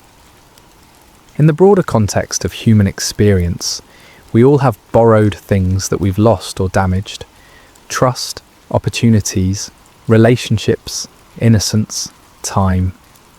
We all face moments when we stare at the metaphorical muddy water where something precious has disappeared, feeling the weight of responsibility we can't fulfill. The floating axe head whispers hope into those moments, suggesting that restoration is possible, that what seems irretrievably lost can be recovered. The response required of the young man is also significant. When the miracle occurred, he still had to reach out and take the floating iron. God provided the supernatural intervention, but human cooperation was still necessary. The axe head floated, but it didn't jump back onto the handle by itself. This reflects the general pattern of divine human cooperation throughout Scripture. God provides what only He can provide, but humans must still act in faith to appropriate His provision. Faith in action is another crucial theme woven through this narrative. The young man's cry for help wasn't a formal prayer with proper theological language.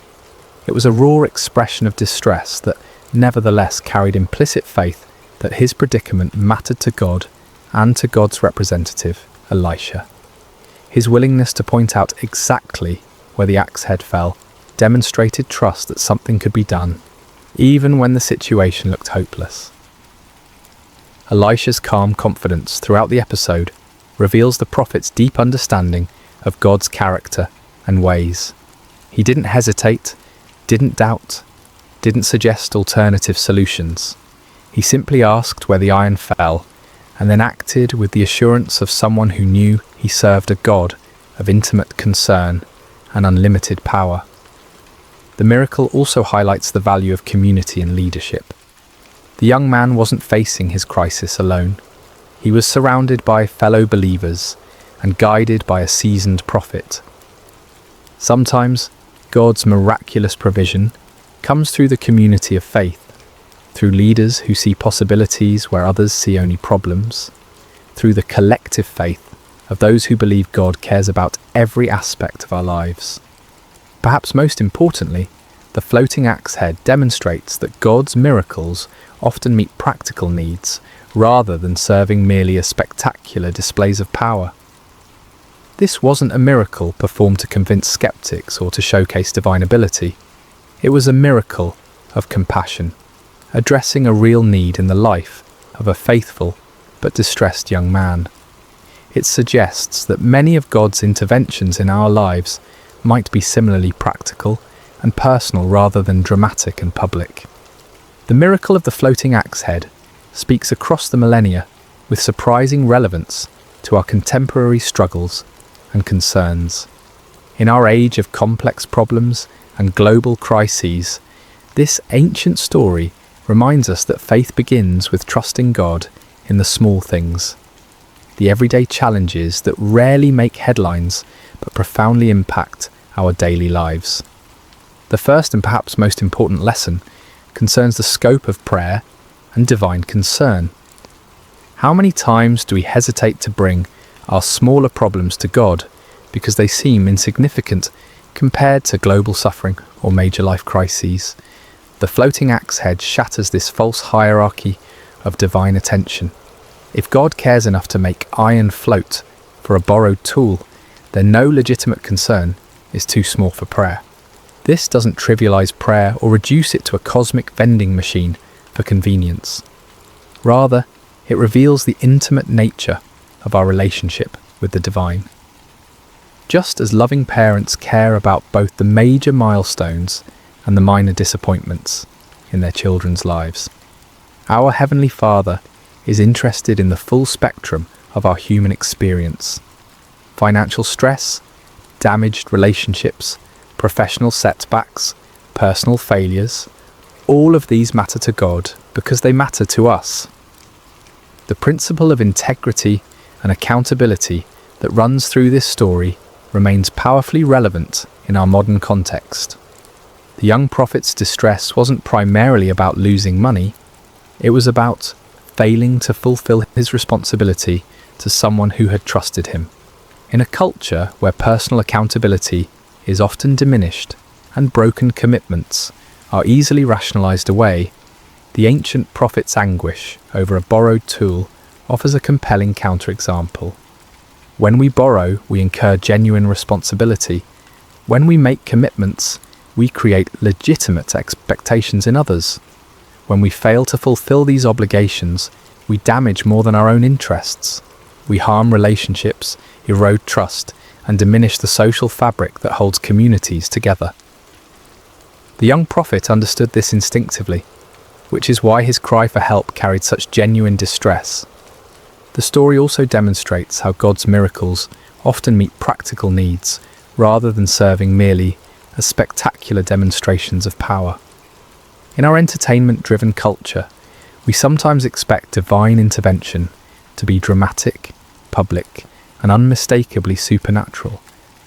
But many of God's most meaningful interventions in our lives might be much quieter and more practical. The unexpected job opportunity that comes just when finances are stretched thin. The chance encounter that provides exactly the encouragement we needed. The solution that appears to These interventions might not violate physical laws as dramatically as floating iron, but they reveal the same divine character, a God who cares about our practical needs and works in our circumstances to provide for them. Learning to recognize and appreciate these quieter miracles can transform our perspective on God's activity in our lives. The method of the miracle, using a simple stick to accomplish the impossible, continues to speak to God's pattern of working through humble means. In our technology-obsessed age, we often assume that bigger problems require more sophisticated solutions. The floating axe head reminds us that God's power isn't constrained by the impressiveness of our tools or the complexity of our methods. This has profound implications for how we approach problems, both personal and social. Sometimes, the most effective solutions are the simplest ones. Sometimes, the most powerful interventions come through the most ordinary means. The stick that Elisha threw into the Jordan wasn't impressive, but it was available, and God used it to accomplish the impossible. The story encourages us to bring our authentic selves and genuine problems to God without feeling the need to dress them up in spiritual language or make them sound more significant than they are. The young prophet's cry, "Alas, my master," it was borrowed, contained no theological sophistication, no proper prayer format, no spiritual jargon. It was simply an honest expression of distress from someone who believed his problem mattered to God and to God's representative. In our prayer lives, we sometimes feel pressure to make our requests sound sufficiently spiritual or theologically correct. The floating axe head suggests that God values authenticity over eloquence, genuine need over religious rhetoric. He understands our distress even when we can't articulate it perfectly, and he responds to the heart behind our words, rather than their theological precision. The communal aspect of the miracle also offers important insights for contemporary faith communities. The young prophet wasn't facing his crisis in isolation. He was surrounded by fellow believers and guided by experienced leadership. When problems arise, the community of faith should be a place where burdens are shared, wisdom is offered, and faith is strengthened through mutual support.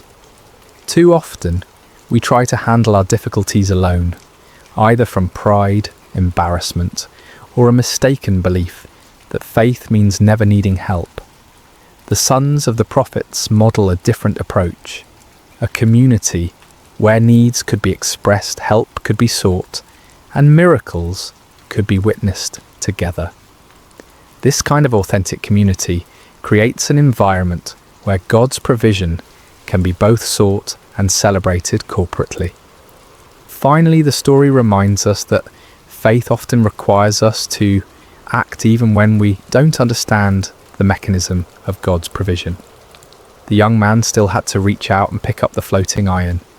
He couldn't fully comprehend how iron could float, but he could respond to the miracle by accepting what God had provided. In our lives, we frequently face situations where we must act on faith without complete understanding of how God will work out the details. The floating axe head encourages us to focus on obedience and trust rather than demanding comprehensive explanations before we're willing to move forward. Sometimes the miracle becomes visible only as we step out in faith to receive what God has already provided. As we close this exploration of one of Scripture's most overlooked miracles, it's worth reflecting on why such a seemingly small event earned its place in the biblical narrative.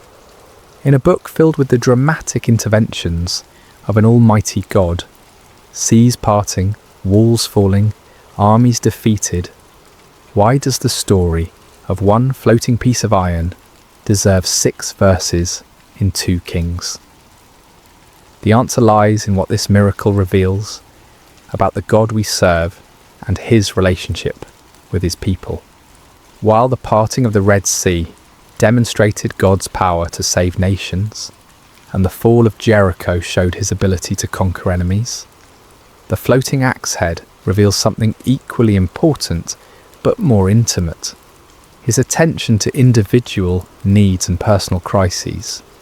This forgotten miracle has been overlooked precisely because it's so humble, so ordinary in its context, so focused on solving a simple human problem rather than achieving strategic objectives or demonstrating spectacular power. But perhaps that's exactly why it's so important. It serves as a counterbalance to our tendency to assume that God is only interested in the big things, the major decisions, the life-changing moments, the dramatic interventions that make compelling stories. The young prophet facing his borrowed axe head crisis represents all of us in those moments when we feel overwhelmed by problems that might seem insignificant to others but loom large in our personal experience. The financial burden we can't meet, the relationship we've damaged, the commitment we can't fulfill, the mistake that threatens to bring consequences we can't bear, the responsibility we've failed to handle properly. In these moments, the floating axe head whispers a profound truth. God sees, God cares, and God acts. Not always in the ways we expect, not always with the timing we prefer, not always through the means we would choose, but always with the same loving attention to our genuine needs and distress. The miracle also stands as a testament to the power of authentic community and spiritual leadership. Elisha didn't dismiss the young man's problem as trivial or suggest that he simply accept the consequences and learn from his mistake. Instead, the prophet engaged with the crisis as if it mattered deeply, which, to the person experiencing it certainly did.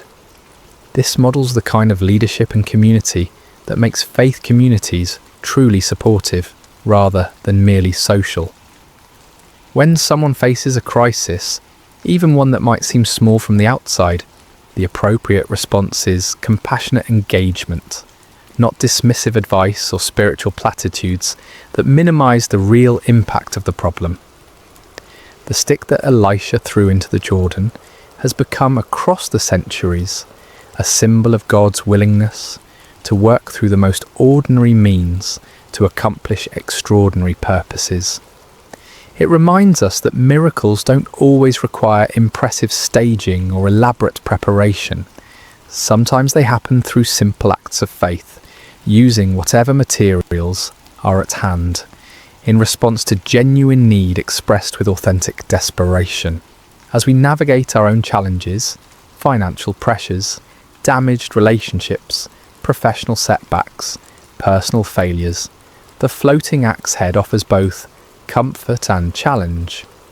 Comfort in knowing that our problems, however humble they might seem, matter to God.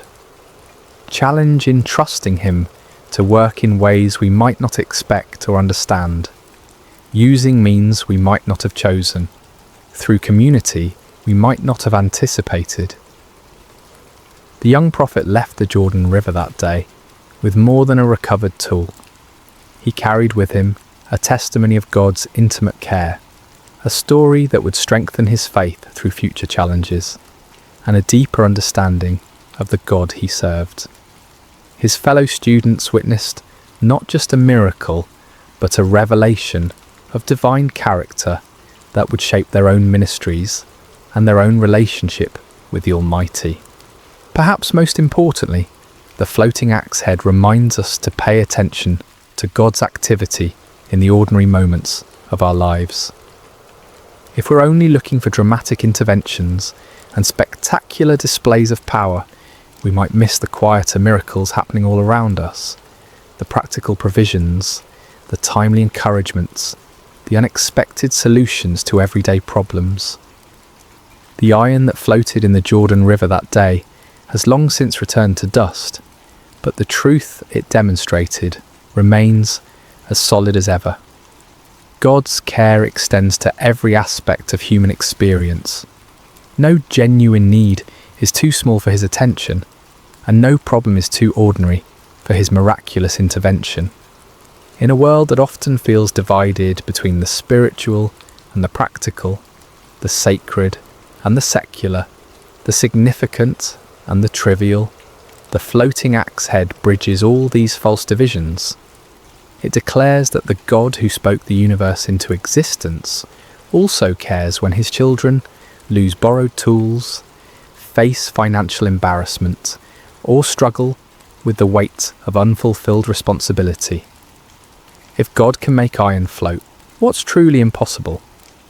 The question echoes across the centuries, challenging our assumptions about divine limitation and inviting us to bring our authentic needs, however humble they might seem, to the one who specializes in doing the impossible through the most ordinary means. The miracle you've never heard of might just be the one you need most to hear. Hello dear friends, and welcome to Sacred Slumber.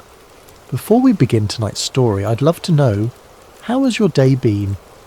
Whether it's evening where you are, or perhaps the middle of the night, or even early morning on the other side of the world, you're so welcome here. What time is it in your corner of the world right now? And where are you listening from tonight? Whether you're in a bustling city or a quiet countryside, in the mountains or by the ocean, you belong in this peaceful space we're creating together. If this is your first time with us, welcome to our community of seekers finding rest in ancient wisdom. And if you're returning, thank you for being part of this journey. Don't forget to subscribe to Sacred Slumber so you never miss these moments of peace and reflection that we share together. Now let's settle in as we travel back to ancient Israel, to a time of prophets and miracles. to discover a story about trust, provision, and the surprising ways that hope can multiply in our darkest hours.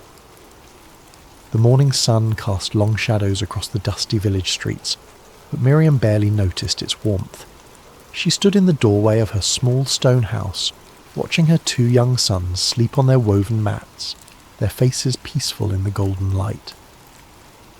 For a moment she allowed herself to pretend that everything was as it had been before the illness took her husband, before the debts mounted like stones upon her chest, before the collectors began their visits with increasingly stern voices and hardening faces. But pretending was a luxury she could no longer afford. The sound of approaching footsteps made her stomach clench with familiar dread. She knew that measured pace, those heavy sandals against the packed earth. The debt collectors had returned, and this time she knew they would not leave empty-handed. Miriam's husband, Obadiah, had been a good man, a servant in the school of prophets, devoted to following Elisha and learning the ways of the Lord. But goodness, she had learned, did not always translate to prosperity. When the drought had stretched on for months, when the harvest had failed, Obadiah had borrowed money to keep food on their table and oil in their lamps. He had been certain that better times were coming, that the Lord would provide as he always had. Then the fever came, swift and merciless, taking Obadiah before the rains returned, before the debts could be repaid, before he could see his sons grow into men. Now 3 men stood at her threshold, their faces grim with business. The lead collector, a man named Josiah with calculating eyes and soft hands that had never known hard labour, stepped forward. Miriam, widow of Obadiah, he announced formally, though they all knew each other's names in this small village. The time for payment has come and gone. Your husband's debts must be settled. Miriam's throat felt as dry as sand. Please, I have explained our situation. I am a widow with nothing. Give me more time, and I will find a way. Time is a luxury that costs money, Josiah interrupted, his voice neither cruel nor kind, simply matter-of-fact. We have been patient, but patience does not feed our families, or pay our own obligations. The law is clear about what must be done when debts cannot be paid. Behind him, the other 2 men shifted uncomfortably. They knew what came next, and while they might not relish it, they would not hesitate to carry out what the law demanded. Your sons, Josiah continued, his eyes flicking toward the doorway where the boys still slept. They will come with us. 7 years of service will settle your husband's debt. It is more merciful than we are required to be. The words hit Miriam like a physical blow. She gripped the door frame to keep from falling, her knuckles white against the worn wood. 7 years. Her sons were only 8 and 10 years old. By the time they returned, they would be grown men who barely remembered their mother's face. No, she whispered, then louder. No, please. They're all I have left. There must be another way. But even as she spoke, she knew the futility of her words. She had nothing of value to offer. No jewellery, no livestock, no land. The house itself belonged to her husband's brother, who had graciously allowed her to remain but could offer no financial help of his own. I will give you until tomorrow morning to say your goodbyes, Josiah said, and there was perhaps the smallest note of sympathy in his voice. We will return at sunrise. As the men walked away, their sandals raising small clouds of dust that caught the morning light, Miriam sank to her knees in the doorway. The weight of hopelessness pressed down upon her like a stone, threatening to crush what little breath remained in her lungs. Her sons stirred behind her, waking to another day they assumed would be like all the others. Simple, poor perhaps, but together. How could she tell them that their childhood was about to end? How could she explain that the law that was meant to protect would now tear their family apart? But as the sun climbed higher and the reality of her situation settled like dust around her, Miriam remembered something her husband used to say when times were difficult. When we have nowhere else to turn, we can always turn upward. Obadiah had learned this truth in his years following the prophet Elisha, and even in death, his faith whispered to her across the veil of grief. Elisha. The prophet was still in the region, still teaching and performing the wonders that had made him famous throughout Israel and beyond. If anyone could help her, if anyone might know a way where there seemed to be no way, it would be the man of God who had been her husband's teacher and guide. Miriam rose to her feet, dust falling from her simple brown robe. She looked back at her sons, now awake and eating the last of their bread, with the unconscious contentment of children who trust that tomorrow will somehow provide for itself. "Aaron, Micah," she called softly, "I must go into the village. Stay close to home and watch out for each other." The boys nodded, accustomed to their mother's brief errands, unaware that she was about to embark on a journey that would either save their family or confirm their worst fears. As Miriam walked through the village streets, her heart hammered against her ribs like a caged bird. The prophet Elisha was known to be staying with a family on the far side of the village, and with each step she rehearsed what she would say, how she would explain their desperate situation without sounding like she was demanding a miracle.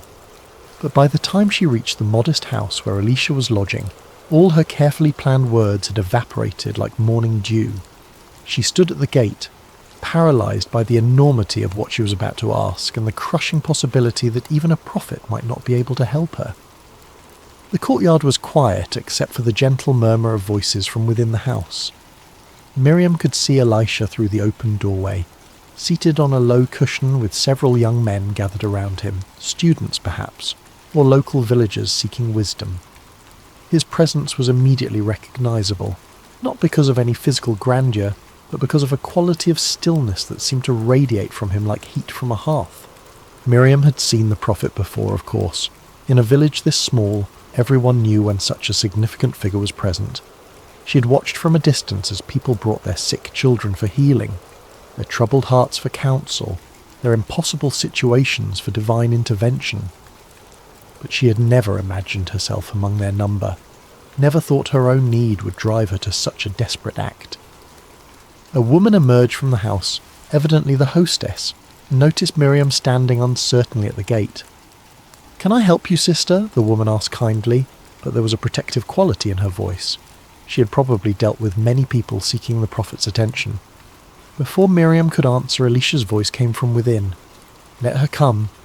The Lord has brought her here for a reason." The woman's expression immediately softened, and she gestured for Miriam to enter. "Come, the prophet will see you." Miriam's legs felt unsteady as she crossed the threshold.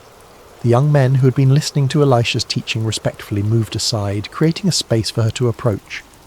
The prophet's eyes, kind but penetrating, met hers, and she felt as though he could see not just her present desperation, but the entire story of her life written in her face.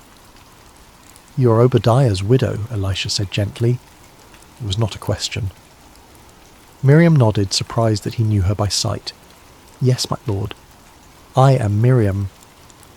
Your husband was a faithful servant, both to the Lord and to this community. His loss has been felt by many." Elisha's words were spoken with genuine warmth. Miriam felt tears prick at her eyes, partly from grief that was still fresh, partly from gratitude that someone remembered her husband's worth. "Thank you, my lord," she managed, "but I have come because—" The words stuck in her throat like thorns. How did one ask a holy man to solve what seemed unsolvable? "Speak freely, daughter. What troubles you?" The kindness in his voice broke through her restraint like water through a cracked dam. The whole story poured out. The debts, the collectors, the threat to take her sons, the sunrise deadline that loomed like an executioner's blade. She spoke of her husband's faithful service, of their family's long devotion to the Lord, of her complete bewilderment at how faithfulness could lead to such devastating circumstances. When she finished, the courtyard was silent except for the distant sound of children playing in another street, a sound that reminded Miriam acutely of what she stood to lose. Elisha listened without interruption, his expression grave but not hopeless. When she fell silent, he sat quietly for a moment, as though listening to a voice only he could hear. Finally he spoke. "Tell me, what do you have in your house?" The question caught Miriam off guard. What did she have? The very essence of her problem was that she had nothing. No money, no valuables, no resources with which to pay her debts. or provide for her family? Nothing, my lord, she said, her voice barely above a whisper. I have nothing at all. But Elisha's gaze remained steady, patient. Look again. What do you have in your house? Miriam searched her memory, walking through their small home in her mind. A few pieces of simple furniture, some clay pots, worn clothing, sleeping mats. Nothing of any value. Certainly nothing that could solve a debt large enough to require 7 years of servitude to repay. Then she remembered. There is a small jar of olive oil, she said hesitantly. Just a little. Barely enough for a few meals. She almost apologized for mentioning something so insignificant, but the prophet's face had changed. There was something in his expression now. Not quite a smile, but a kind of quiet intensity that made the air in the courtyard feel charged with possibility. A jar of oil, Elisha repeated thoughtfully. How much oil? Very little, my lord. Perhaps enough to fill a cup, no more. The prophet nodded slowly, as though this small detail was exactly what he had been hoping to hear. He stood up, his movements deliberate and purposeful. Here is what you must do, he said, his voice carrying the authority of someone who spoke not just his own words, but those of the Almighty.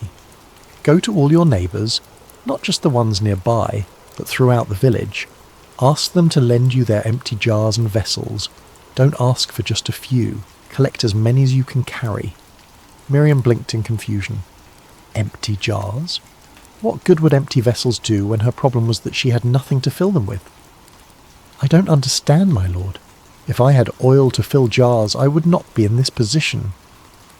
Understanding comes after obedience, not before, Elisha said, but his tone was gentle, not reproving.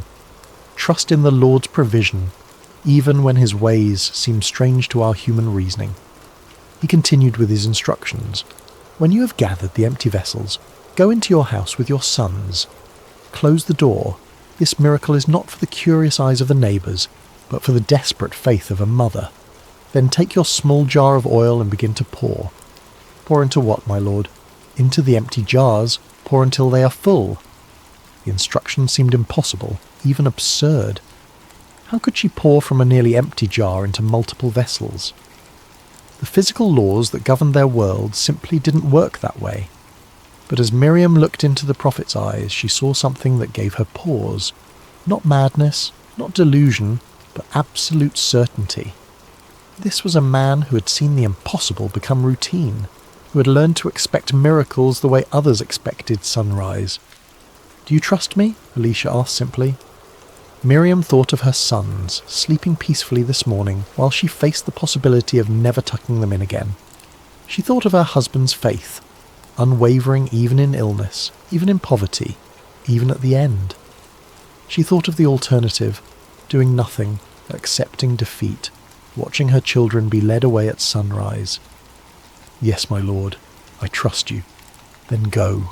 The Lord will not fail you. As Miriam prepared to leave, one of the young men who had been listening spoke up. Master, shouldn't we accompany her? Help her carry the vessels.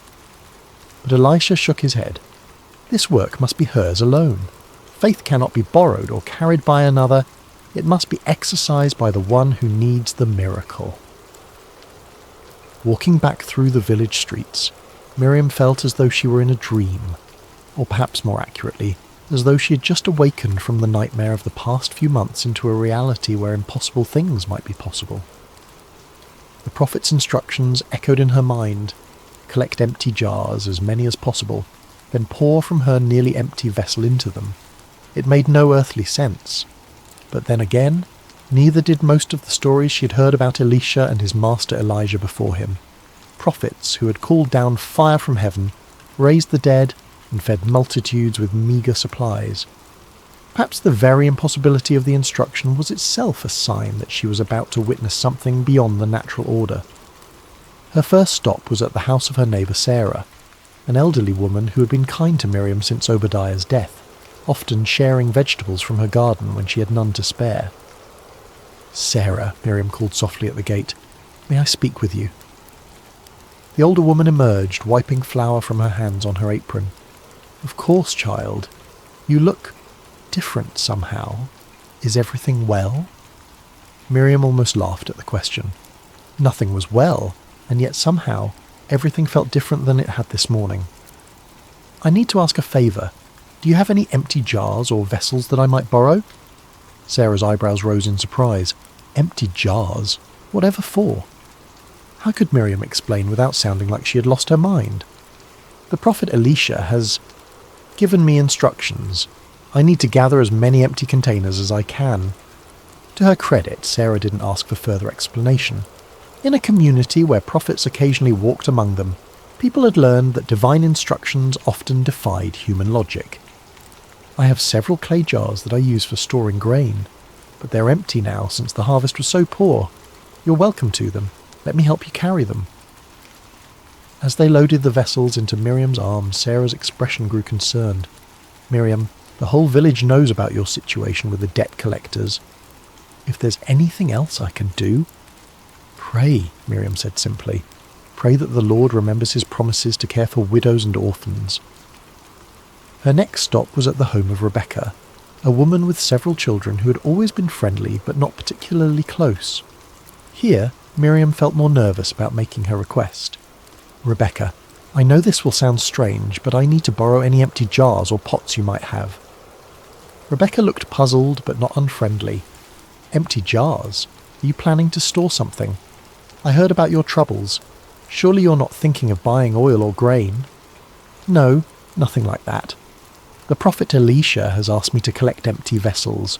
I'm not entirely sure why, but I trust that he knows what he's doing.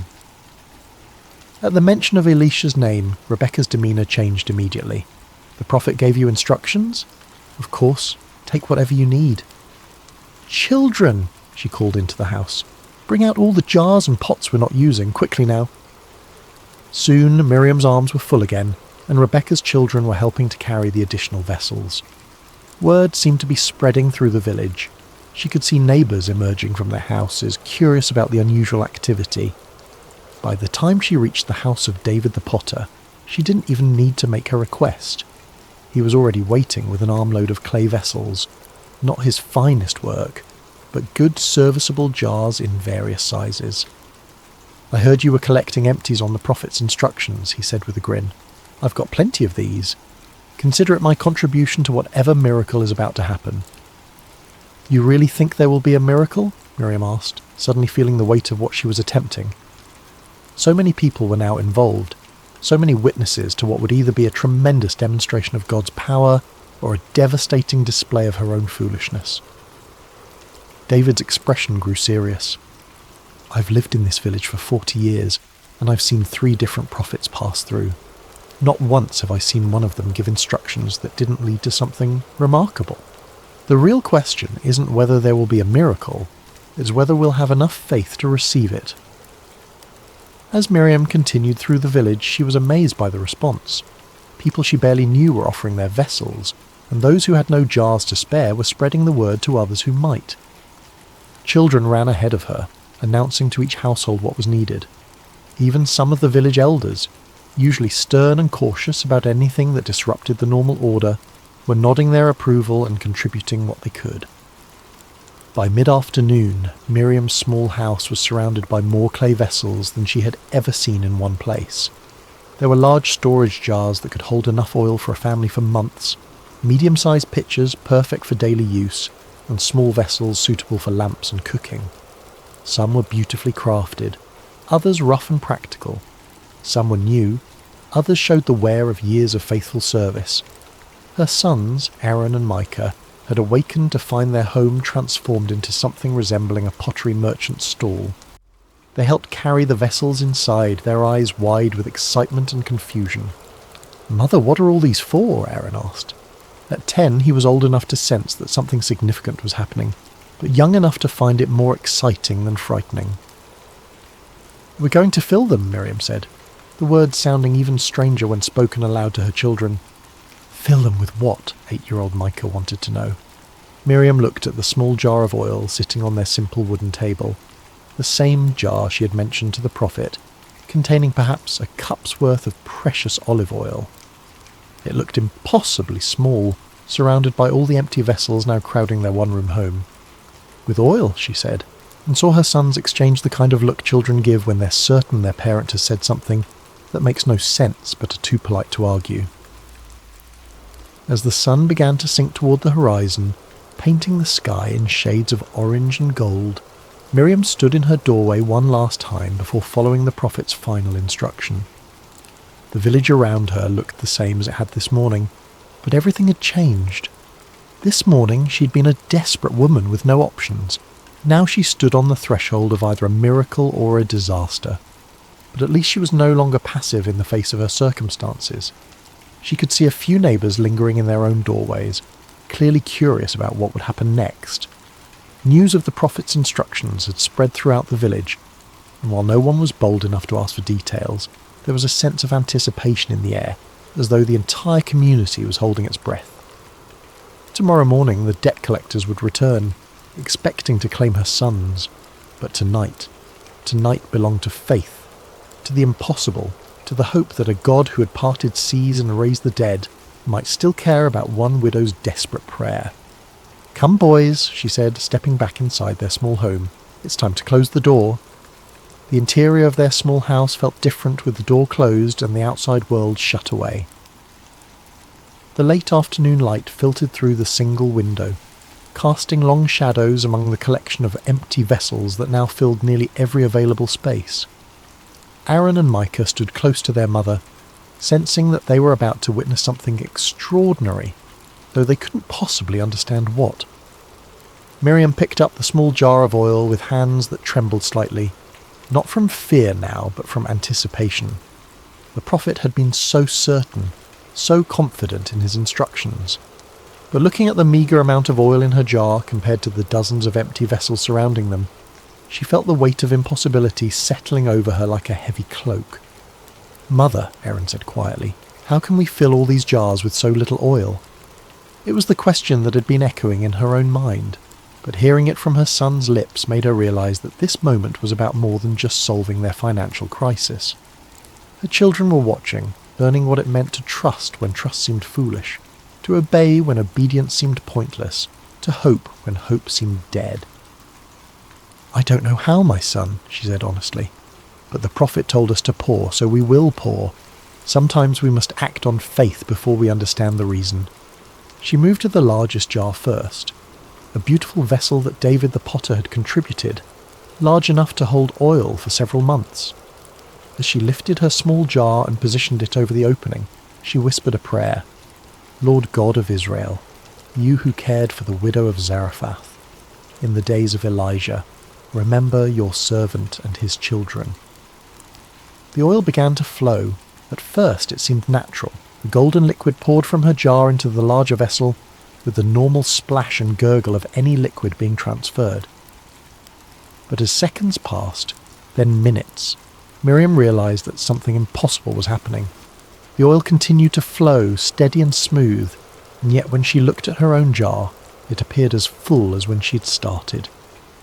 "Mother," Micah whispered, his young voice filled with awe, "it's still coming." The first large jar filled completely, rich golden oil reaching its brim. Miriam looked at her own vessel, still full. Her hands began to shake, not with fear now, but with the overwhelming realization that she was witnessing the divine intervention of the God of Abraham, Isaac, and Jacob. "Bring me another jar," she said, her voice barely steady. Aaron quickly positioned a medium-sized pitcher beside her, and Miriam continued to pour. Again the oil flowed freely, filling the second vessel completely, while her own jar remained miraculously replenished. "Another," she said, and now her voice carried a note of growing excitement. Micah dragged over a small storage jar, and the process repeated. The oil flowed, the vessel filled, and still her small jar remained full to the brim. As they continued, a rhythm developed. The boys would position each new vessel, Miriam would pour until it was full, then they would move it aside and bring the next one. With each jar they filled, their excitement grew, and what had begun as nervous obedience transformed into joyful celebration. "It's not stopping," Aaron laughed, no longer trying to whisper in the presence of miracle. "Mother, it's really not stopping." Miriam found herself laughing too, tears of relief and wonder streaming down her face as she poured jar after jar. The oil continued to flow, inexhaustible, impossible, absolutely real. This was the God her husband had served, the God who had parted the Red Sea and provided manna in the wilderness, and he was here in their small house, multiplying oil for a desperate widow and her children. The sun set completely as they worked, and Aaron lit their oil lamp, using oil from one of the newly filled jars. The warm light danced across the growing collection of filled vessels, each one a testament to divine provision, each one a step away from the disaster that had threatened to destroy their family. They filled the large storage jars first, then the medium pitchers, then the smaller vessels for daily use. Oil for cooking, oil for lamps, oil for anointing, oil for trade. More oil than their family could use in a year, more than they could use in several years. "Mother," Micah said during a brief pause, "will we ever run out of empty jars?" Miriam looked around their home. They had filled perhaps half of the vessels they had collected, and still the oil flowed freely from her small jar. "I hope not, my son. I hope we never run out." But even as she spoke, she realized they were approaching the end of their supply of empty containers. Only a handful of vessels remained unfilled, the smallest ones suitable for perfumes and medicines. As she filled the second-to-last jar, a delicate little vessel that Rebecca had contributed, Miriam felt a change. The oil still flowed, but there was something different in its quality, as though it was beginning to recognize that its work was nearly complete. She reached for the final jar, the smallest one in the collection, barely large enough to hold oil for a single lamp. As she positioned her small jar above it and began to pour, the oil flowed out in a steady stream, filling the tiny vessel to its brim. And then, as suddenly as the miracle had begun, it stopped. Miriam tilted her jar, trying to coax out even a few more drops, but it was empty. Completely, naturally, normally empty, as though the laws of physics had suddenly remembered themselves and returned to their usual operation. The silence that followed was profound. For hours their small house had been filled with the sound of flowing oil, excited whispers, and occasional exclamations of wonder.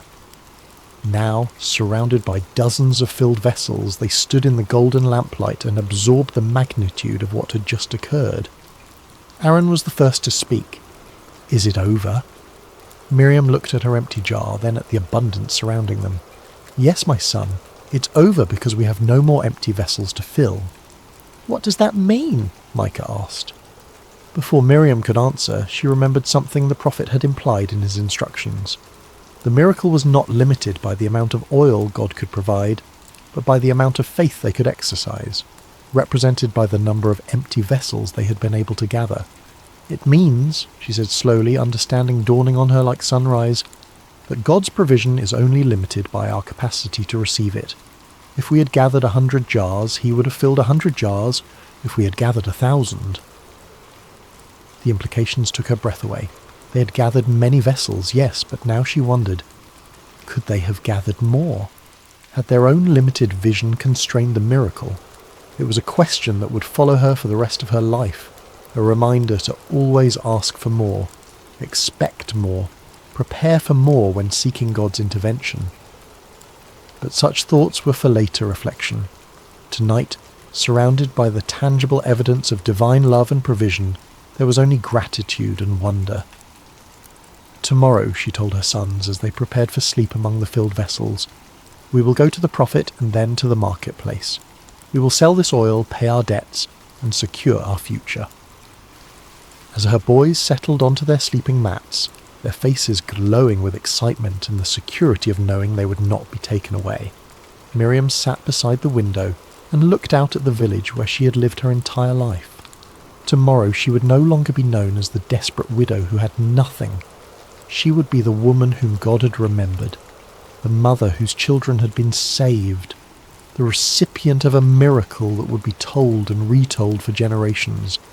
But tonight she was simply a woman who had learned that emptiness was not the absence of provision, but the presence of possibility, and that sometimes the most important thing you can bring to God is not what you have, but what you lack.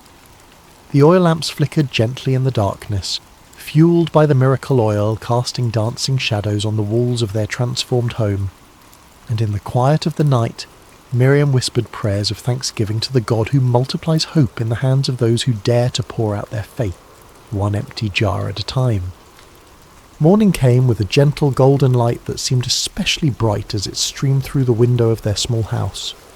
Miriam awakened to a sight that confirmed the previous evening had not been a dream. Dozens of clay vessels filled with rich golden olive oil crowded every surface and corner of their home. Aaron and Micah were already awake, sitting among the jars with expressions of continued amazement, as though they expected the oil to disappear with the sunrise. "It's still here," Aaron said wonderingly. "All of it." "Did you think it wouldn't be?" Miriam asked, though she understood his disbelief. Miracles had a quality of unreality about them, even to those who experienced them directly. "I dreamed about it," Micah said. "I dreamed that we were pouring oil forever and ever, and there were jars as tall as trees, and the oil turned into rivers that flowed through the whole village." Miriam smiled at her younger son's imagination, but then paused to consider his words. In a way, wasn't that exactly what had happened? The oil had flowed beyond their immediate need, beyond their ability to contain it all, beyond what seemed possible in their small, constrained world. A knock at their door interrupted her thoughts. Through the window she could see the familiar figure of Elisha standing in their courtyard, his presence as calm and assured as it had been the day before. "The prophet!" Aaron whispered excitedly. Miriam quickly adjusted her headscarf and opened the door, her heart racing with anticipation and gratitude. "My lord," she said, bowing respectfully, "please, come in and see what the Lord has done." Elisha entered their transformed home, his eyes taking in the abundance with what appeared to be satisfaction, but not surprise. This was clearly not the first time he had witnessed the Lord's provision in response to desperate faith. "It is well," he said simply, then looked directly at Miriam. "Tell me what happened." Though he had given the instructions and surely knew what to expect, Miriam realized he wanted to hear her testimony, to let her put into words the miracle she had experienced. So she told him everything: the gathering of vessels, the closing of the door, the first hesitant pour, the growing amazement as jar after jar filled with oil that seemed to come from an inexhaustible source. "We filled every vessel we had collected," she concluded. "When the last jar was full, the oil stopped flowing." Elisha nodded thoughtfully. "And what do you understand from this?" The question surprised her. She had expected congratulations, perhaps instructions for what to do next, but not an examination of her theological understanding. I understand that the Lord remembers his promises to care for widows and orphans," she said slowly, "and that his provision is beyond what we can imagine or contain." "Yes," Elisha agreed. "And what else?" Miriam thought about the experience, about the rhythm of pouring and filling, about the moment when the oil finally stopped. "The miracle was limited only by our preparation," she said, with growing insight. "If we had gathered more vessels—" "The oil would have continued to flow," Elisha confirmed. "God's provision is not constrained by scarcity, but by our capacity to receive abundance. Remember this lesson, and teach it to your sons." He moved toward the door, then turned back with final instructions. "Now go. Sell the oil and pay your debts. You and your sons will live on what remains." "How much should I sell?" Miriam asked, suddenly practical concerns rushing back as she realized she had no experience as a merchant. "Take the oil to the marketplace in portions. Don't flood the market all at once, or you'll drive down the price. Sell slowly, over time, and you'll receive full value. The Lord has given you not just provision for today, but wisdom for managing tomorrow." After the prophet left, Miriam stood in her doorway watching his retreating figure until he disappeared around a corner. Then she turned back to face her transformed reality. The first practical task was obvious. She needed to begin transporting oil to the market. But first there was another matter to address. The sound of approaching footsteps made her look up. 3 familiar figures were walking down her street, the debt collectors, returning as promised at sunrise to claim her sons. But this time Miriam felt no fear, no desperate helplessness. She stood calmly in her doorway, watching their approach with something approaching pity for men who lived in a world too small to contain miracles. "Miriam," Josiah called as they drew near, "are you prepared to surrender the boys?" "I am prepared to pay the debt," she replied evenly. The three men stopped walking, clearly taken aback by her confident tone. "Pay the debt?" Josiah repeated skeptically. "Yesterday you claimed to have nothing. What has changed overnight?" "The Lord has provided," Miriam said simply. "I now have the means to settle my husband's obligations in full."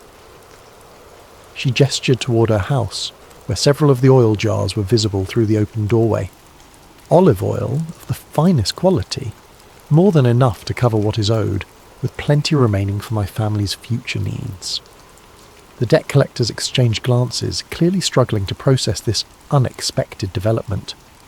"Where did you get oil?" one of them asked suspiciously. "You cannot simply produce valuable goods from nothing." "With the Lord, nothing is impossible," Miriam replied.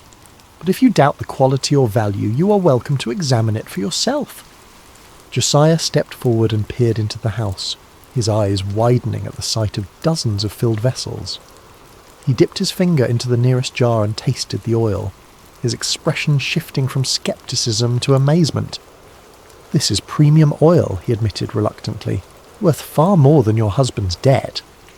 "Then we are agreed," Miriam said. "I will deliver payment to you within 3 days once I have sold sufficient oil in the marketplace." The three men departed, shaking their heads in bewilderment, leaving Miriam alone with her sons and their miraculous abundance. Over the following weeks, Miriam carefully sold portions of the oil at the market, following Elisha's wise counsel. The oil was of such exceptional quality that merchants competed to purchase it, and word spread throughout the region about the widow's premium product. True to her word, she paid her husband's debts in full within the promised time, but the oil continued to provide for their family month after month, year after year. She was able to purchase their house from Obadiah's brother, expand their small business, and ensure her sons received proper education. Aaron and Micah grew into strong, faithful men who never forgot the night they witnessed their mother pour from an empty jar and receive abundance beyond measure. They told the story to their own children and grandchildren, how God had multiplied oil in the hands of a desperate widow who dared to trust when trust seemed impossible. Years later, when Miriam was an old woman surrounded by prosperity and family, people would ask her about the secret of her success. She would always smile and say, "The miracle was not in the oil that multiplied, but in the faith that dared to pour from an empty jar. God is not limited by what we lack. He's only limited by our willingness to bring him our emptiness and trust him to fill it." And in the evenings, when the oil lamps flickered in homes throughout the village, many still burning oil that traced its origins back to that miraculous night, the people would remember that sometimes the greatest abundance comes not when our jars are full, but when we have the courage to pour from what little we have, trusting that the God who created the universe from nothing can certainly create provision from our emptiness. The widow's oil became more than a solution to debt. It became a testament to the truth that faith, like oil, multiplies when poured out in trust, and that the God who notices empty jars is the same God who delights in filling them beyond our wildest dreams. For in the end, Miriam learned the most important lesson of all. We bring our emptiness to God not as a sign of our failure, but as an invitation for his abundance. And when we dare to pour out our faith, even from the smallest jar, we discover that his provision knows no limits except those we place on our own capacity to receive. The story of the widow's oil echoed through generations, a reminder that in the hands of the Almighty, even our deepest need can become our greatest testimony to his faithfulness.